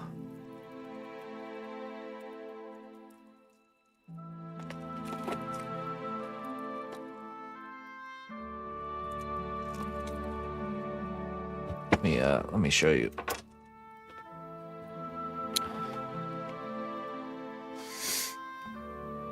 I've always thought this could be a repeatable project. So it's nice to have one proof of concept. Because I could totally see this happening with more. Let me see here.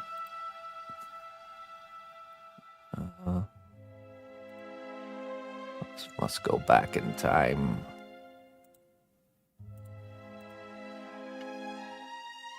There it is.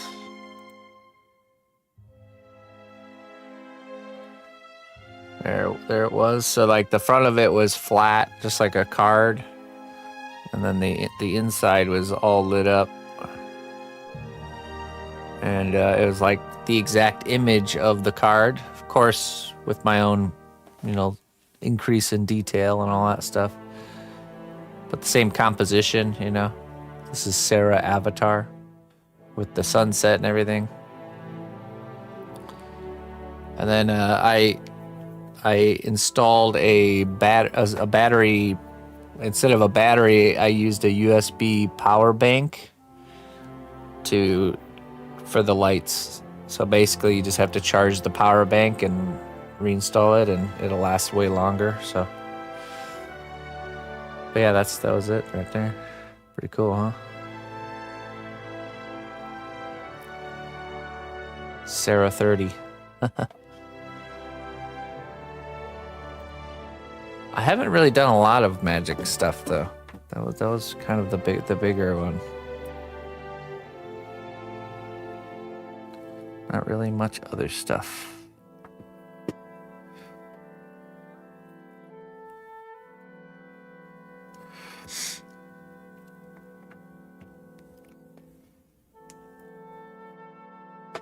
Okay, let's get to clowning around here.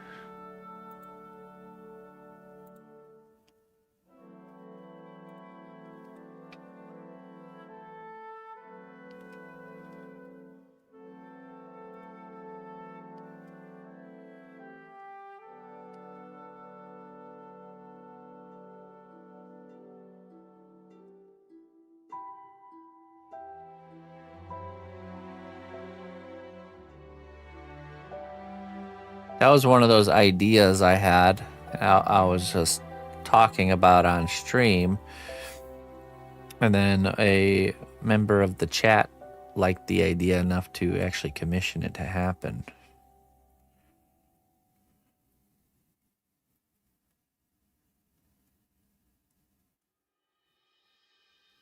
Oh, yeah? Nice. Discording it up.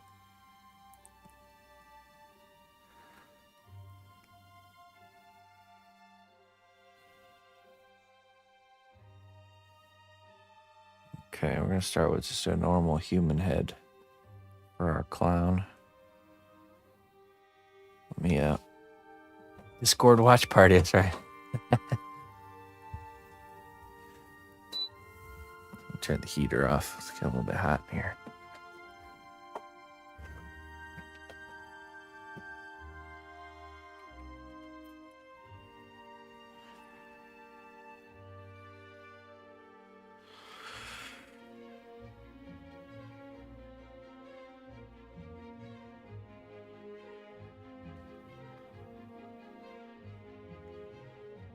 Inner lines. Reporting from the Discord gang. Ah, hello. Edith.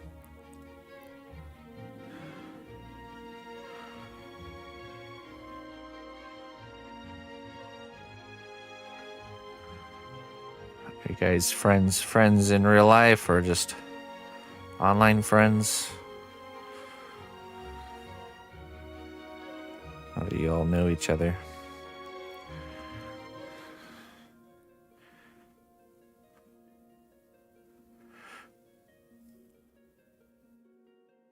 Little of both, yeah. Gotcha.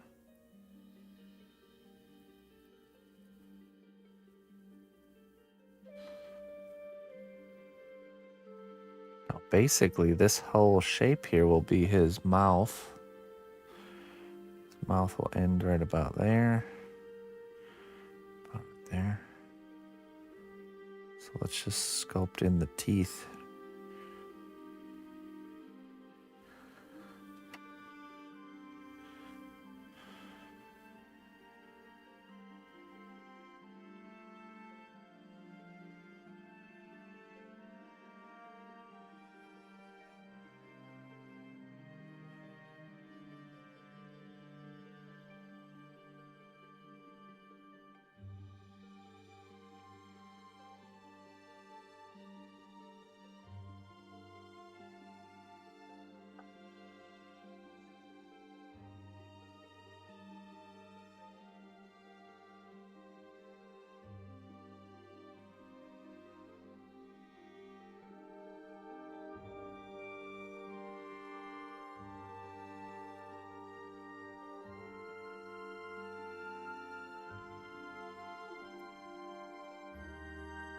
Okay.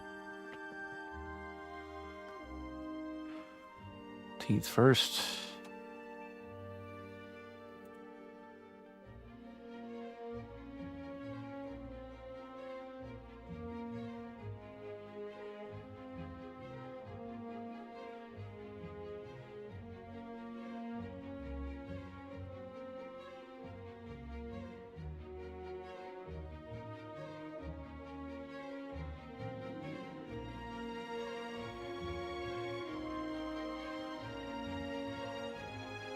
Show a lot of the gums.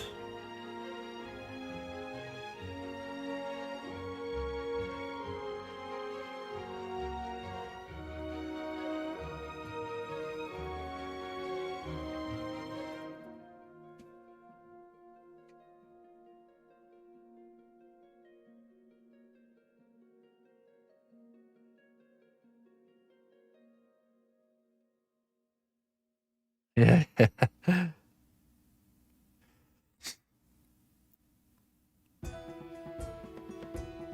Yeah, I mean, when I had that concept, that was the thought is, you know, you could literally have like a whole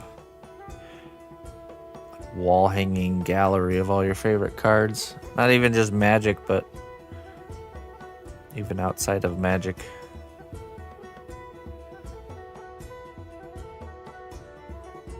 I guess it stems from I was always really interested in my grandmother used to take us to the museums in downtown Chicago all the time when we were kids. And I can't remember which museum it is. I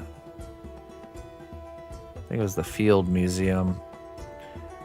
Had this like dark room you would enter, and there was these like windows in the wall that you would look in, and it was like a tiny whole little like diorama scene, all really well done.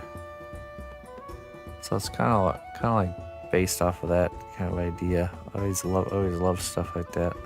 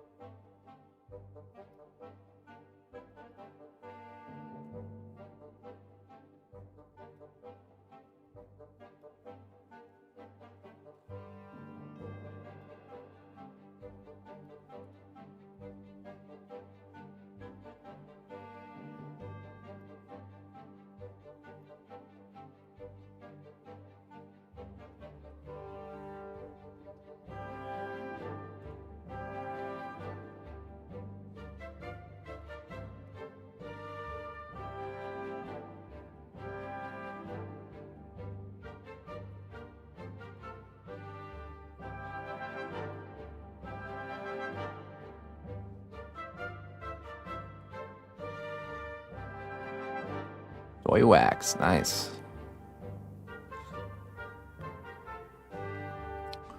How much does 8 pounds of soy wax run you? Just out of curiosity. I've always wanted to make 2 things. My homemade soap and homemade candles.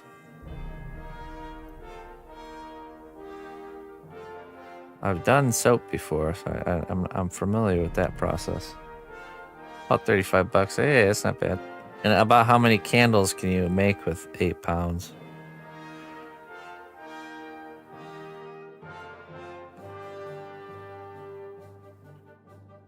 Okay, probably maybe what, half a pound per candle? 16 candles, roughly.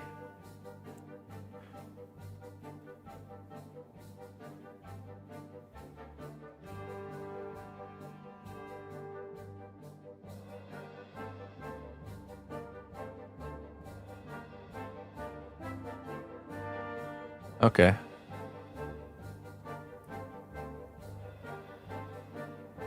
That's not bad.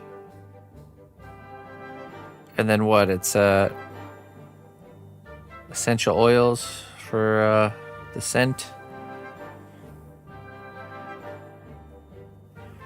Let's use this tool for the bottom teeth.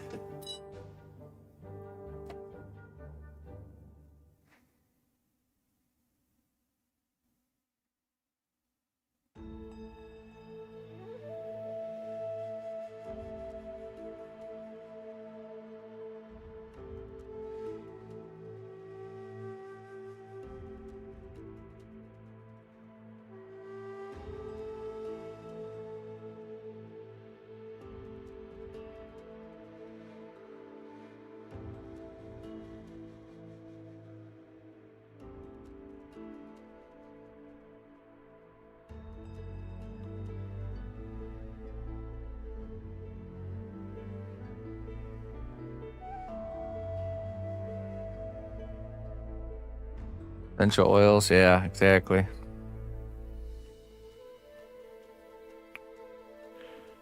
That's where the cost comes in.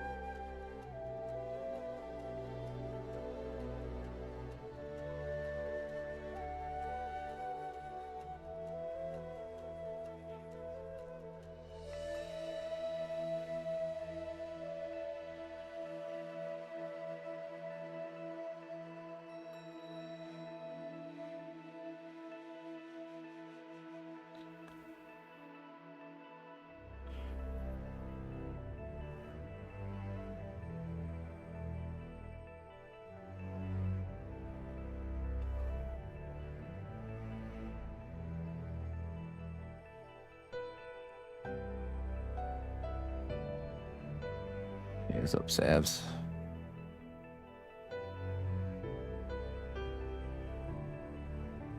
Yeah, of course. I mean, if you buy good quality candles, it's pricey. I imagine it's way cheaper than buying them. Plus, then you know what's in them.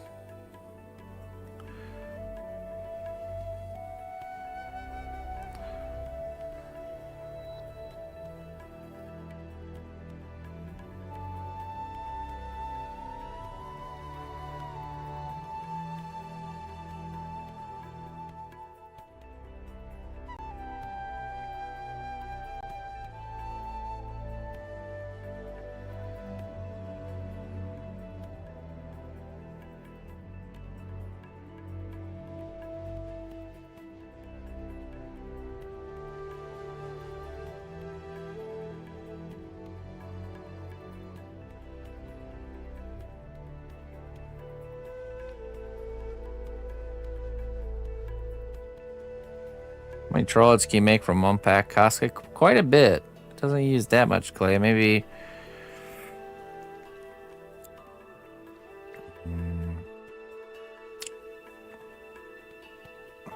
I could see somewhere on like 20, like maybe like 20 even, depending. I have no idea. I've never really kept track, but definitely they don't need that much clay, so.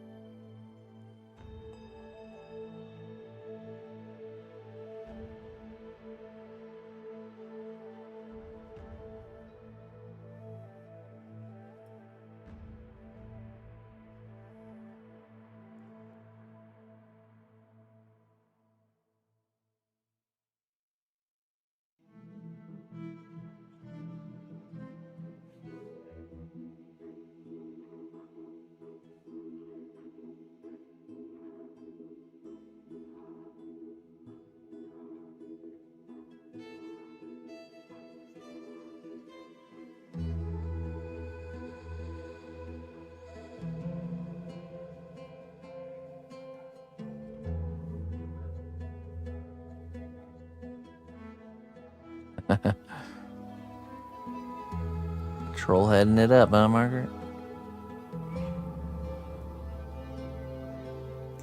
You know, it's fun, kind of funny because that is the root of my sculpting journey. The very beginning, I learned a basic kind of principle of sculpting a character head, and that was something I did for fun when I was like 10 years old. Just sit around sculpting a bunch of heads. So it's like we're getting back to our roots here. The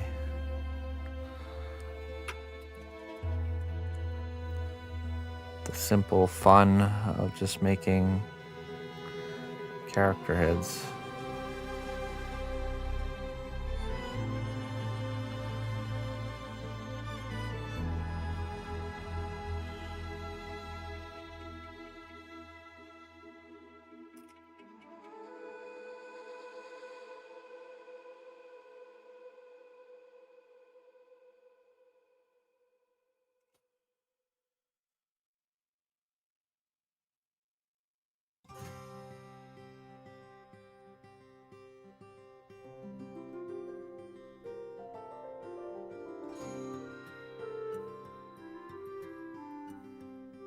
Right, you're not committing to something bigger.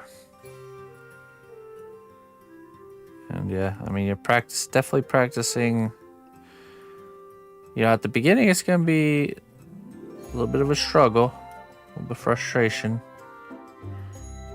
as you're learning the elements of the face. That's the key, you know. Every part of the face has these kind of shapes and understandings about them that you'll start to sharpen the understanding of.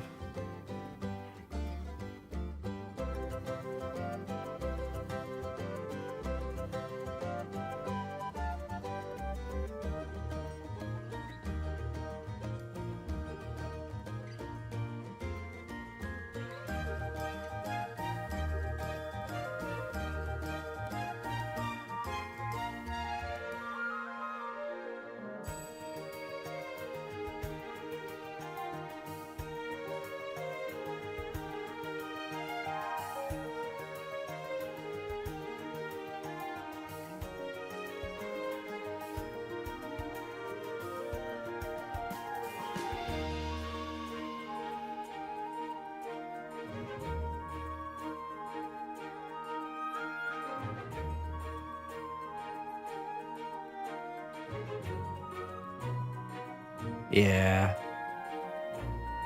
It's better to start small.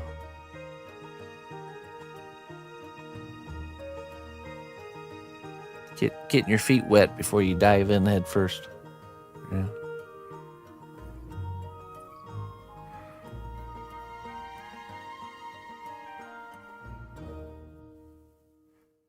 Yeah, the live action one was pretty well done, do you have to say.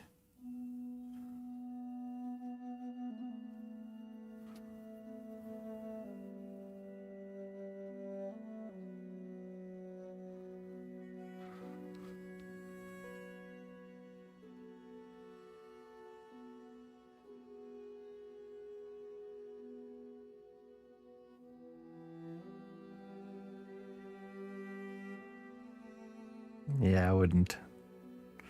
You can do whatever you want. I actually, this Wednesday we took Emma swimming for the first time, and they had a diving board there, and I couldn't resist. I had to. I used to use the diving board all the time when I was younger, of course. But I did. I went out the diving board. It was, you know, just kind of like almost like riding a bike. First one back was definitely sloppy, but then after that, picked it right back up pretty quick. So no, the first dive was not too bad. It was the tops of my knees actually that got hit. But then after that, I got the confidence back, and after the first one, I was able to do nice clean dives. So.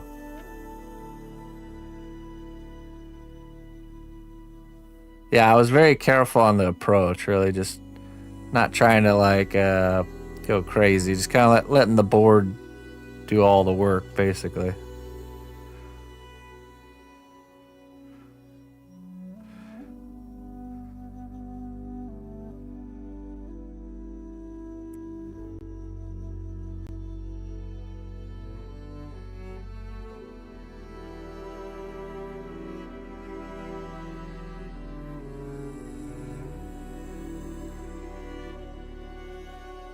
Oh, really, Jones?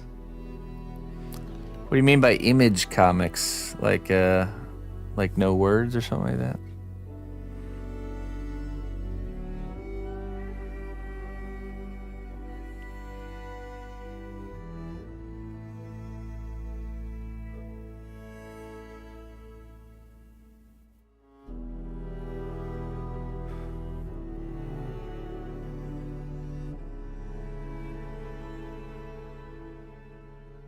Oh, the publisher's name was Image. Oh, okay.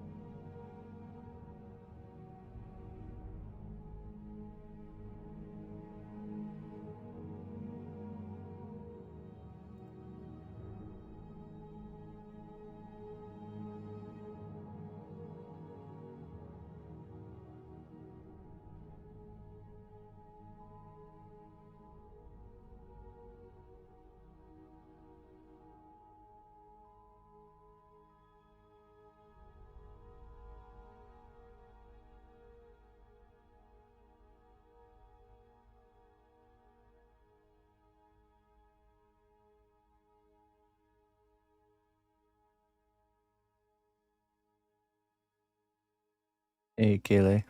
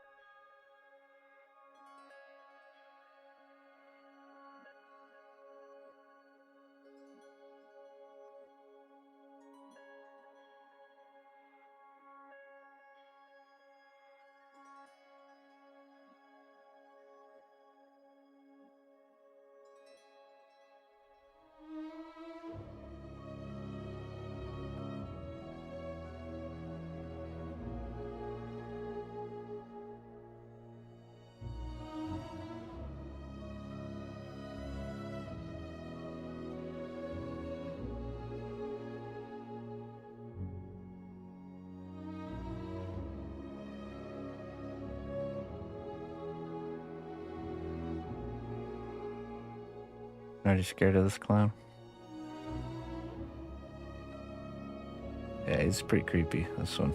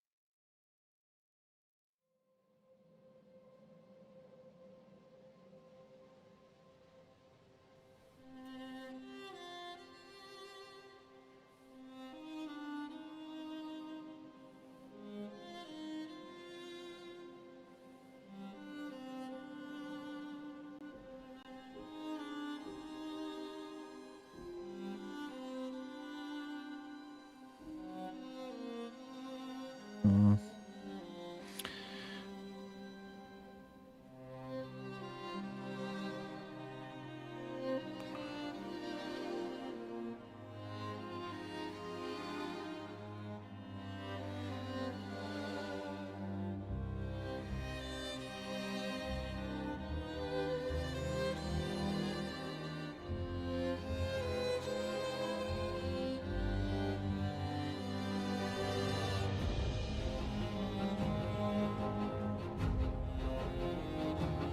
Yeah, but I definitely think a character like this guy is definitely a lot more creepy. Killer clowns are just hungry. They just wanted to eat you. This guy doesn't just want to eat you.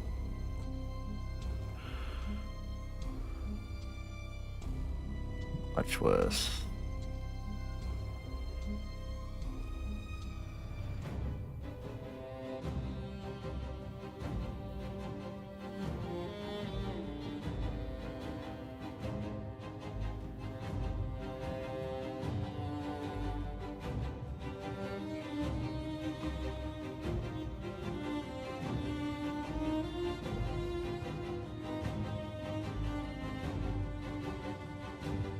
Well, that's an interesting story, actually.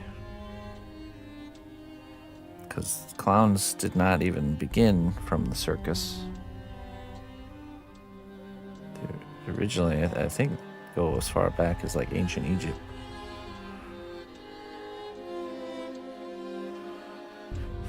There's a deep rabbit hole to dive down as far as the origins of clowns.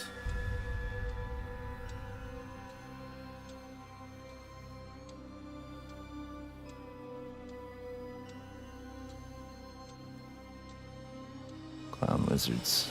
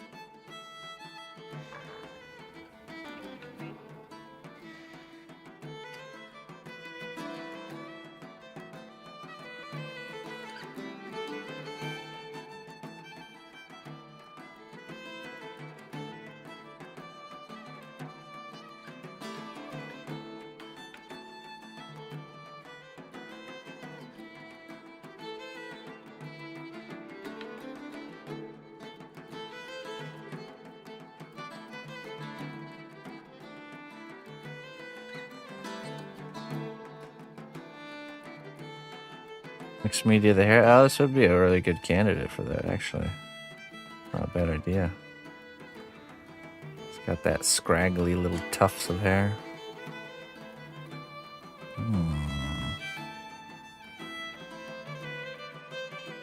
I think that's a great idea, actually.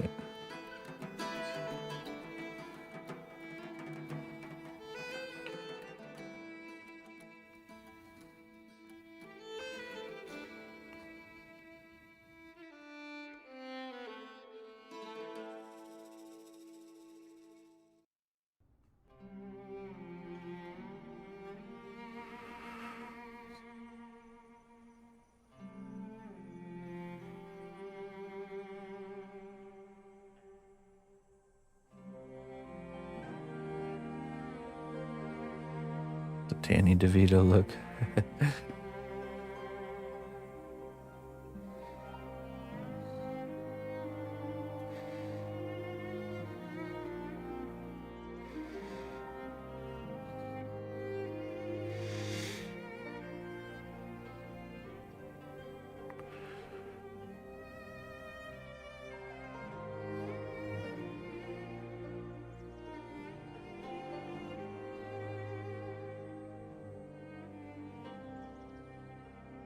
Alright, let's add some wrinkles, and I think we'll be pretty good here.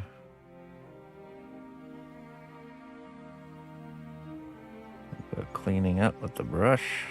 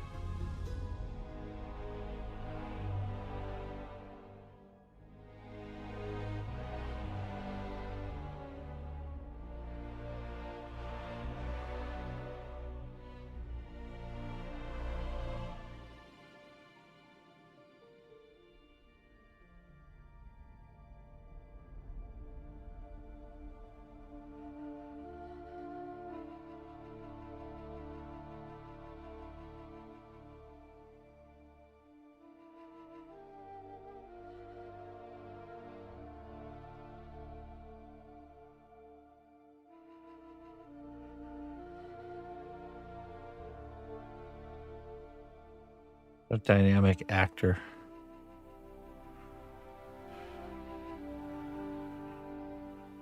Play some funny, goofy roles and then straight to that.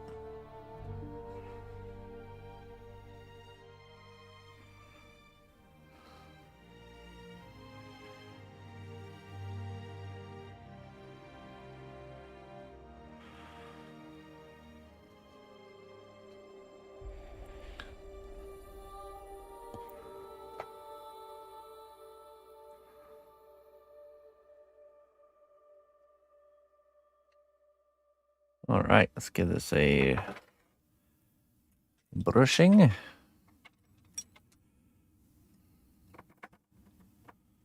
We'll do the ears, finishing off the back of the head, and I think we will do the hair on him. It's like a mixed media.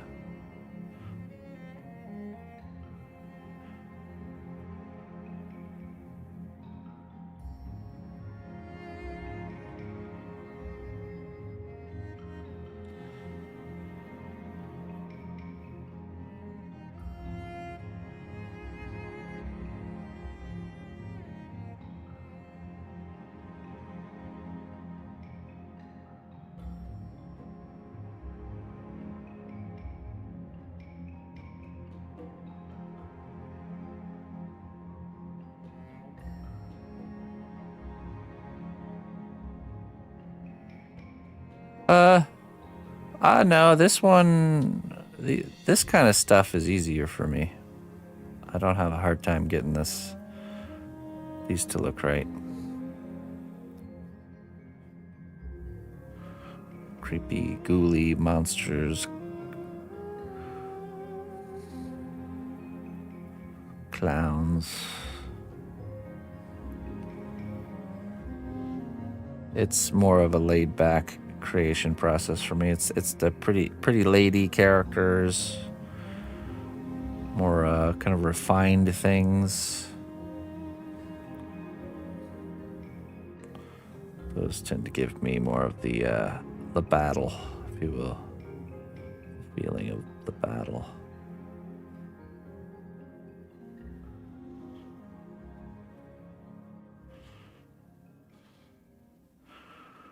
Two arms,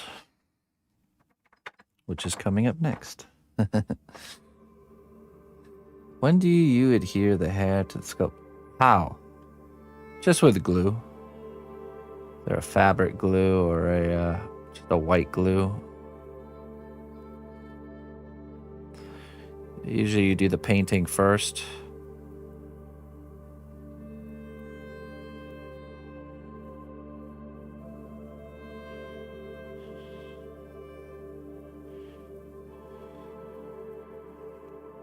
There we are. Very good.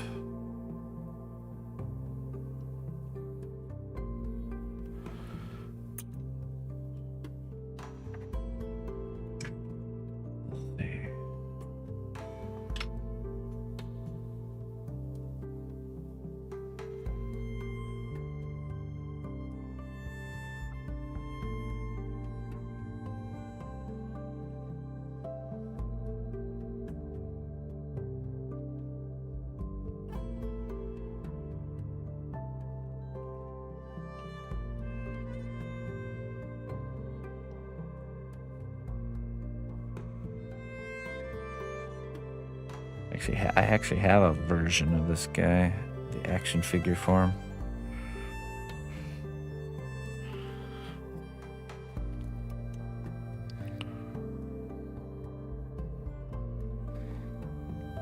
Good. All right.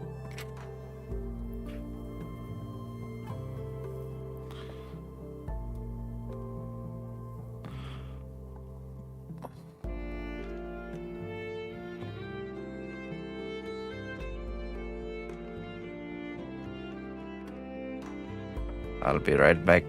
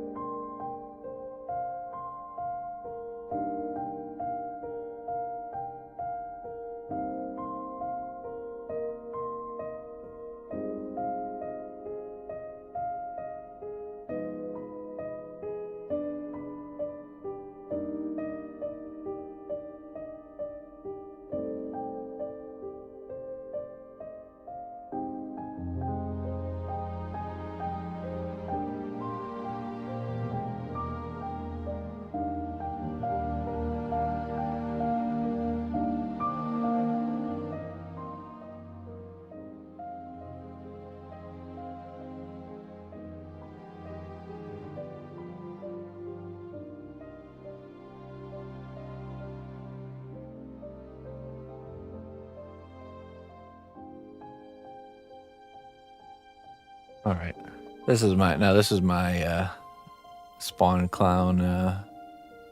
I had the version of him that was strapped to like one of those wheelie carts. You wheel him around like this. He had a Hannibal mask, but I lost it a long time ago.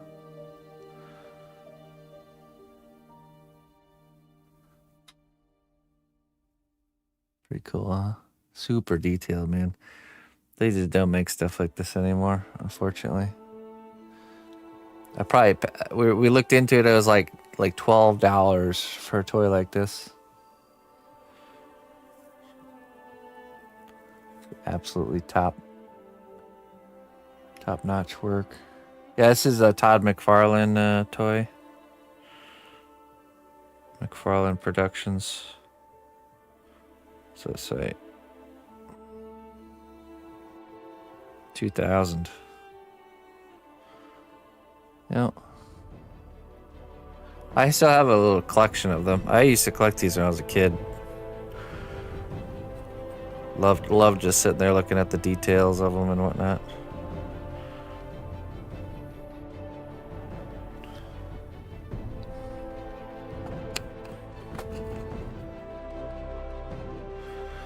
All right. Let's start our final troll head, phase 1.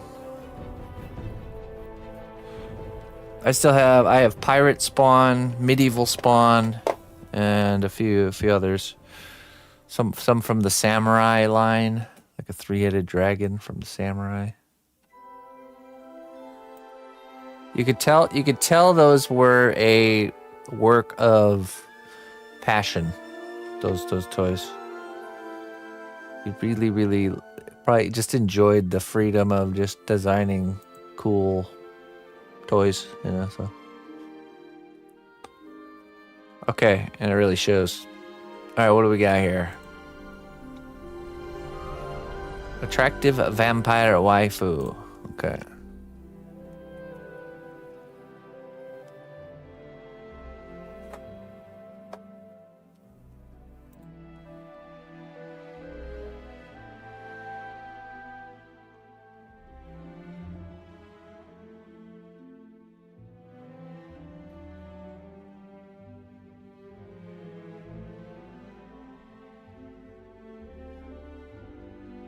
With the fangs showing. Oh boy, that's always hard to pull off.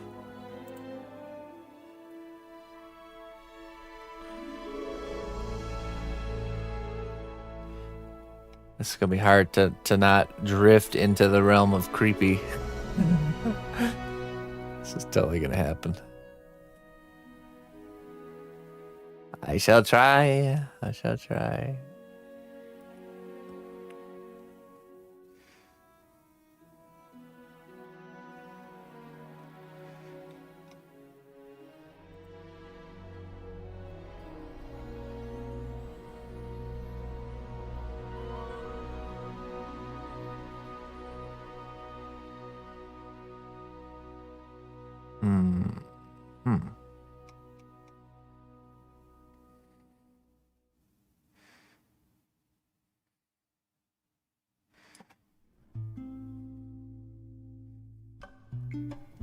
Sexy tag and mustache. Coming right up. Good.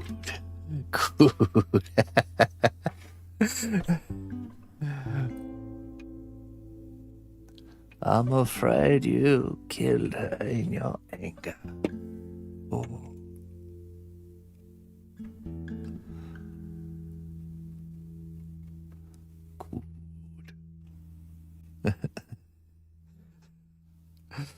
Oh, good old Palpatine. You know, some characters exist in the world that like a lot of, like a higher percentage of memes come from. That's definitely one of them. Power! Help me, Anakin. I'm weak. I'm weak. Just to get Anakin to like Really, he could have just defeated Windu completely, but he needed to see Anakin like make the conscious choice to help him over helping complete ultimate power. Yeah, exactly. Just toying with him the whole time. Hey, what's up, Levita? Happy Friday. Let's see. We got the wrong filter. There we go. We'll watch your memes with great interest. Okay. Hey, Colin. How you doing? Mr. Colin. All right, we're going to stay focused on just the face here. Oh, boy. Oh, boy. What do you get me into here?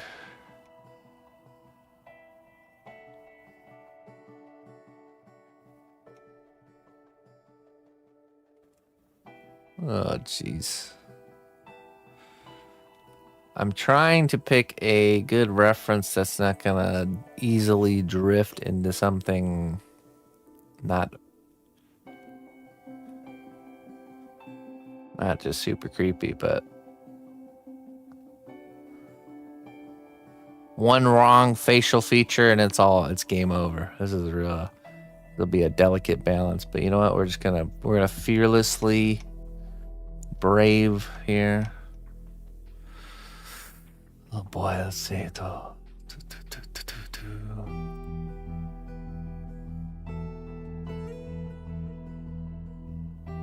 Really, the hard part is the showing of the fangs. That's gonna be the tricky part. Oh, okay, actually, I think I have a good one.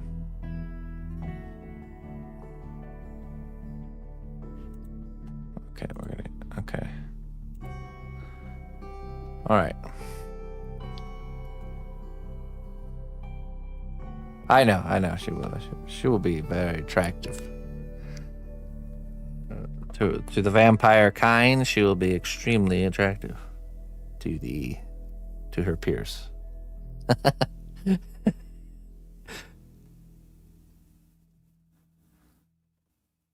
Yeah, no, it's fine. Don't lessen the challenge.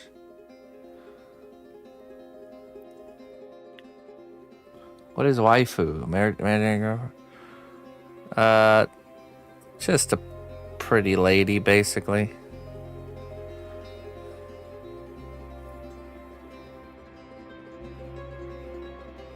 Imaginary wife.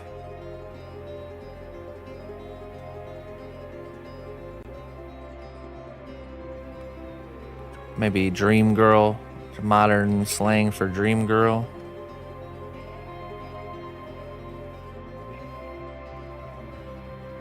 Husbando.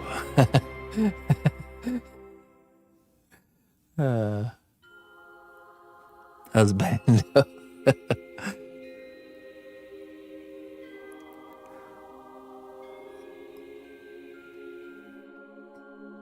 Sounds like a Western character. Husbando.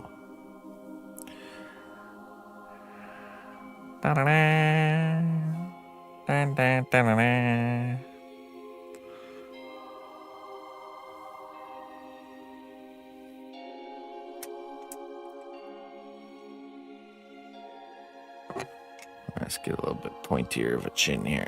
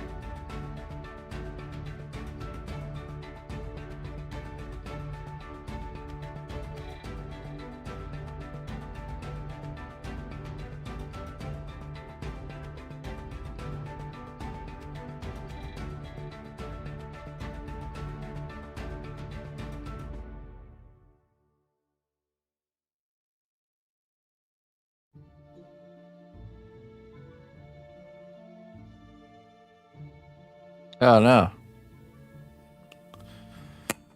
All right. Can't really trust dads. My dad wanted to name my younger brother Kirby. They chose Corey instead. I think he's happy about that. Kirby.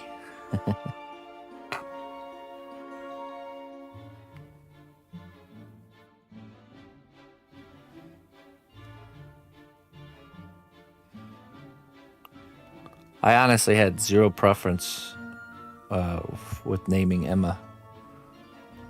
The missus could have said any name and I would have been like, yep, sounds good. Let's do it. It's just like with naming my own sculpted characters. I just really have not really into the naming.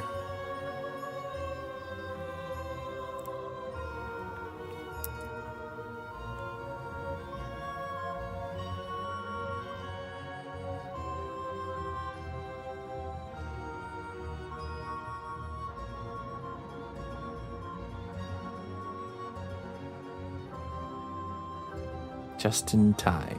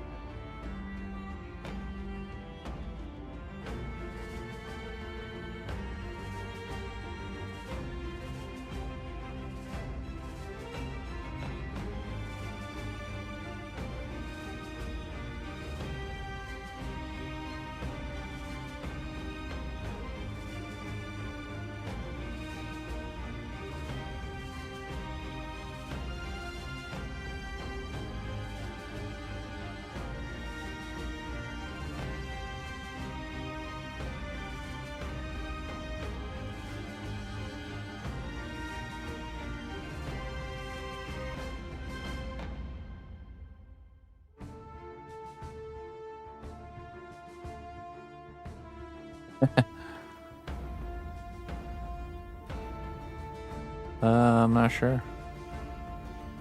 I thought all the new ones were for all tiers.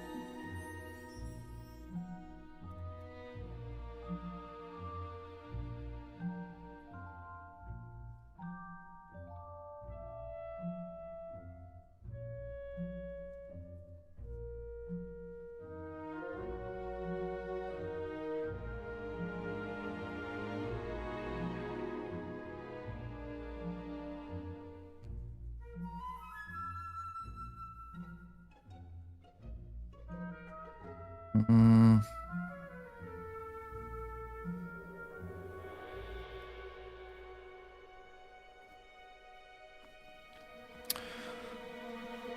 well,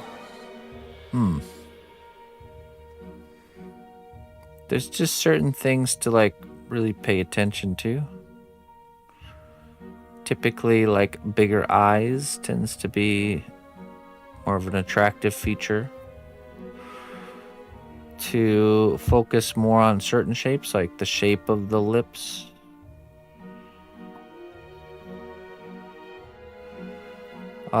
The noses that tend to have kind of a flare at the end of the tip, like this, you know, where it kind of flares upwards.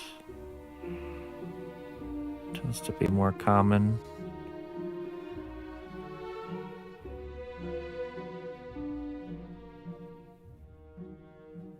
No, focus more on like shapes and symmetry and not so much like wrinkles and stuff like that. Almost like you're doing just the base shapes. You're not really doing a lot of the sub shapes or the smaller shapes that are usually in a face.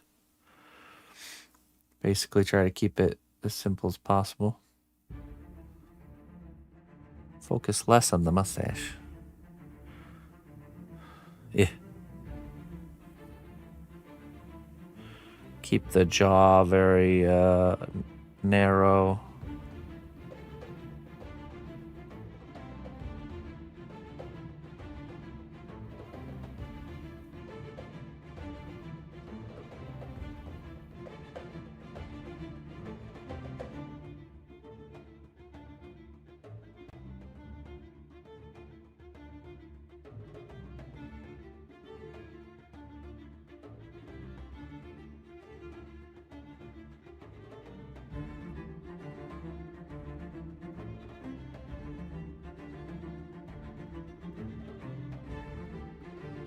The kind of the nose and mouth area is a little bit more condensed.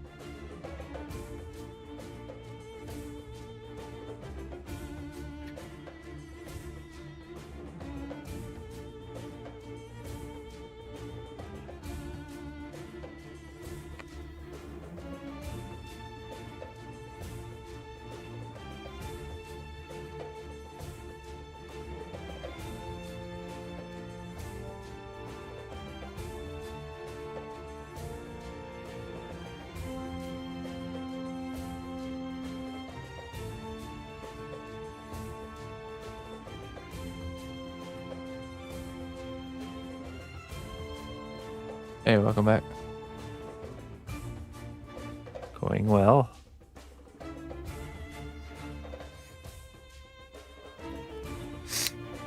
Also, the size of the head, forehead region is always, for me, it's always larger than you would think.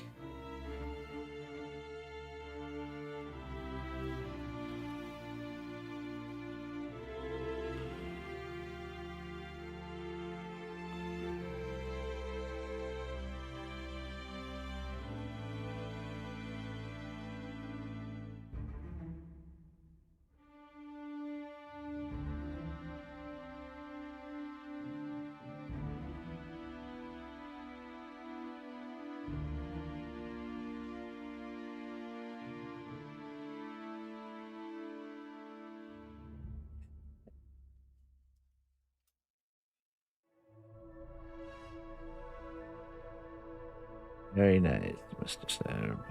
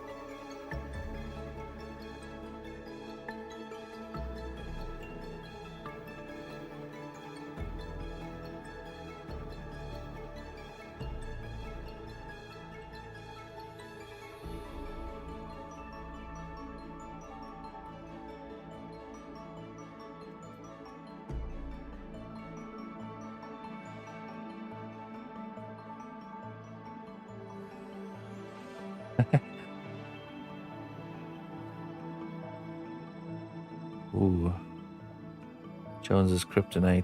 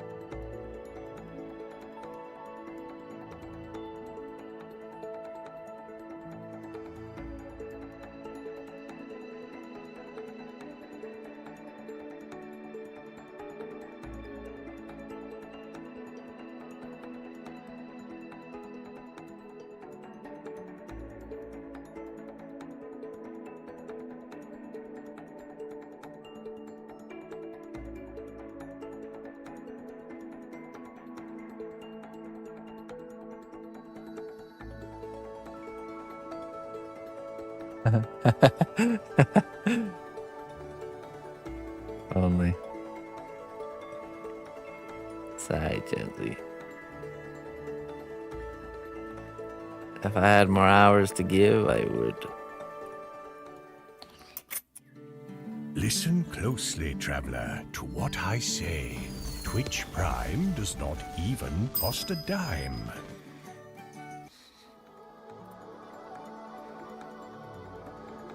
Biker, hey, thank you so much for the Prime sub. I appreciate that. Thank you very kindly, Biker.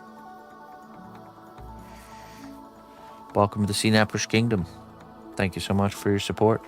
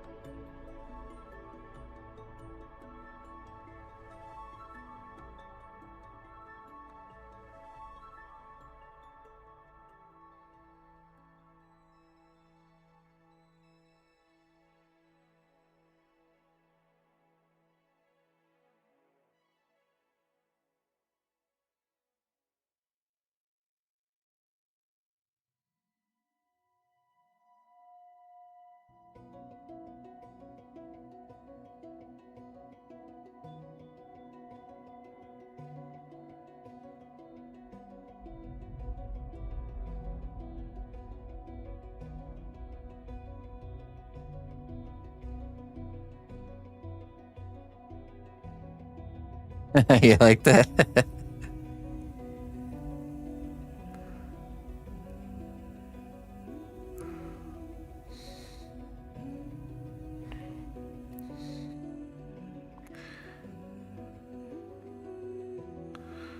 It may not cost a dime, but it sure does make me a dime. Or 3 or 4 or 5.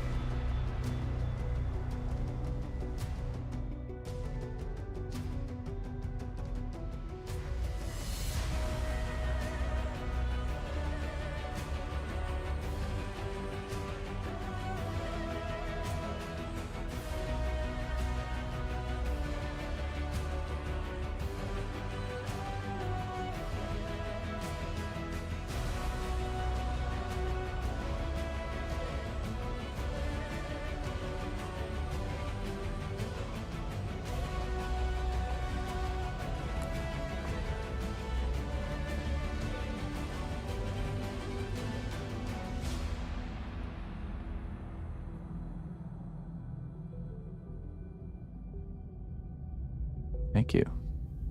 Cracked 3D. Oh man, we got raided by Emojian. Hey, thank you. Sorry for Sorry for that.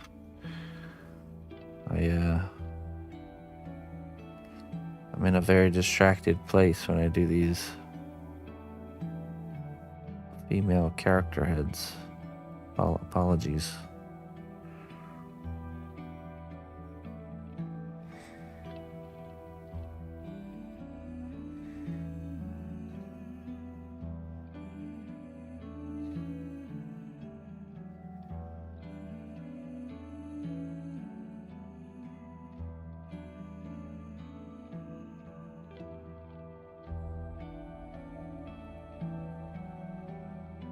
See, we still got one other one in the oven, but we got Eddie from Iron Maiden.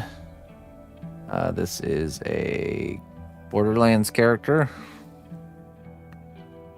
a waifu vampiress, and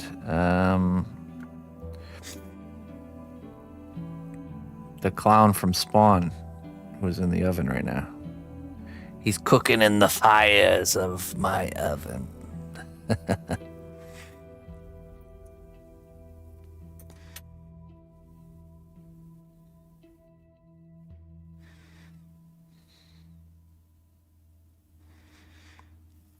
You know what? I think we're doing good here. Let's get this.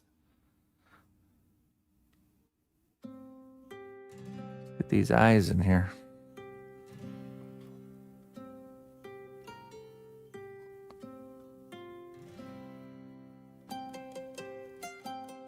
It's okay to ask how your commissions work. Yeah. So you can email me and let me know what you're interested in. I can send you some pricing info. And that's basically it. We can settle in on a budget for a piece. And then it's just a matter of playing a waiting game to actually be able to start work.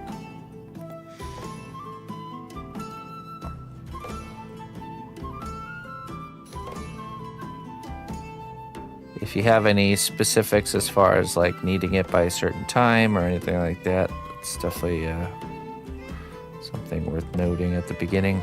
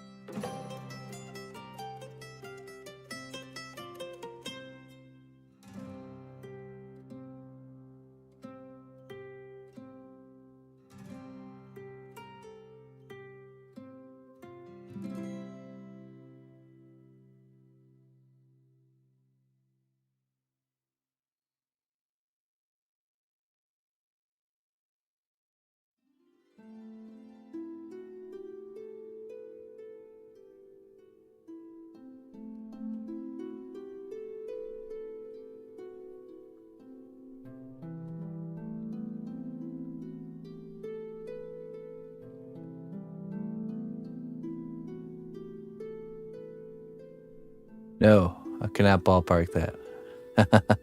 I can't. I mean, I can give you an actual quote, but you got to email me for any pricing. It's probably somewhere between, somewhere in the range of like, hundreds to thousands, somewhere in there.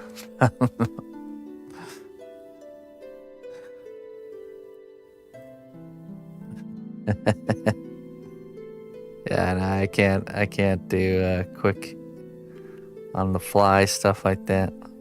Too difficult. I have to really sit down and think about it.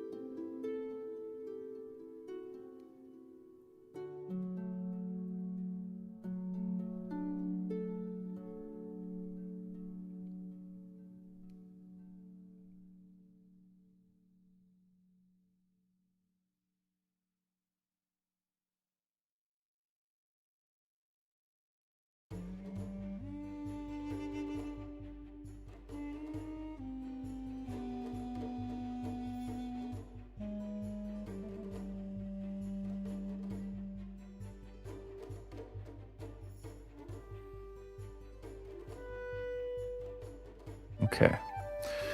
I'm gonna use some circle tools. Doing the eyes a little bit different on this one.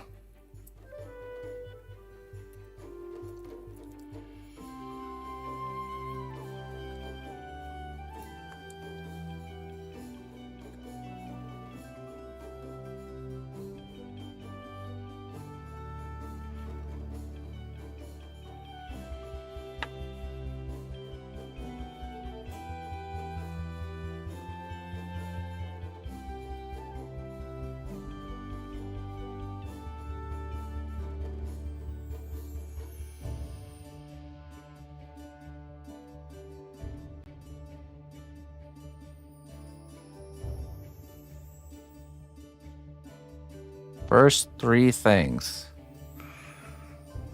Well, that's a good question. A 1-gallon jug of water.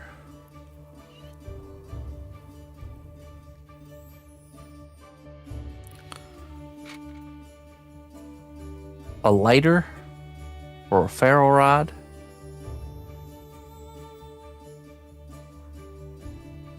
Ooh, three things. That's tough.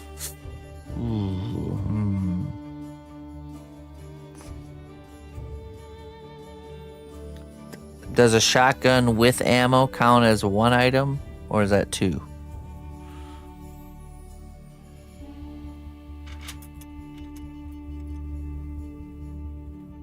Food, water, and cosplay.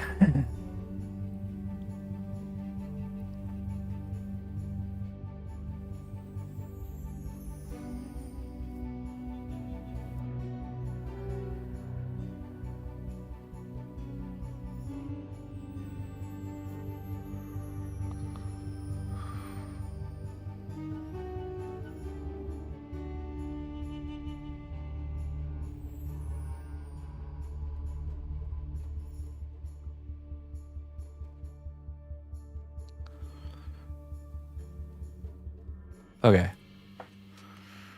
Yeah, but see, that's tough. Okay, that's tough because...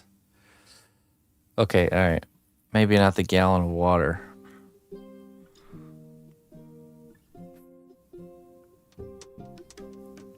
Maybe an axe or a pocket knife. Water purifier.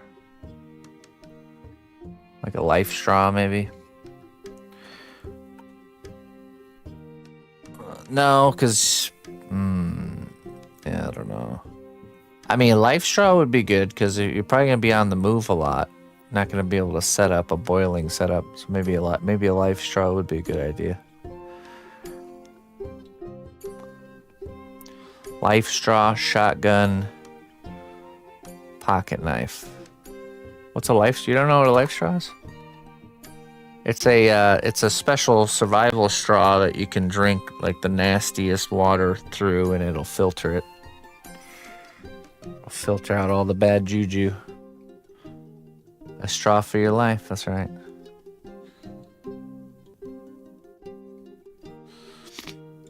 Without needing to boil or do anything.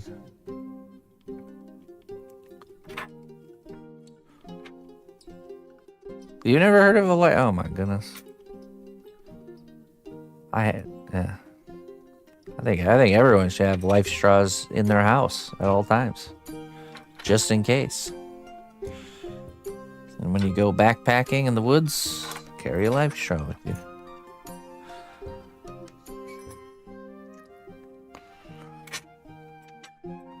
That or water purification tablets.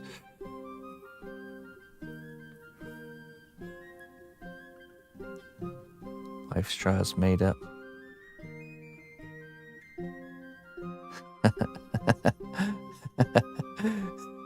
You need to stop reading books and go to the camping section at Walmart.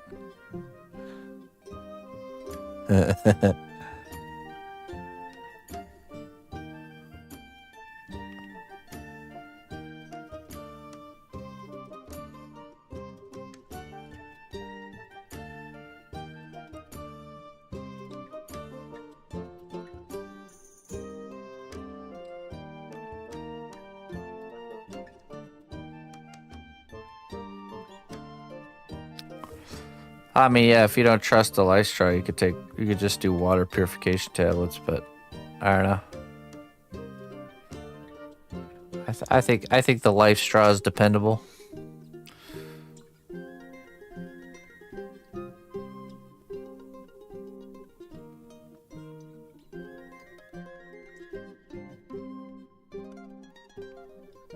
Either way, one item for water.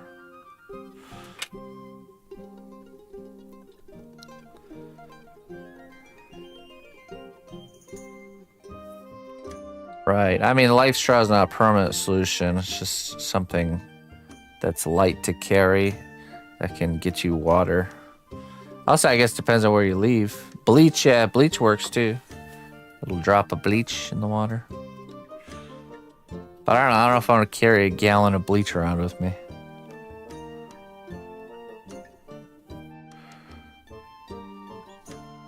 Life straw is really lightweight and small. Just throw it in your pocket. Great for zombie apocalypse survival. When you're on the move, just find some random puddle, you know, and take a drink. Don't drink the bleach. You can purify water with bleach in an emergency situation. It only takes like a drop of bleach for like a gallon of water, but just to kill off any pathogens.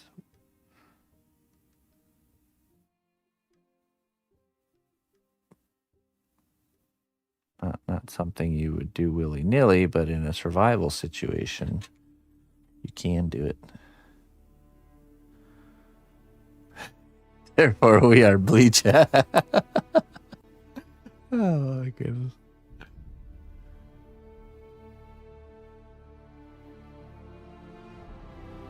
Eight drops per gallon. Okay, there we go. 8 drops per gallon.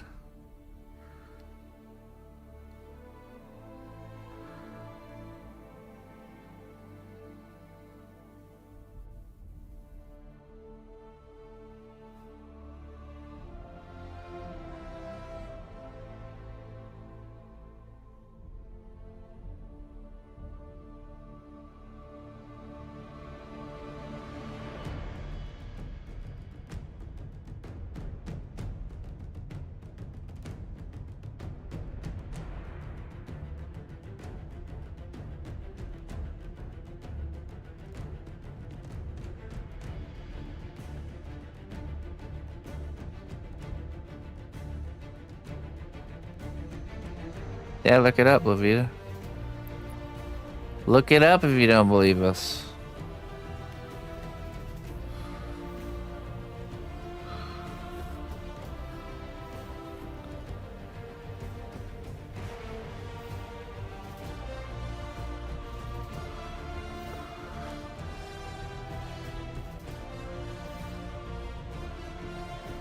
Okay, so we have what? Shotgun with ammo. Life straw. The third item is a tough one.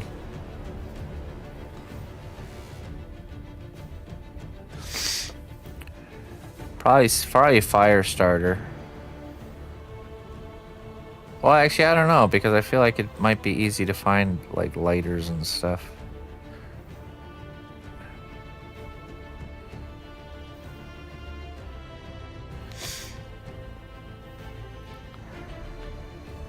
I'm tempted to say, like, a pocket knife.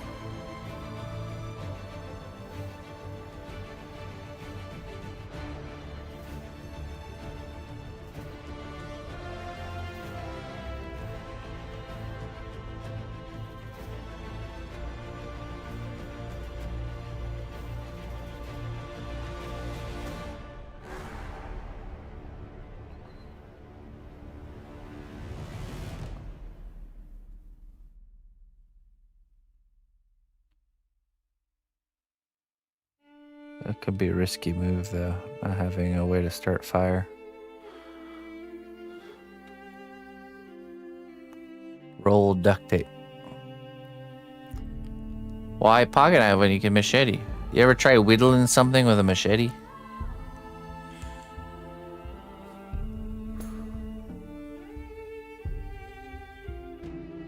A yo-yo. You know I have. Not fun. Usually a good sharp pocket knife is pretty... Can I cheat and say a pocket knife that has a fire starter on it? Built-in ferrule rod pocket knife? MacGyver's pocket knife can make everything. If you know what you're doing with a pocket knife, you can make everything else you need. You really can.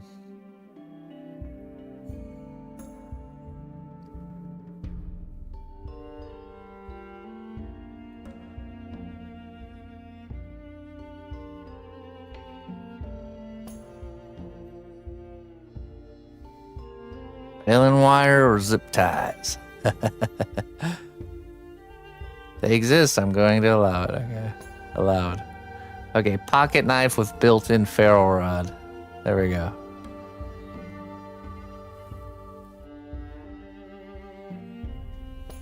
Shotgun, life straw, pocket knife with built-in ferrule rod. That's my 3 items. Oh yeah, the survival walking stick that has like everything you need for survival in the walking stick. Okay, there we go. That's the win. I guess that's a slippery slope to allow things like this.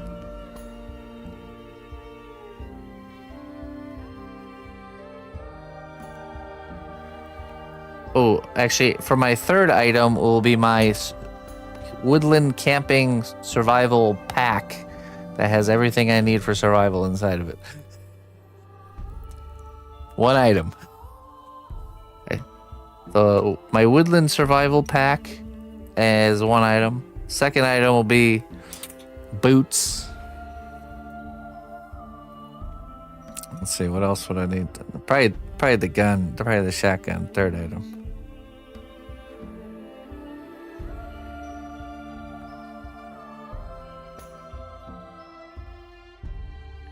My good boots.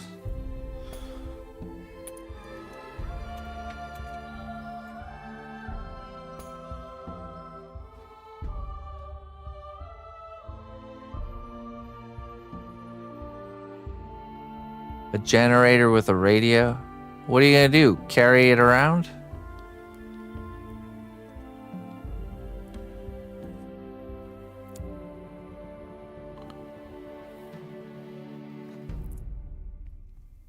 Look, if the zombie apocalypse just started, I doubt you're going to be staying put for very long. I guess it depends on where you live.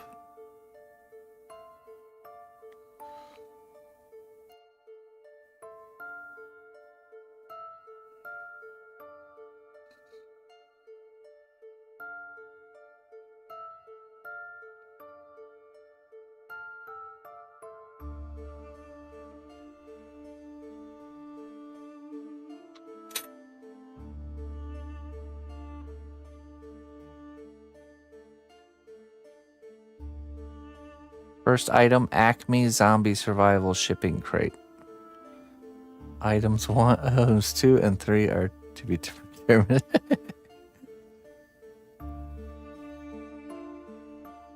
3 Taco Bell tacos.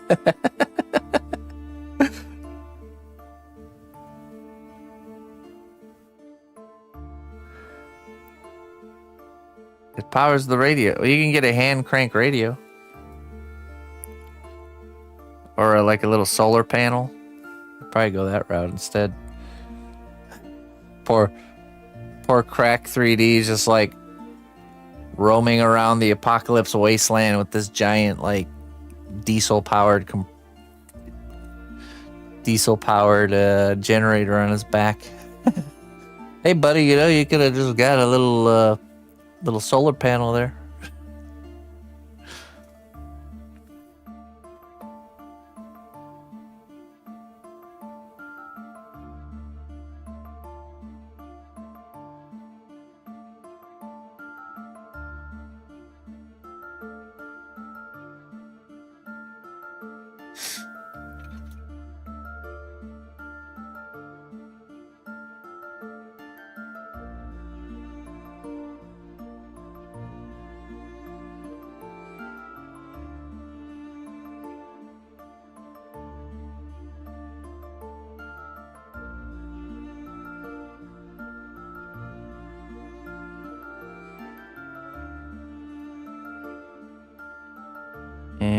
think we have to redo the eyes. That's the hardest part about doing them that way. The positioning is off.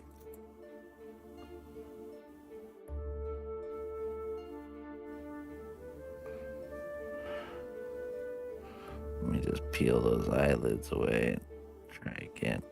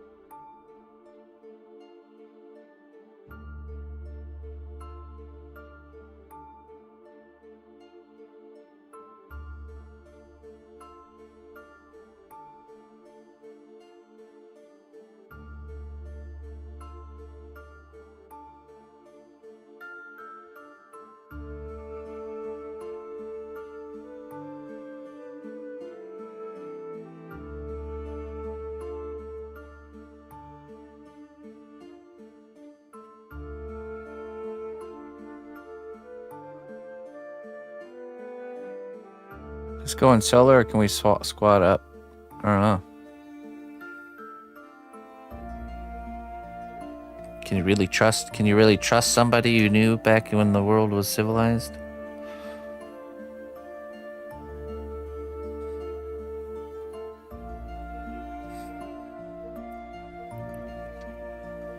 You don't really know somebody till you've stand shoulder to shoulder with them in a trying time.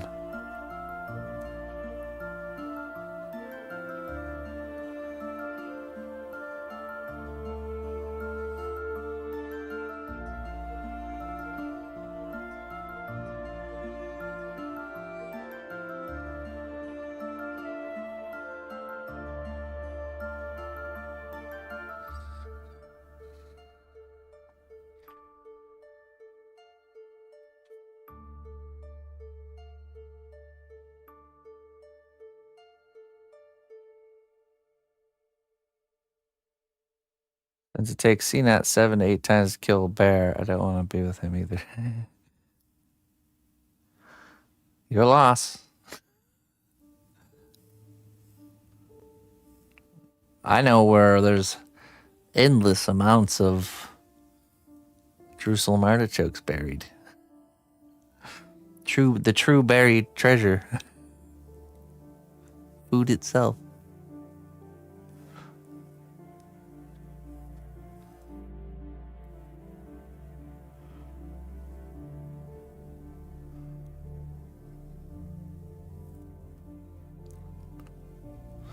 As do the bears.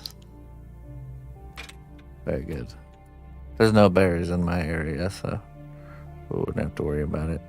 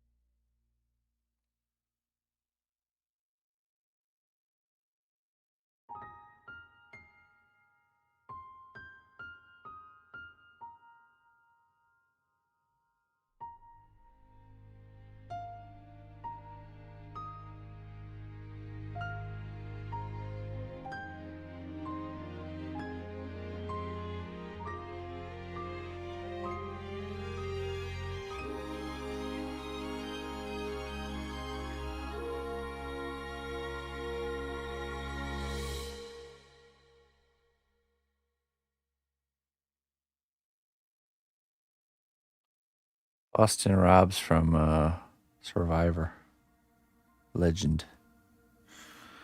Survivor Legend, Boston Rob.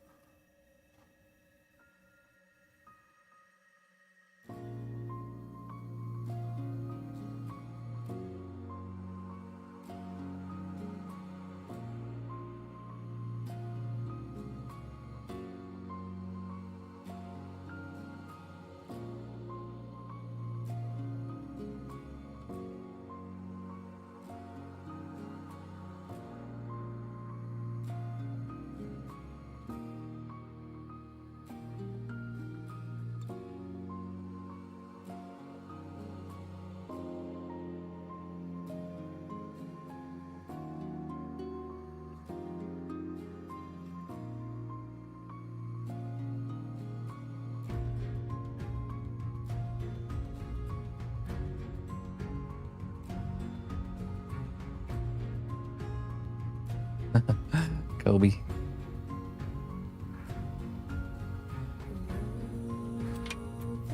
Did he ever win, Boston Rob? Or was it just like a fan favorite?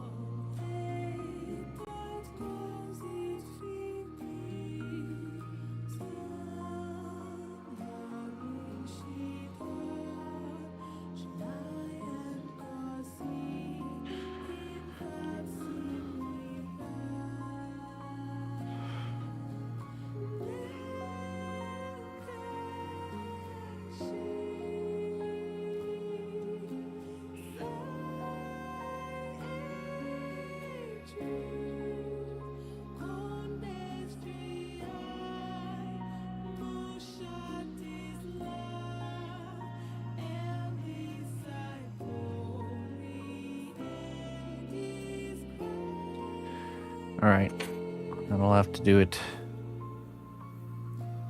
Just gotta smooth it out now. Oh, he's a tough one.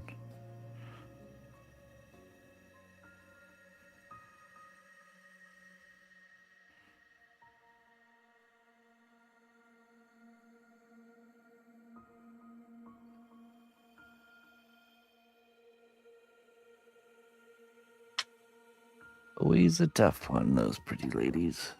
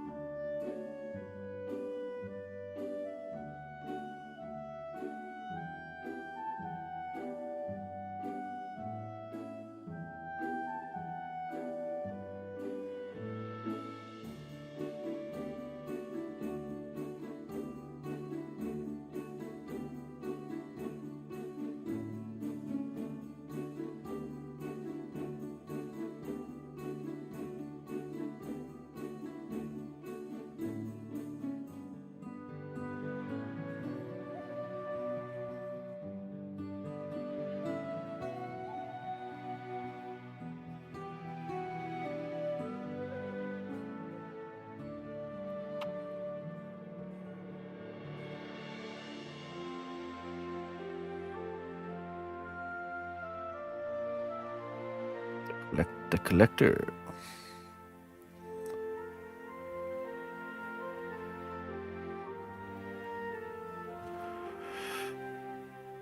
Okay.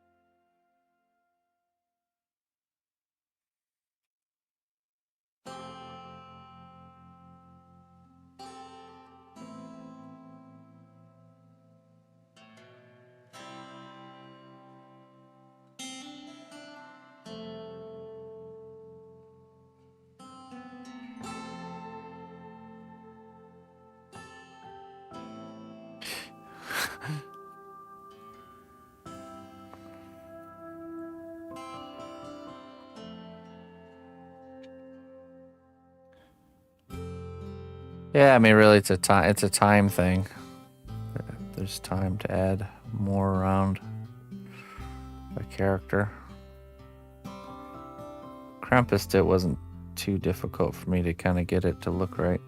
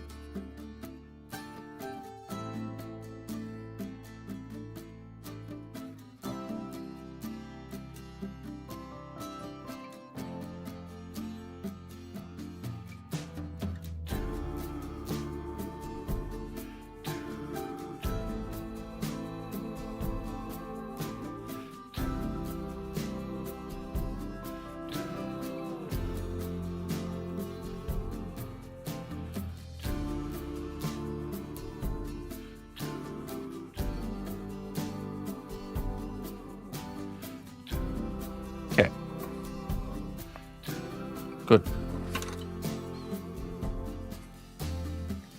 Do I use expensive brushes? No. I do not.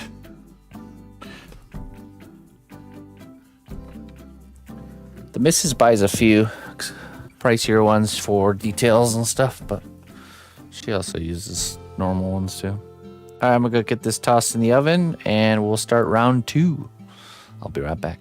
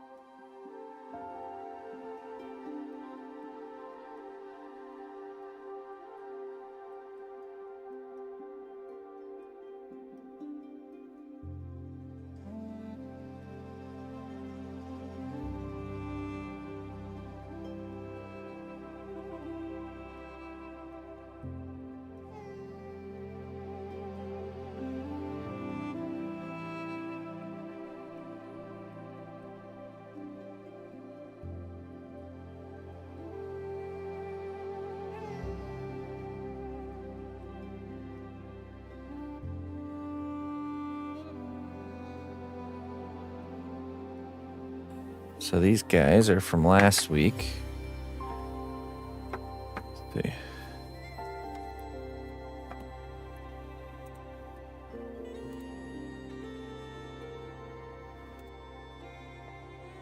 So, put them into this vessel. They can get prepared for shipping.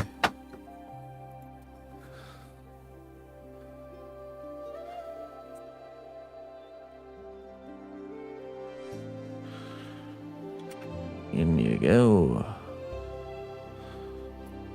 Yeah. Yeah, that one was glued.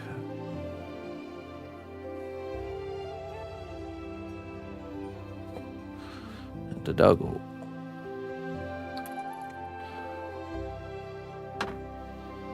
Good. Because we need the sticks now.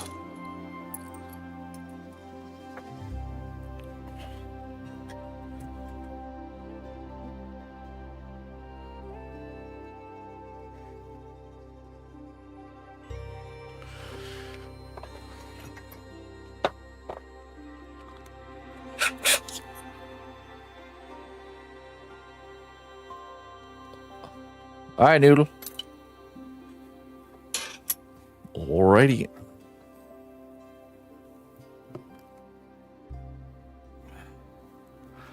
That duck is far too smug.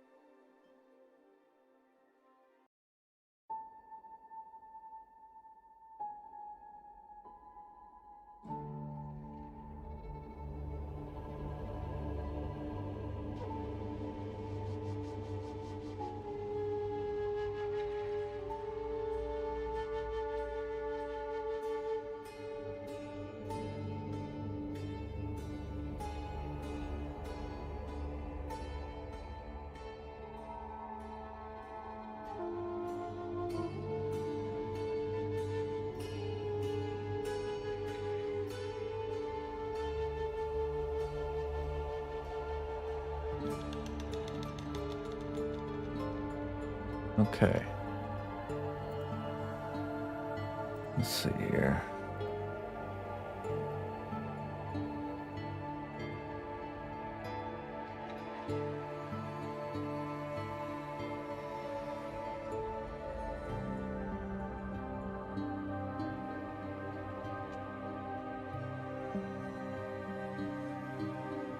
Get some clay glue going.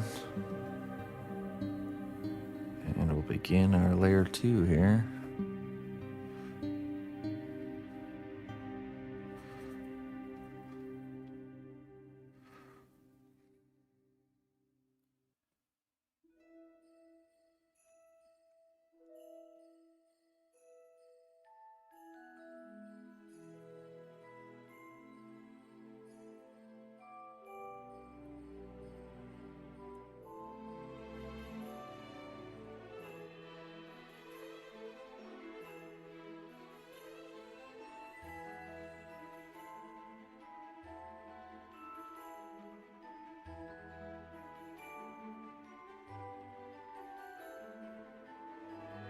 Hello.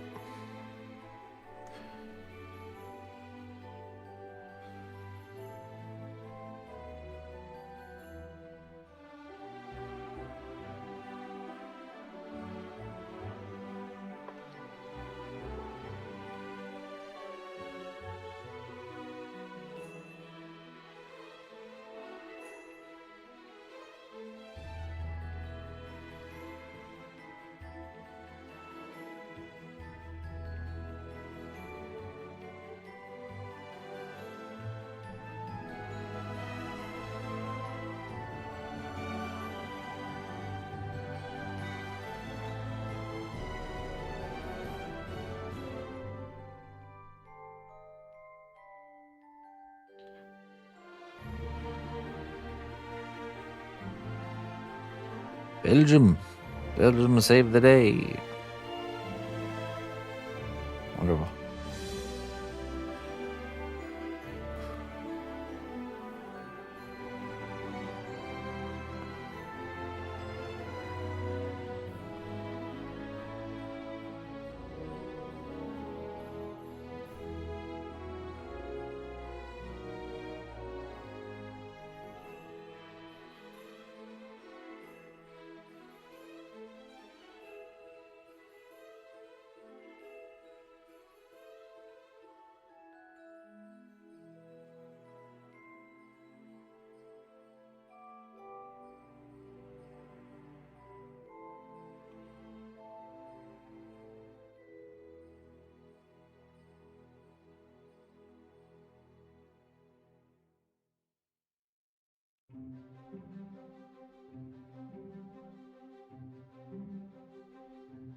I use different firmnesses, but you can pretty much do it all with like medium firm and extra firm can do all of it, basically. I think today we're using medium firm. It's a very slight difference, I think, between medium firm and extra firm.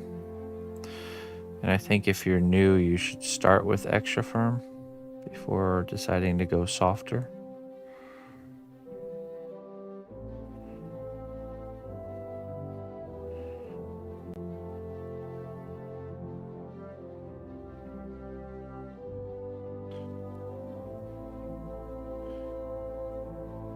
Yeah, soft is very hard to work with. Exactly, it's really, really sticky. You'll have a much better time if you switch to medium firm or extra firm.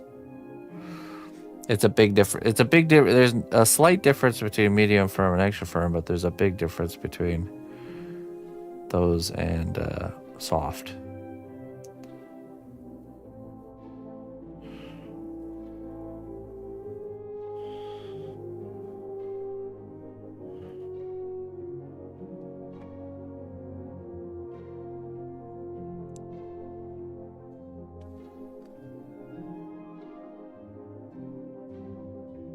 I just use my kitchen oven. I don't have a special oven.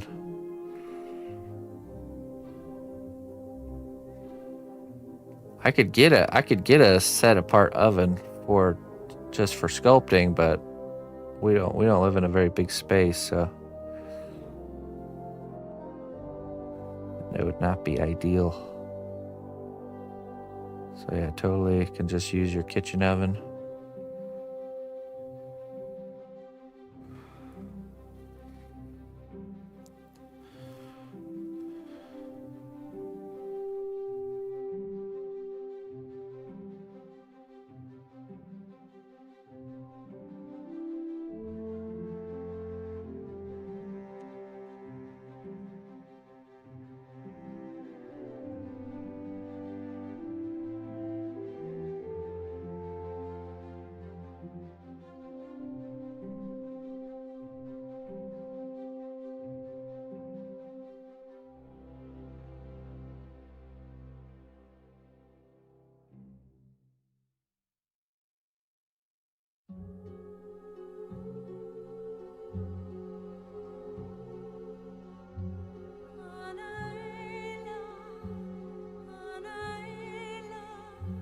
Ain't no one got time to sandwich clay. Yeah, I agree. I just work with it as it is. If that means it's a little bit more on the soft side or a little bit more on the firm side.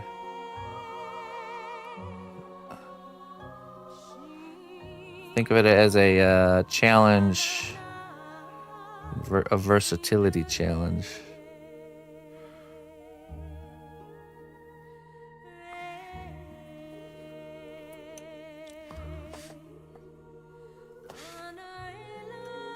Let's see here.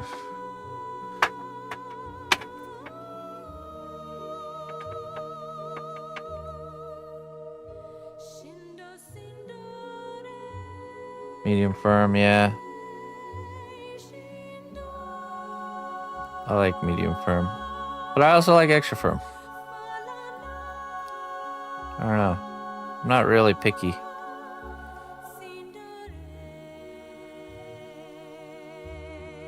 Soft has a place for sure. It's just you just can't do everything very effectively with it. That's the problem.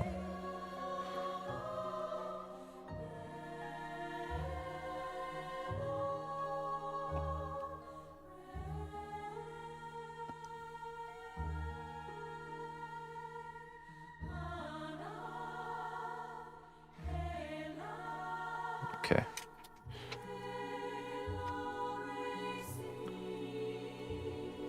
You can bulk things out real easy with the soft.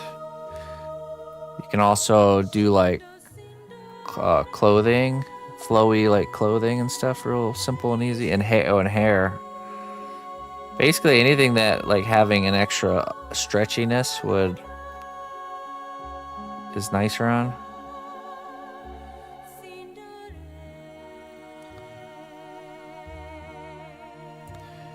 Yeah, we make up for it, Jones. We just shifted, so like Saturday or Sunday used to be more of a work day, where I would do, you know, teaching with you guys, and then it would be almost like a full-blown work day.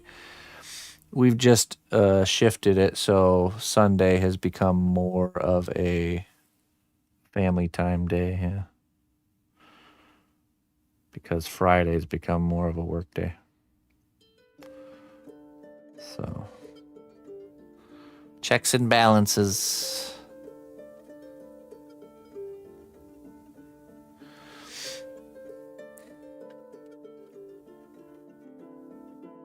Anthony, I've been doing this for about 15 years. Just about 15 years. Wait, hold on, I gotta see the side shot here.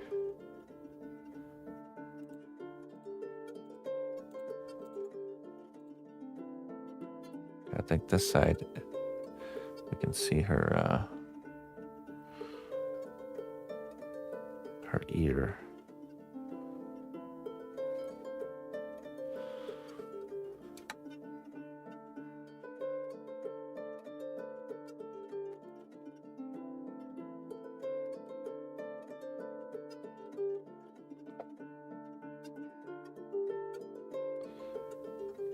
Well, thank you.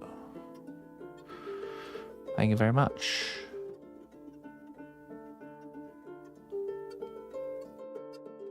Yes, welcome indeed.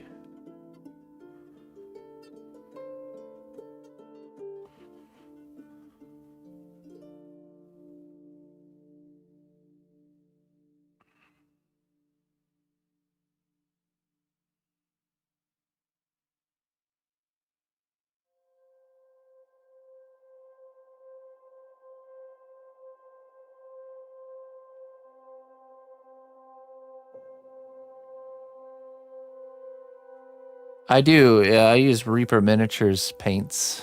That's my favorite brand of paint.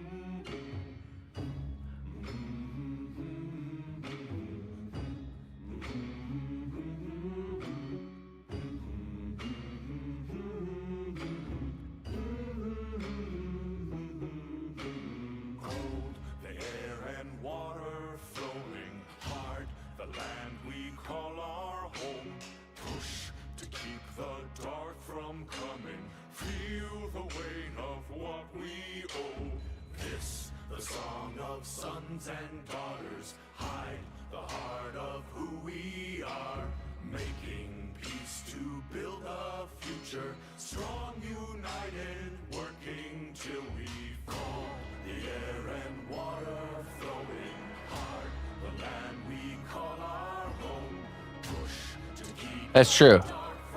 We have gotten pizza with Trollhead money. This has happened. Not every time, but.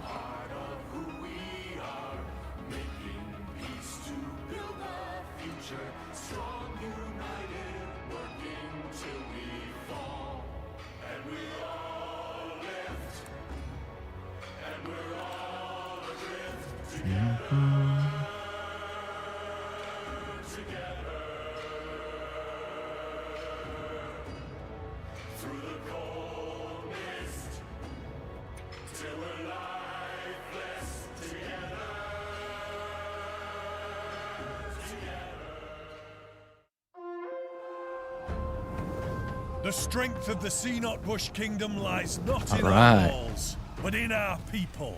Welcome back, March Reaper to war. crew. We are doing more Trollhead action. Come on in. We're on phase 2. We just started phase 2. Thanks for joining.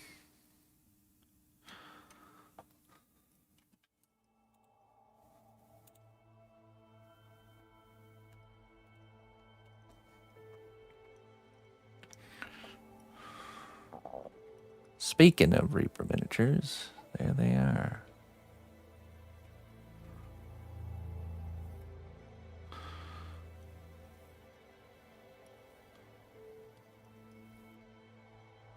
Okay, so this one has to go almost like forward more.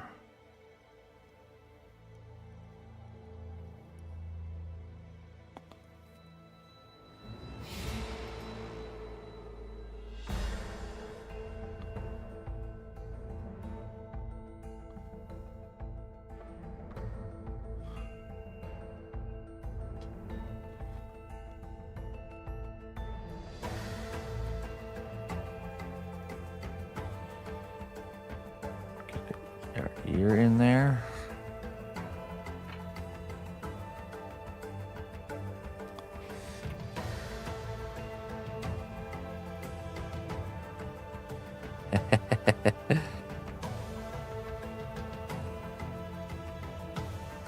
The Reaper crew is back. Back for more.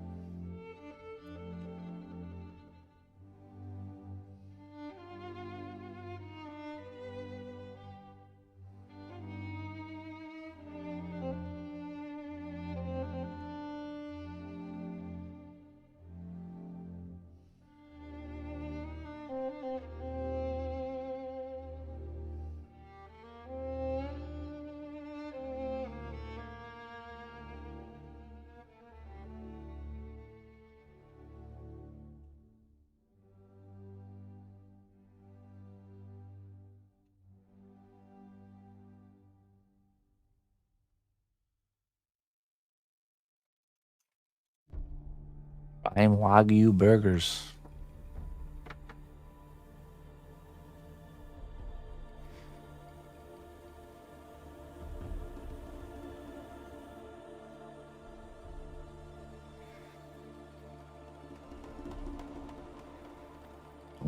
Yum.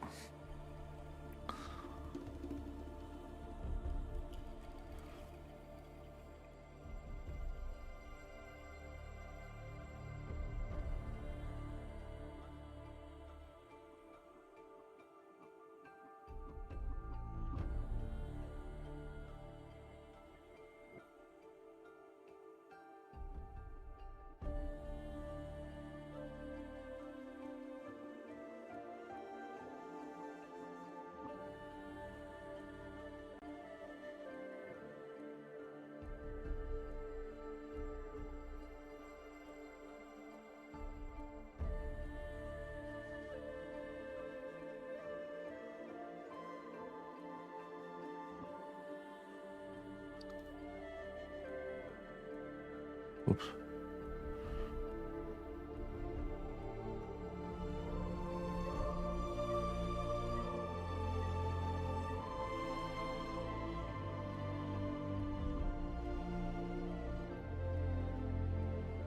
Welcome back.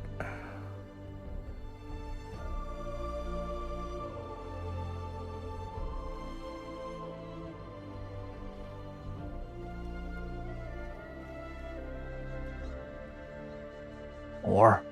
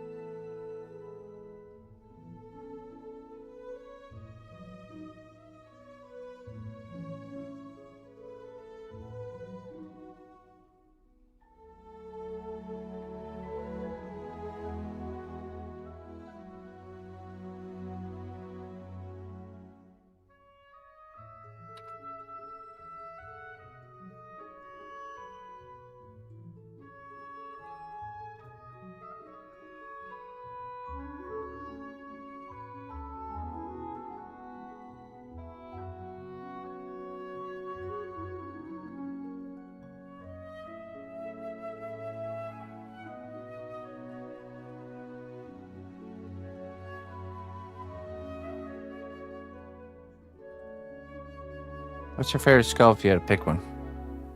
I can't. I can't pick one. I don't have a favorite. Can't do that.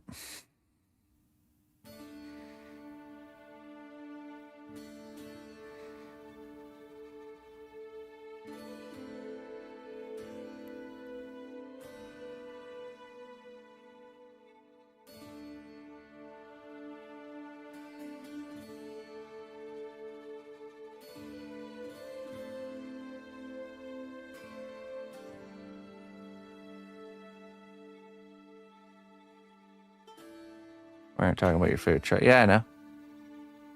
Still can't do that. Can't say there's a particular project I've made that's just simply stood above the rest.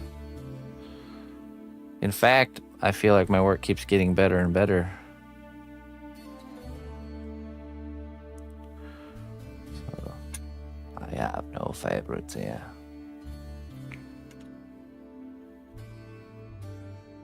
Most hated.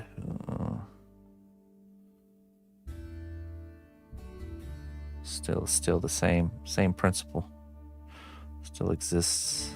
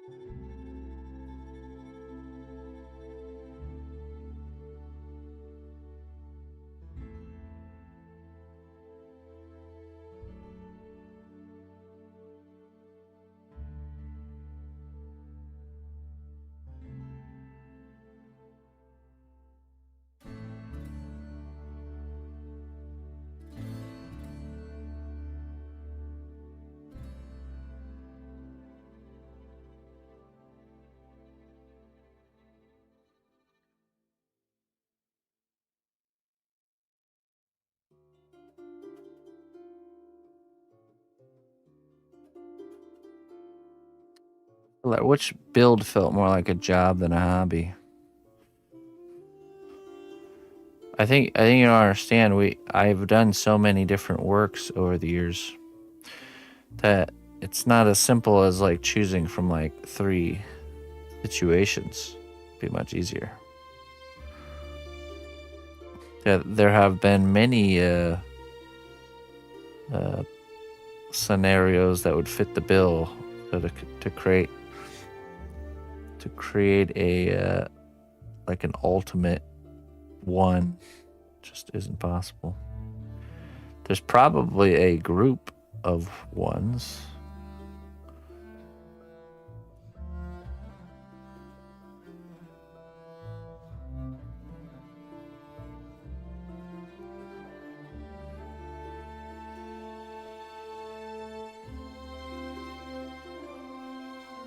And considering that my work is commissioned work, I don't think I will get into any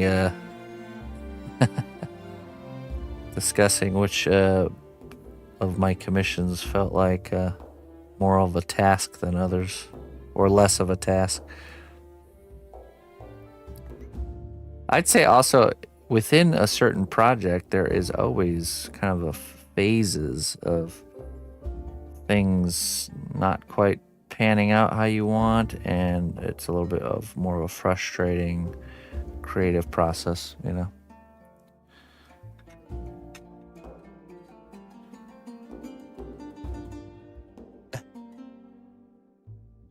I was thinking about throwing Morgoth into the room as a meme, but beat me to it.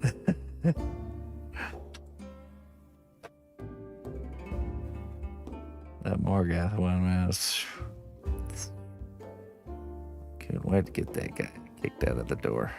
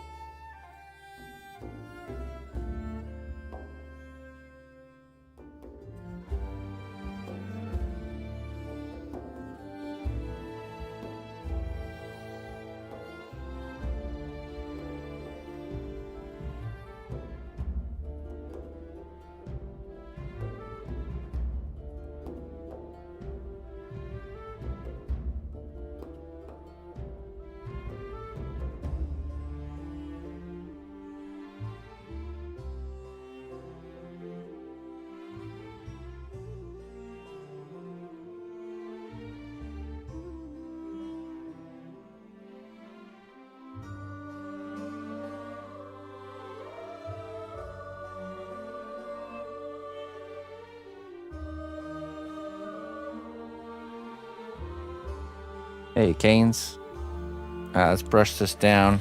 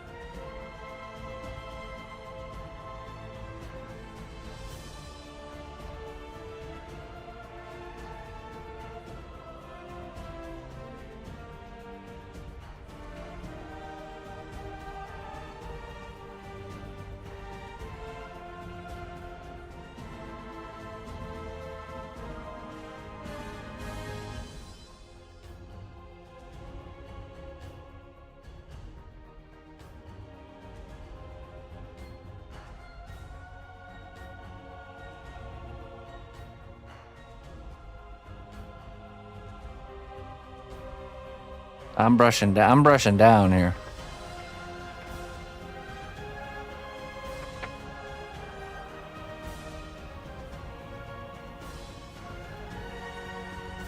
We don't do any up brushing. Only down brush.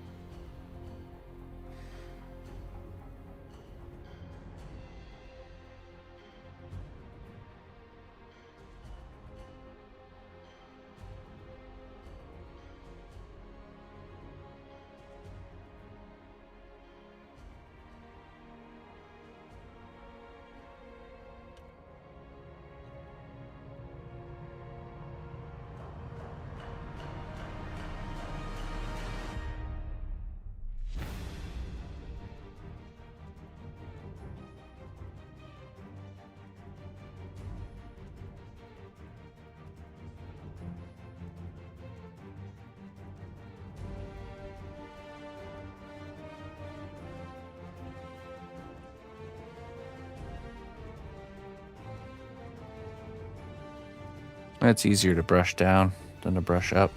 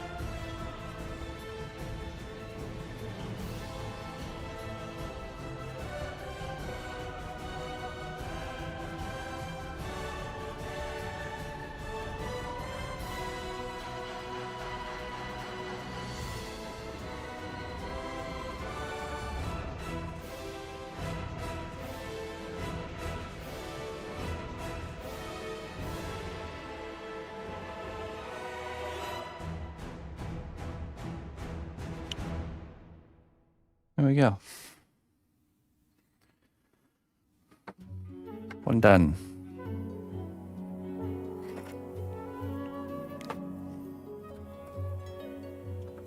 Number 2. Actually, let me go grab number 4 out of the oven. And then we'll start number 2. I'll be right back.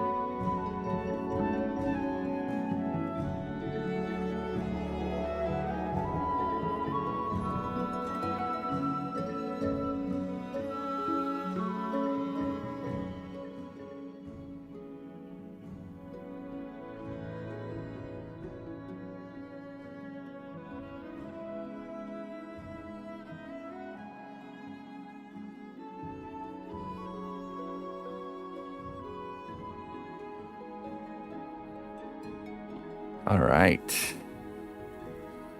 Ladies and gentlemen, it's time for Eddie with a jet fighter, modern jet fighter helmet, which basically that's what we're going to be doing is the helmet. So let me pull that reference up here.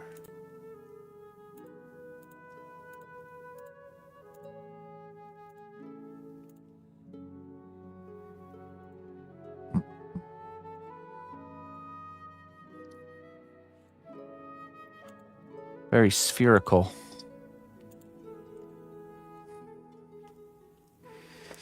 Okay.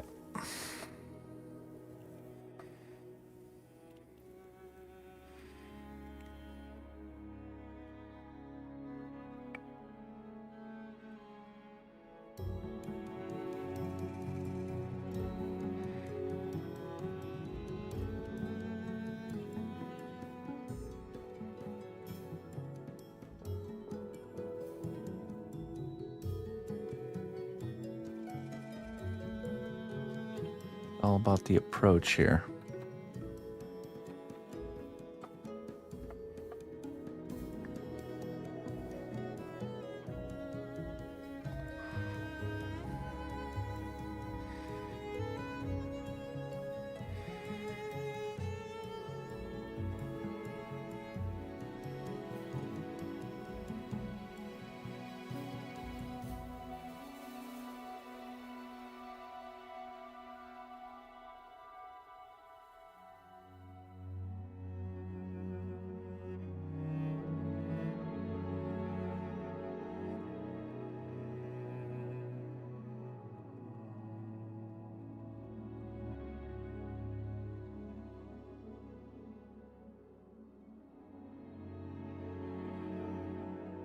Maybe we should just do Bob Ross, Eddie. Mushroom Eddie. Happy trees, Eddie.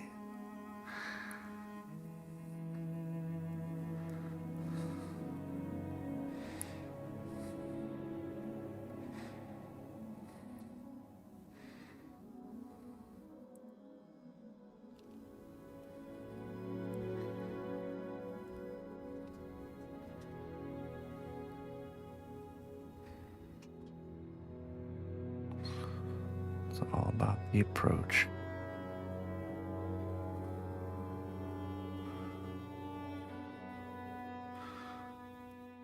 A pilot.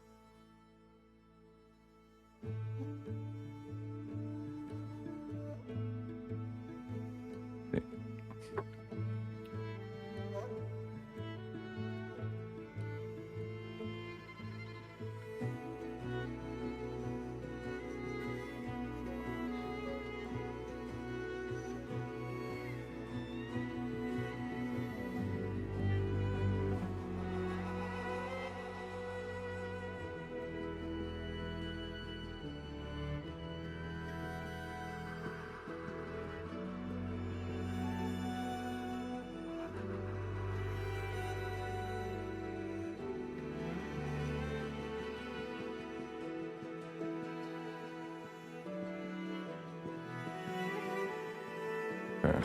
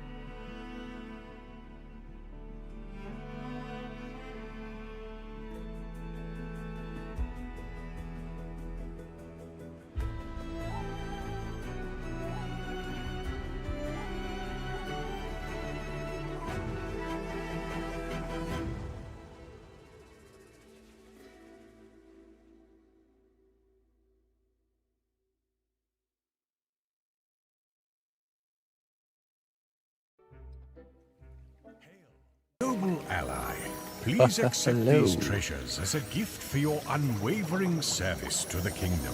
How you doing there, sitting ass? Good to see you.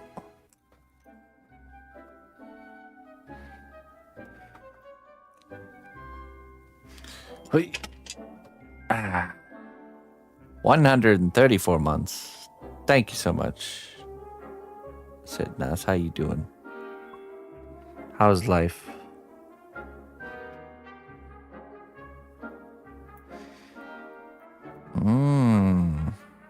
Oh, already Saturday over there, huh?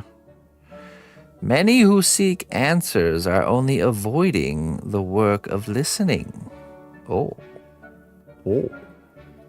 Many who seek answers are only avoiding the work of listening. Sometimes we seek after things we've already found. Many times.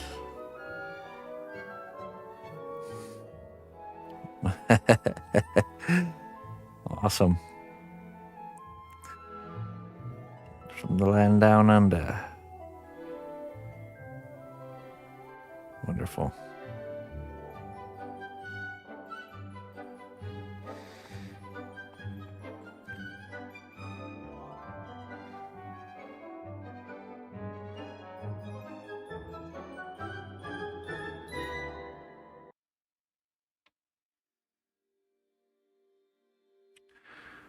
Upside down.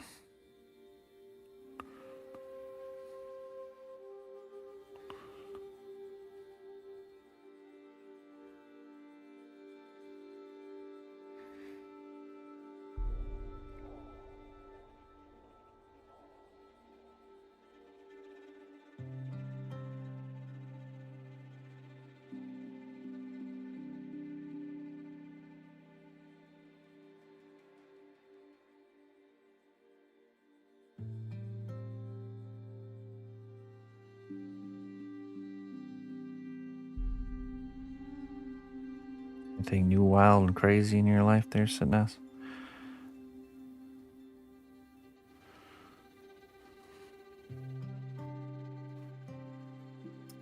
Weekend. It approaches.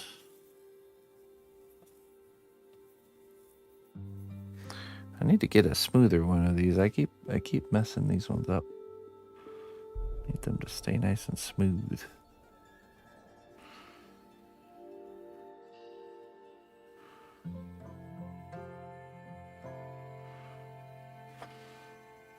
Yeah.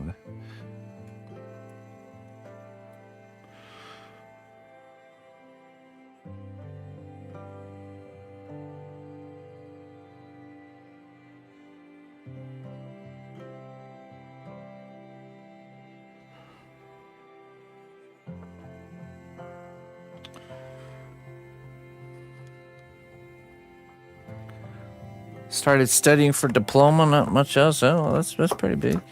Nice. Yeah, we're good, you know. Trucking along. Watching Emma grow up. Waiting out winter. Basically it. Not a whole lot.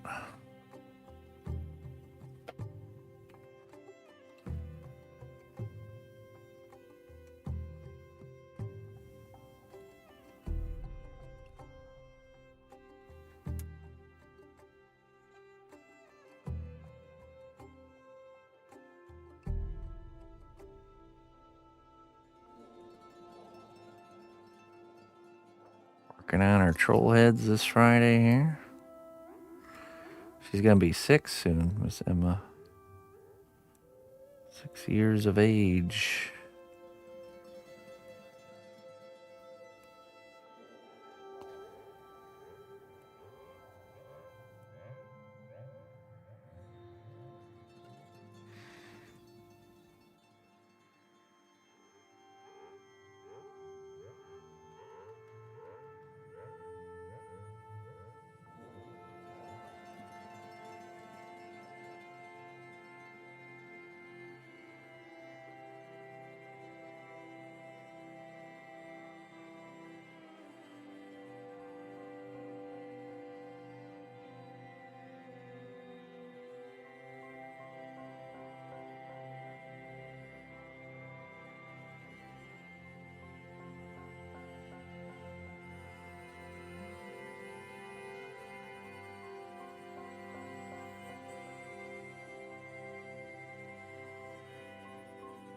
Mm-hmm.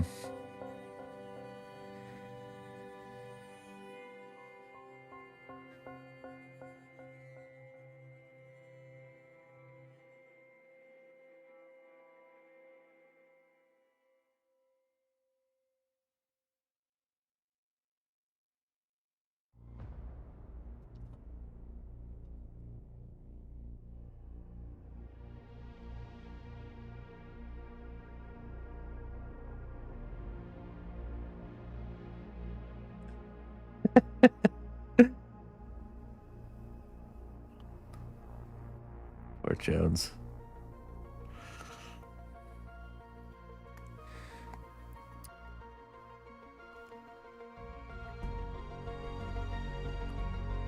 Doomed to suffer either way. No rest for his weary soul.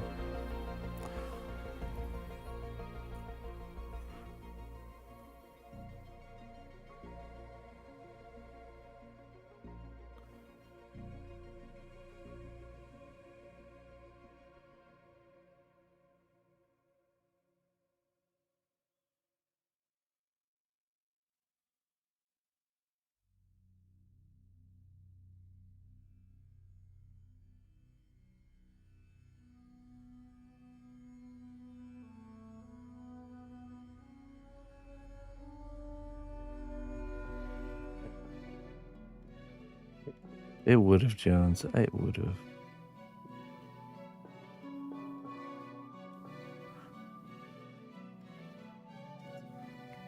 I know. There.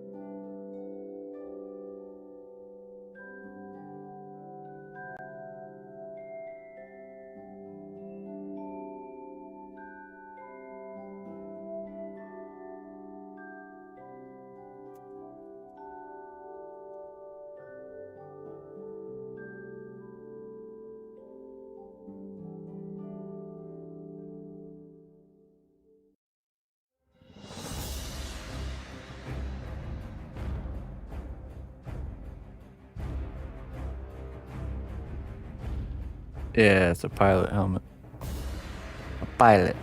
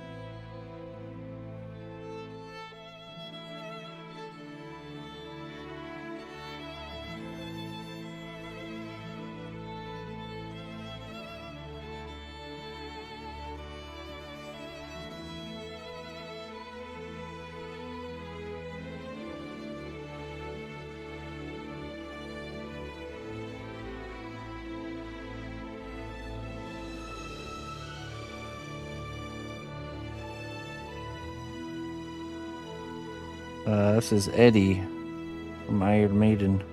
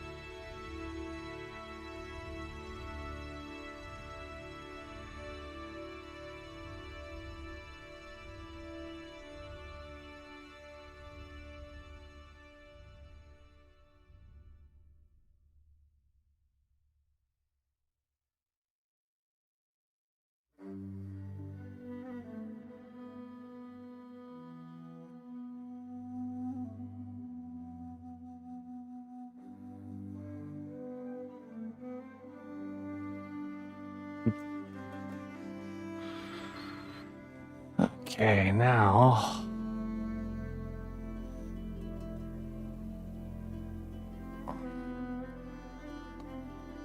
Let's see.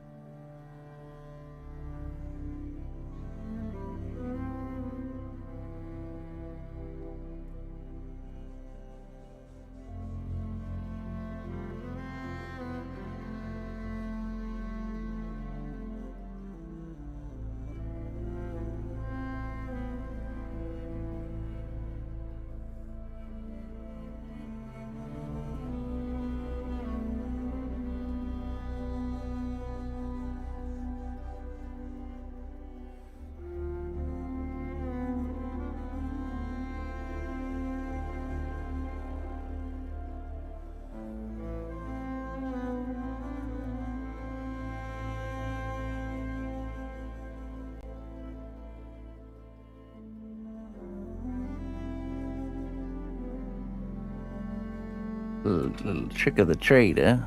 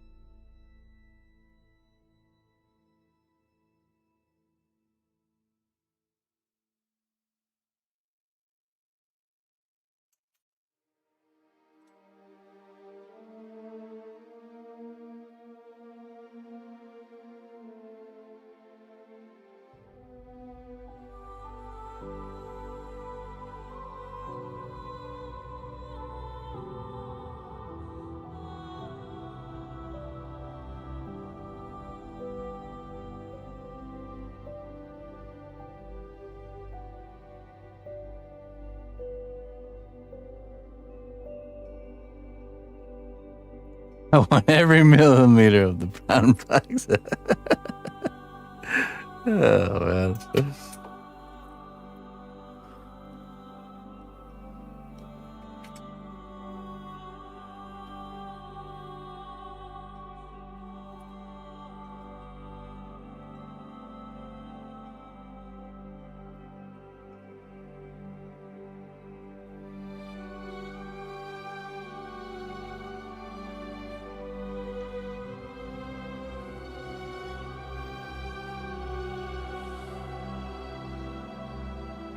Oh, thanks a lot, buddy.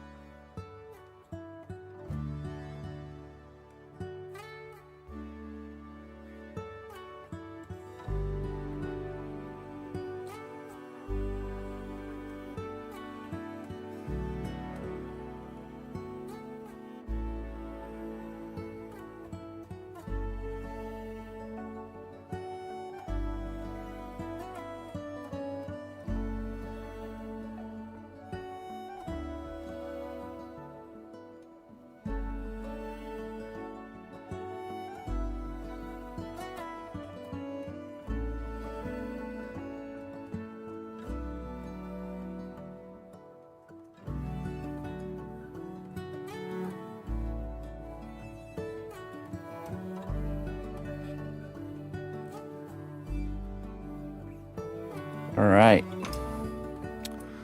Well, I need to brush it a little bit on this one, but that should be it.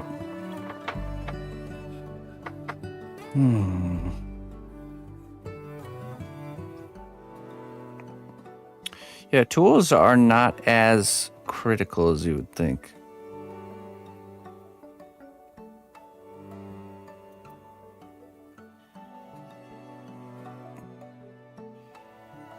Just need to get yourself a good starting pack of just some assorted shapers.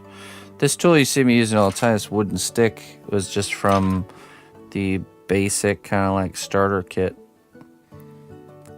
Just like a regular, nothing special clay shaper that I just happen to really like. So I used it all the time, you know, and there you go.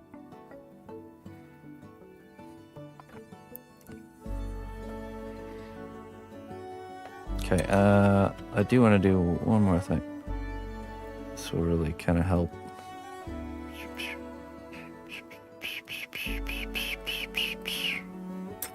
A little bit of damage.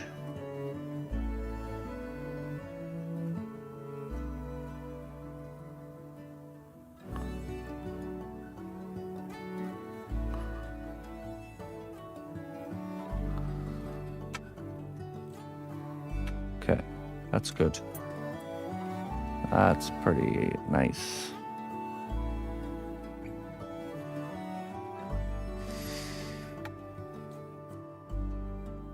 Death Troll, we'll catch you later, my friend. All right, number 2 down. Number 2. Modern Pilot Eddie from Iron Maiden.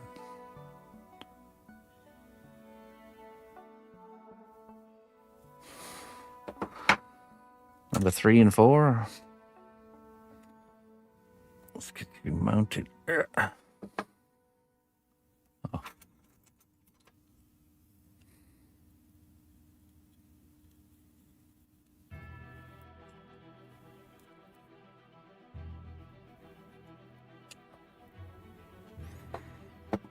Okay.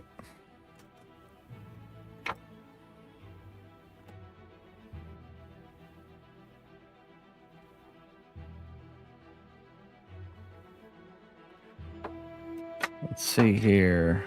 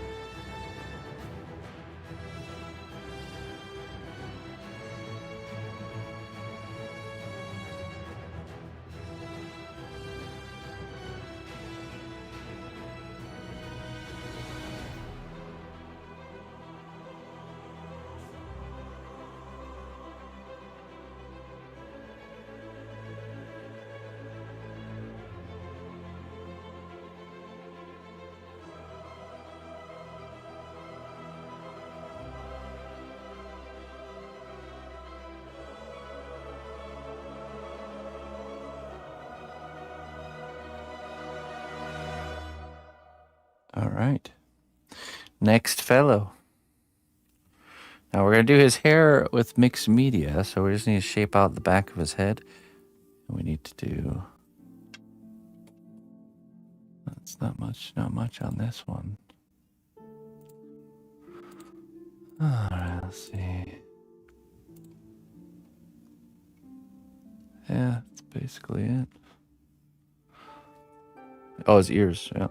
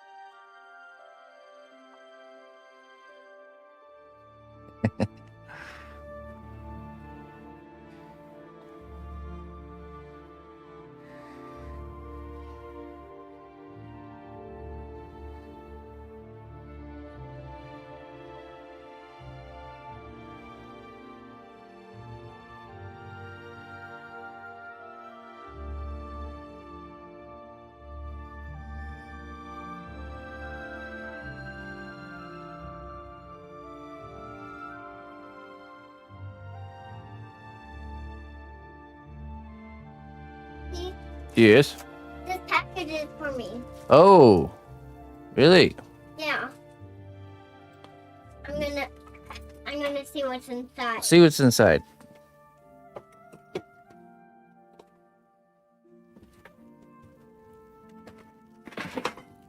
Ooh, What is that? what's that? What is that? I don't know. Says acrylic brush markers. Oh, those are the ones you like. Yahoo! Wow. Thank you, whoever gave it to me if Let's it's see. in stream. Let's see. It was stream. Let's see what. There's usually a little letter in here to tell you who sent it. Says, "Hey Emma and CNOT, I hope you enjoy these markers from Funka." Is Funka in stream? I don't know. Funka's right here right now. Well, if you are, then thank you. Awesome. Bye. Bye bye. Enjoy. Awesome. Fresh markers. Cool. Thank you, Funka.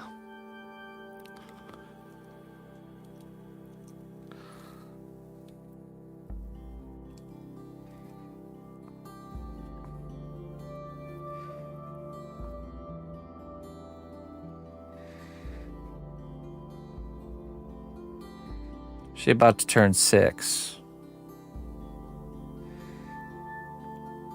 6 years of age.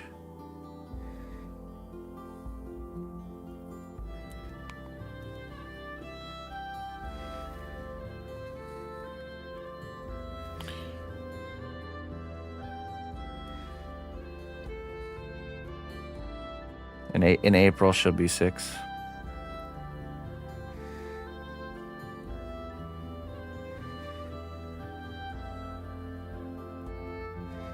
Hey, thanks. Yeah, she's a chatty person for sure.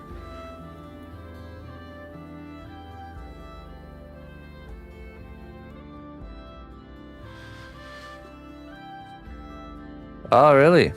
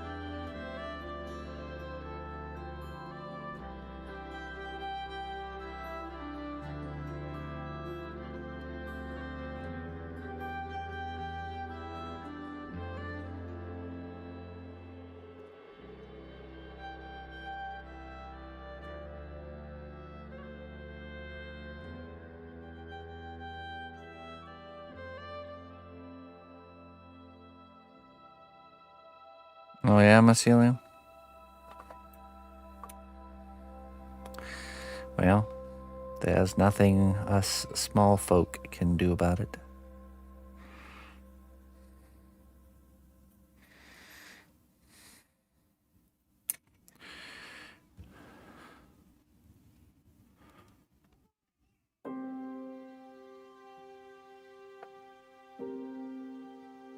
Oop.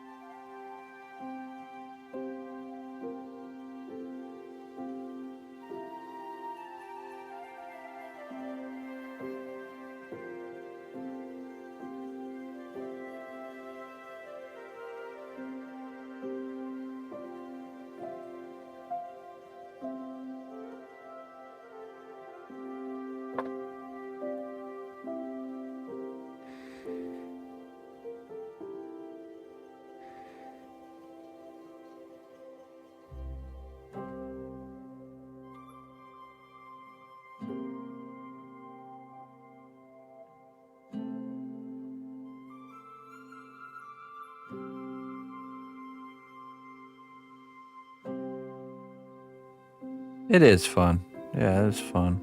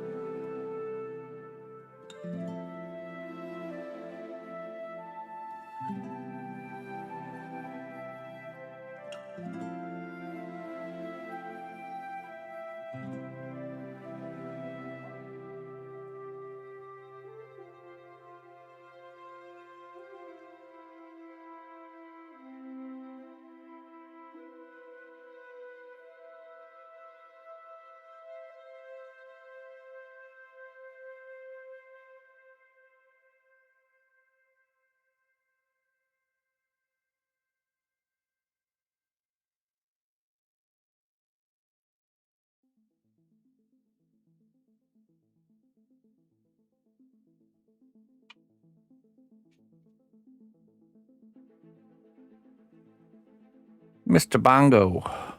How do you do, Mr. Bingo Bango? How goes the corporate takeover? The infiltration protocol? Please, report.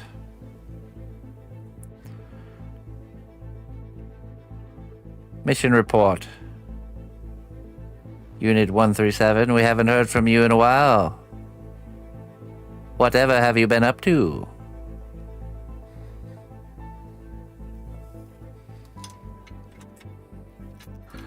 Proceed to the containment chamber for debriefing. We shall download your memories. Find out what you've been up to, Unit 137.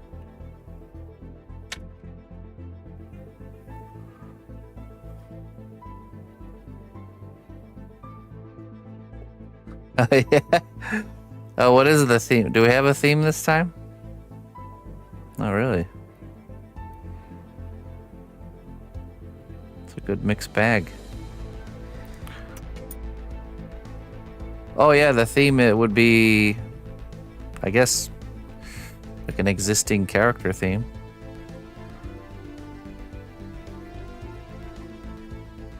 perhaps.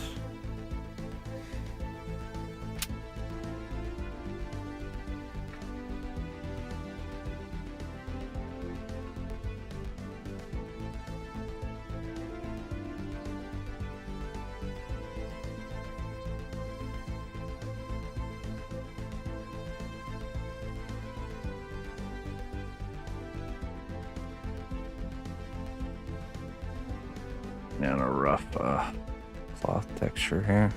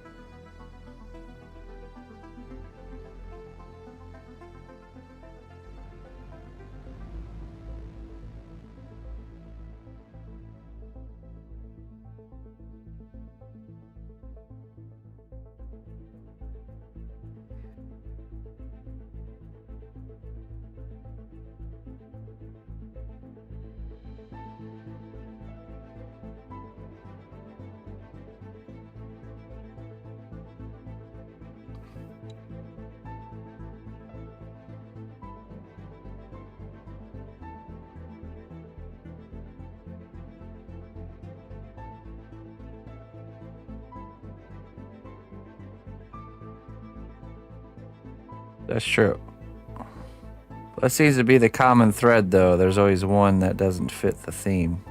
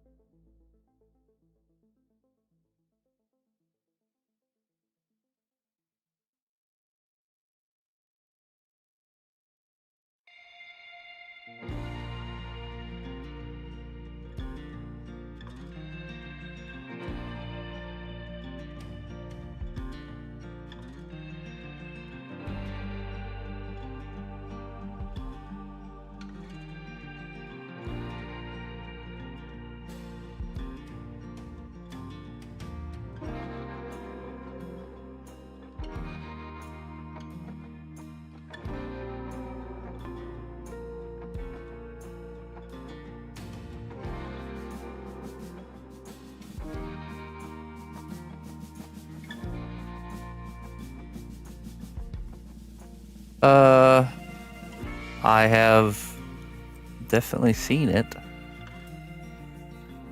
And, it definitely raises some questions, doesn't it?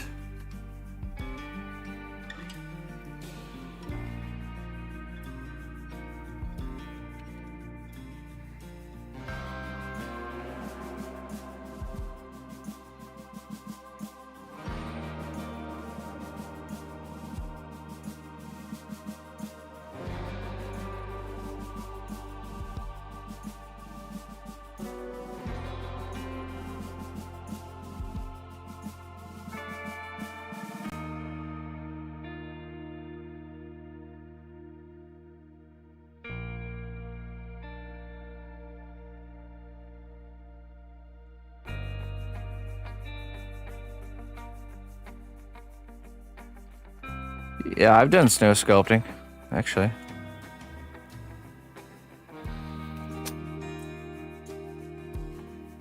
I make a beautiful snow sculpture in my front yard every time we get enough of it.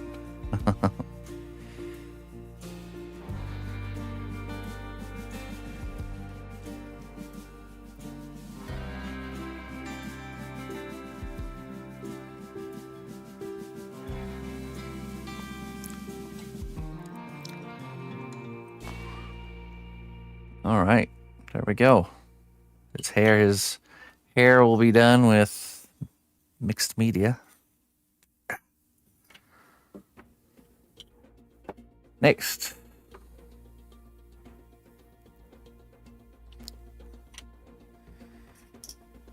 Corncob pipe and a button nose, 2 eyes made out of coal.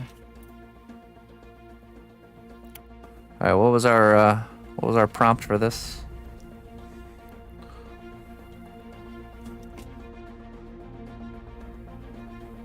Last but not least,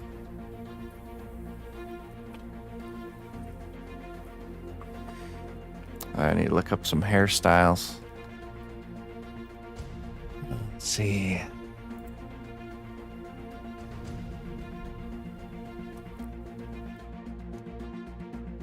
Empress. Fallen branch carved like a number 8. Waifu babe.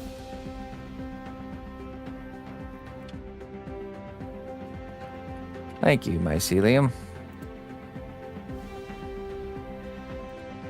Yeah, those specific verbiage for the hair. I'm trying to remember. Let me see if I can pull it up. Let's see.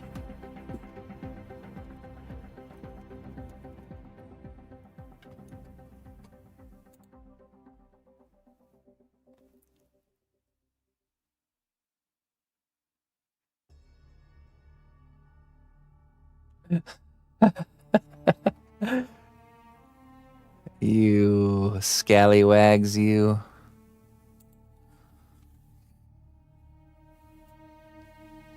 There's children in this neighborhood. That's the matter with you.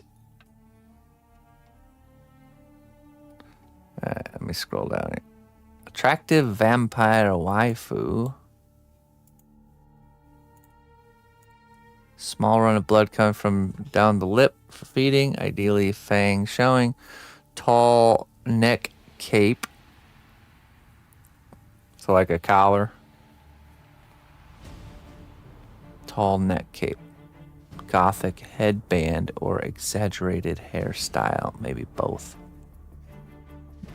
Like, are we talking like big hair like that? What's that really cult classic vampire lady?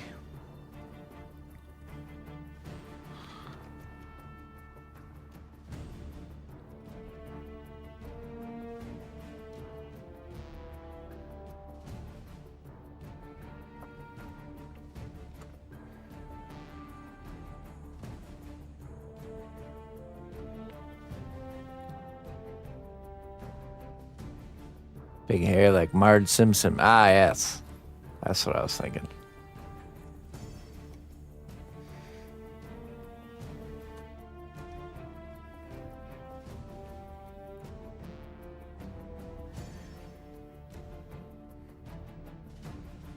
Elvira. I think that's what I was thinking of, actually. Elvira. That same kind of concept. Big hair, a big 80s hair style.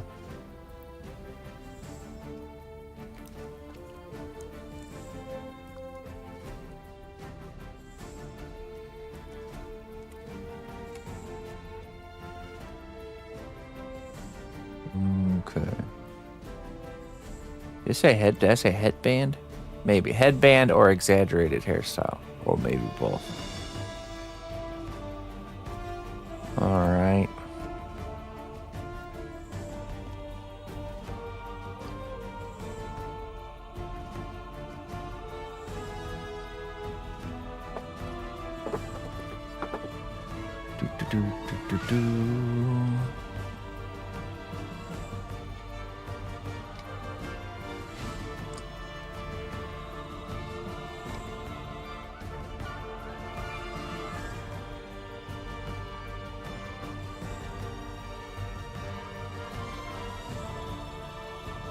Hmm.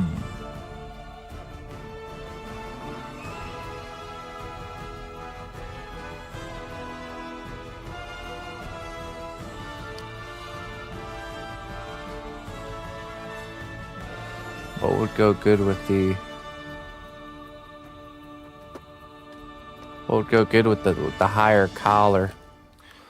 You know, let's look up 80s hair. 80s. The old big. Oh yeah. Oh yeah. Here we go.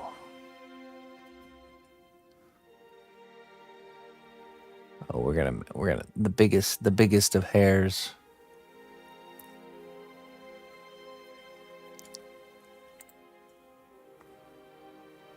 No, you.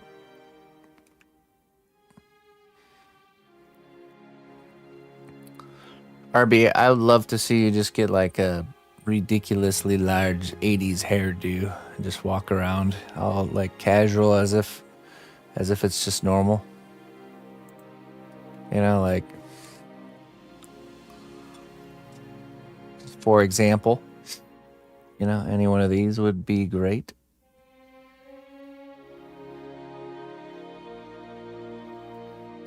just pretend like everything's just like nothing's really changed.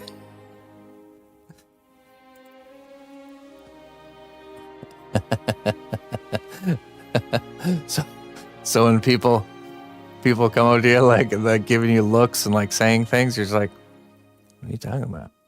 Oh, hey, how you doing? All right, its own ozone layer. I always like to get reference to the extreme, and then we're gonna wheel it back. Okay.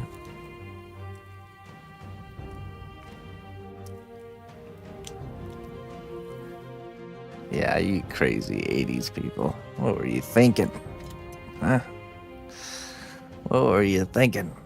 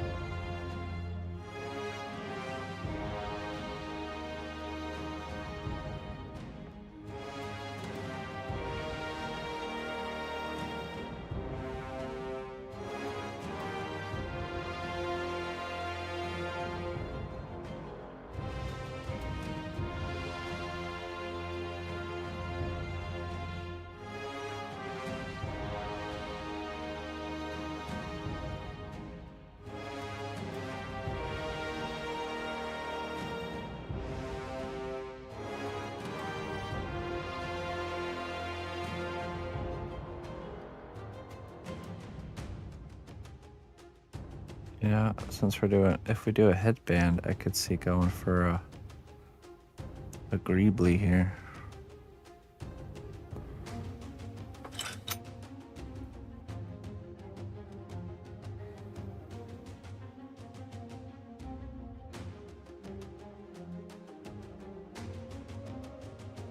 Little skull greebly.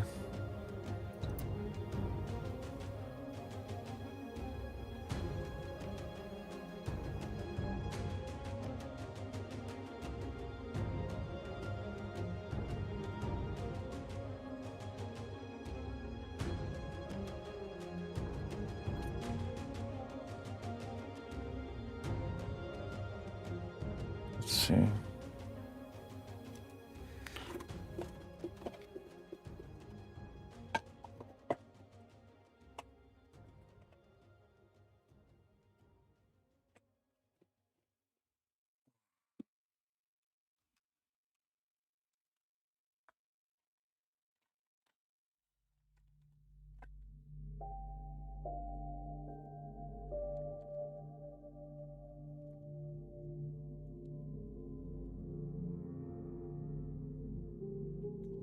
Skulls.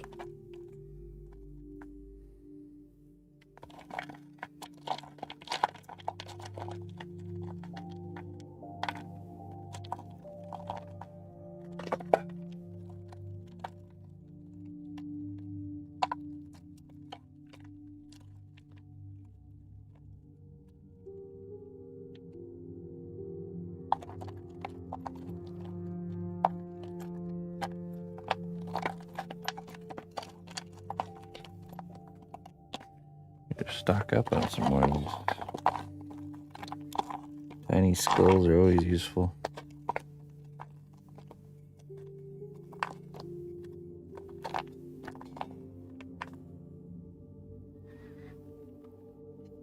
I mean, that one's... Let's see if we did like...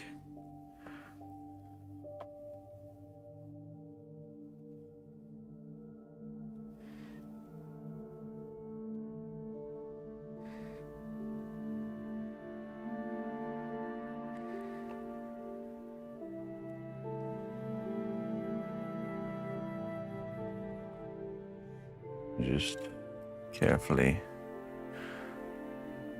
kind of smoosh it on there.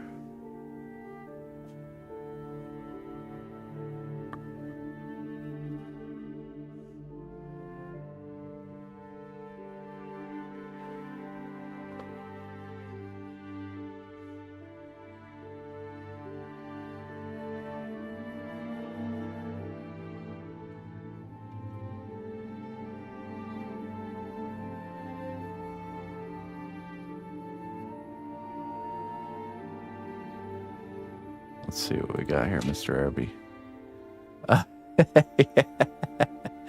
Yeah, that's exactly what I was imagining.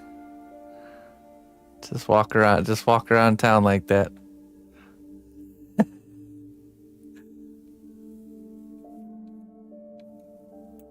Perfect.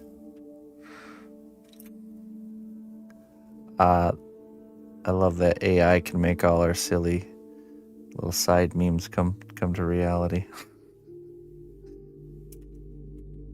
That's a positive, I think.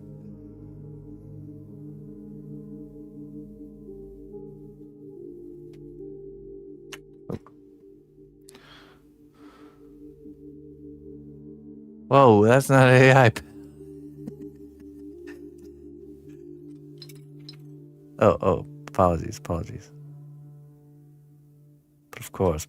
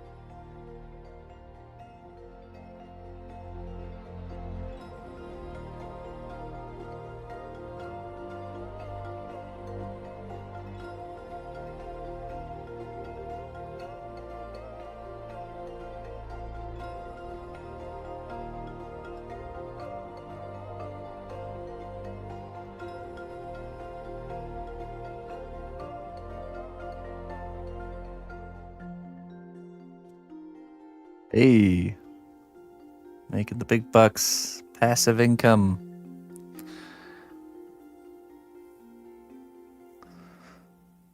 Nice work.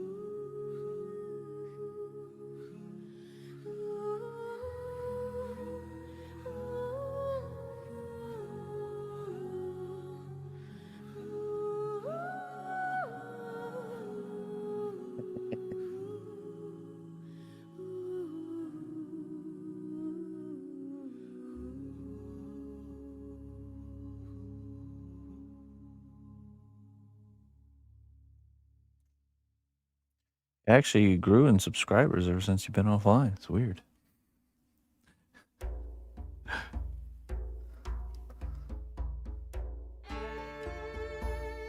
You actually started a cult following in some like random country that nobody's ever heard of. Some Pacific island that just got internet.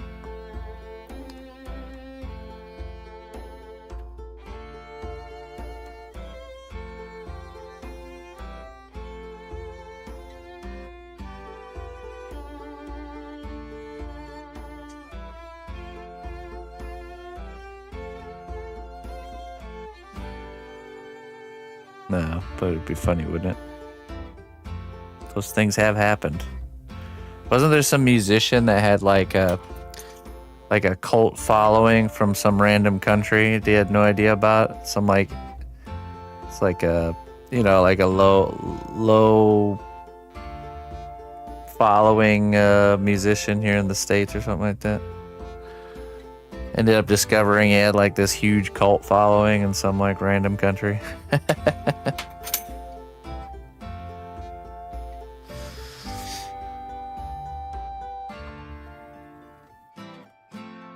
Alright, let's see.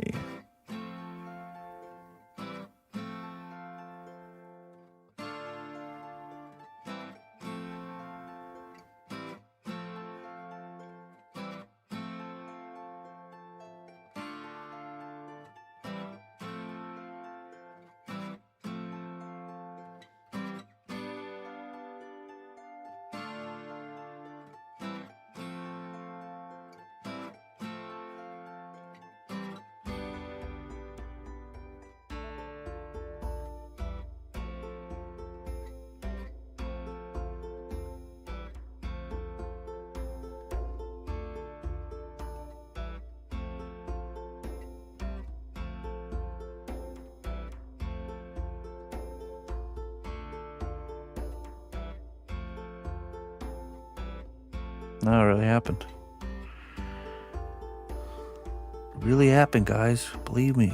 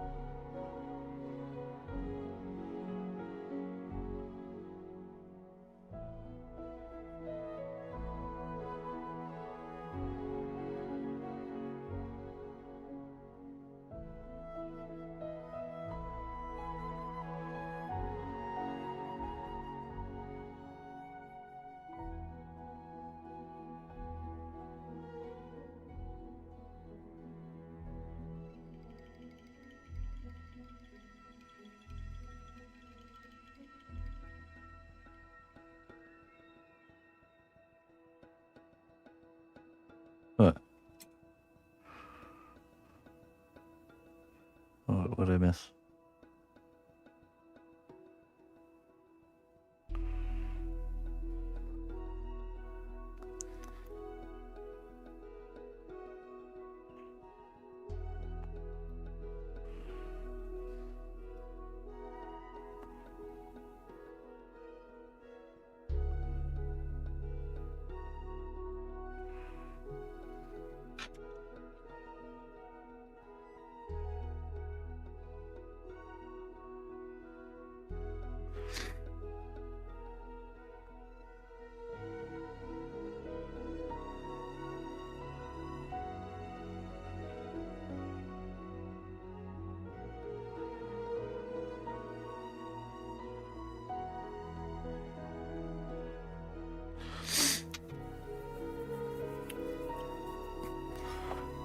Nope.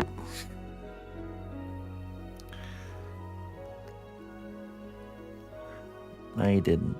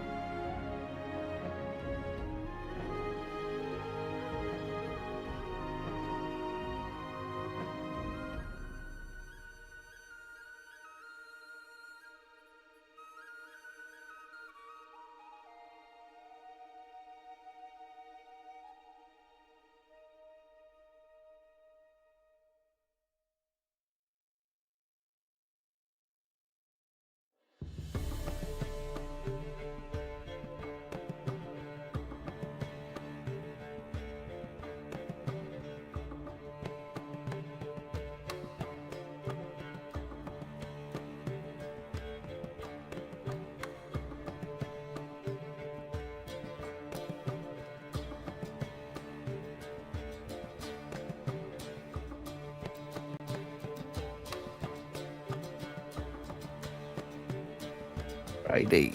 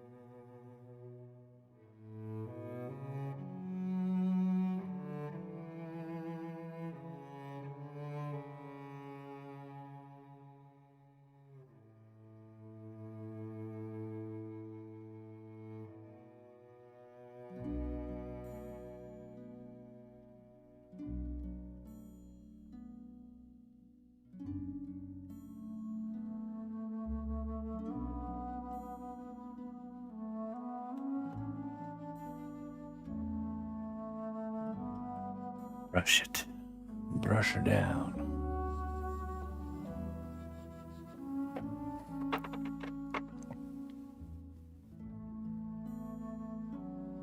'80s waifu vampire.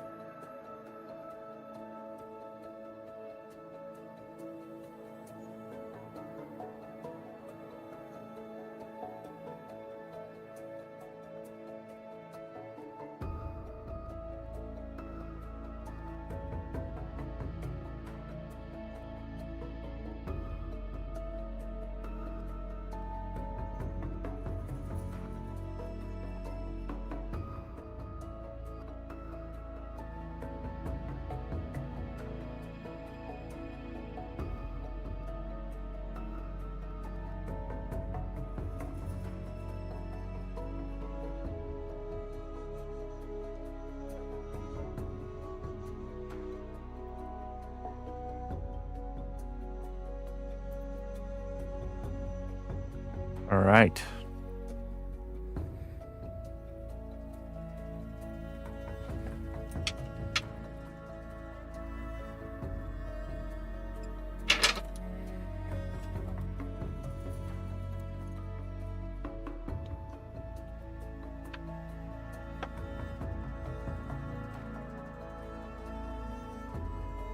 One, two, three, and four. Very good.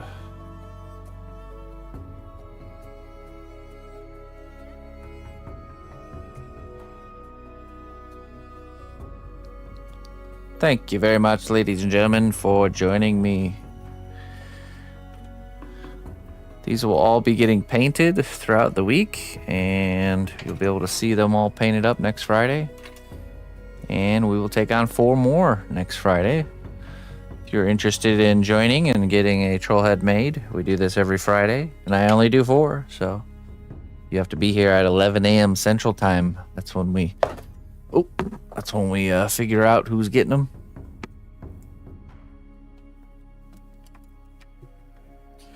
Whew.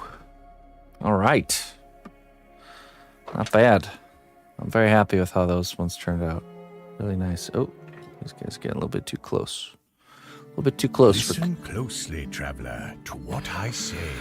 Twitch Prime does not even cost a dime. Hey, thank you so much there, Kai Keys. Am I saying that right? I appreciate that. Thank you for your support. Thank you, everybody, for your support. I wish you all a wonderful, wonderful, restful weekend. I'll be back on Sunday. I believe Sunday we're still doing robot painting homework. So we'll be doing painting on the robot on Sunday. So I will see you guys then.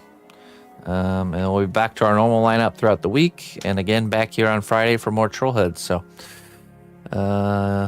yeah. On and on we go. Time to rest. My weary head needs rest. Let's find someone to raid.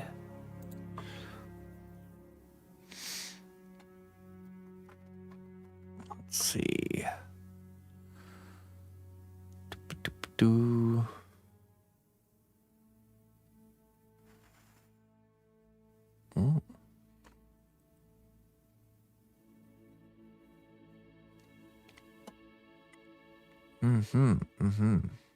I'll drop you guys off with Doom Fruit, I think. Doing some illustration. Mr. Doom Fruit. Oh. Sure. You know what? We'll check out your suggestion there. Let me see.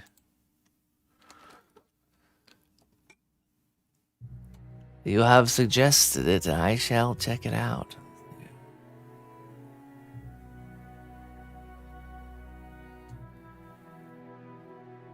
Let's see here. Oh, looks like they're gaming it up right now. Gamer and an art collector. Oh, okay. Playing some... What are we playing? Is that Halo? Looks like Halo.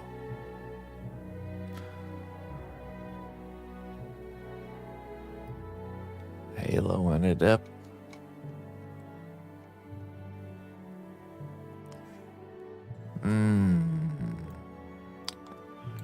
I don't normally raid gamers, but sure, why not? Sure, why not? Here we go. Let's go check out this completely random suggestion by Ink Taylor. Have a wonderful weekend, everybody. That's good. I'm all about that. People helping people. Well, let's go. Let's go circulate the good juice. Bye-bye.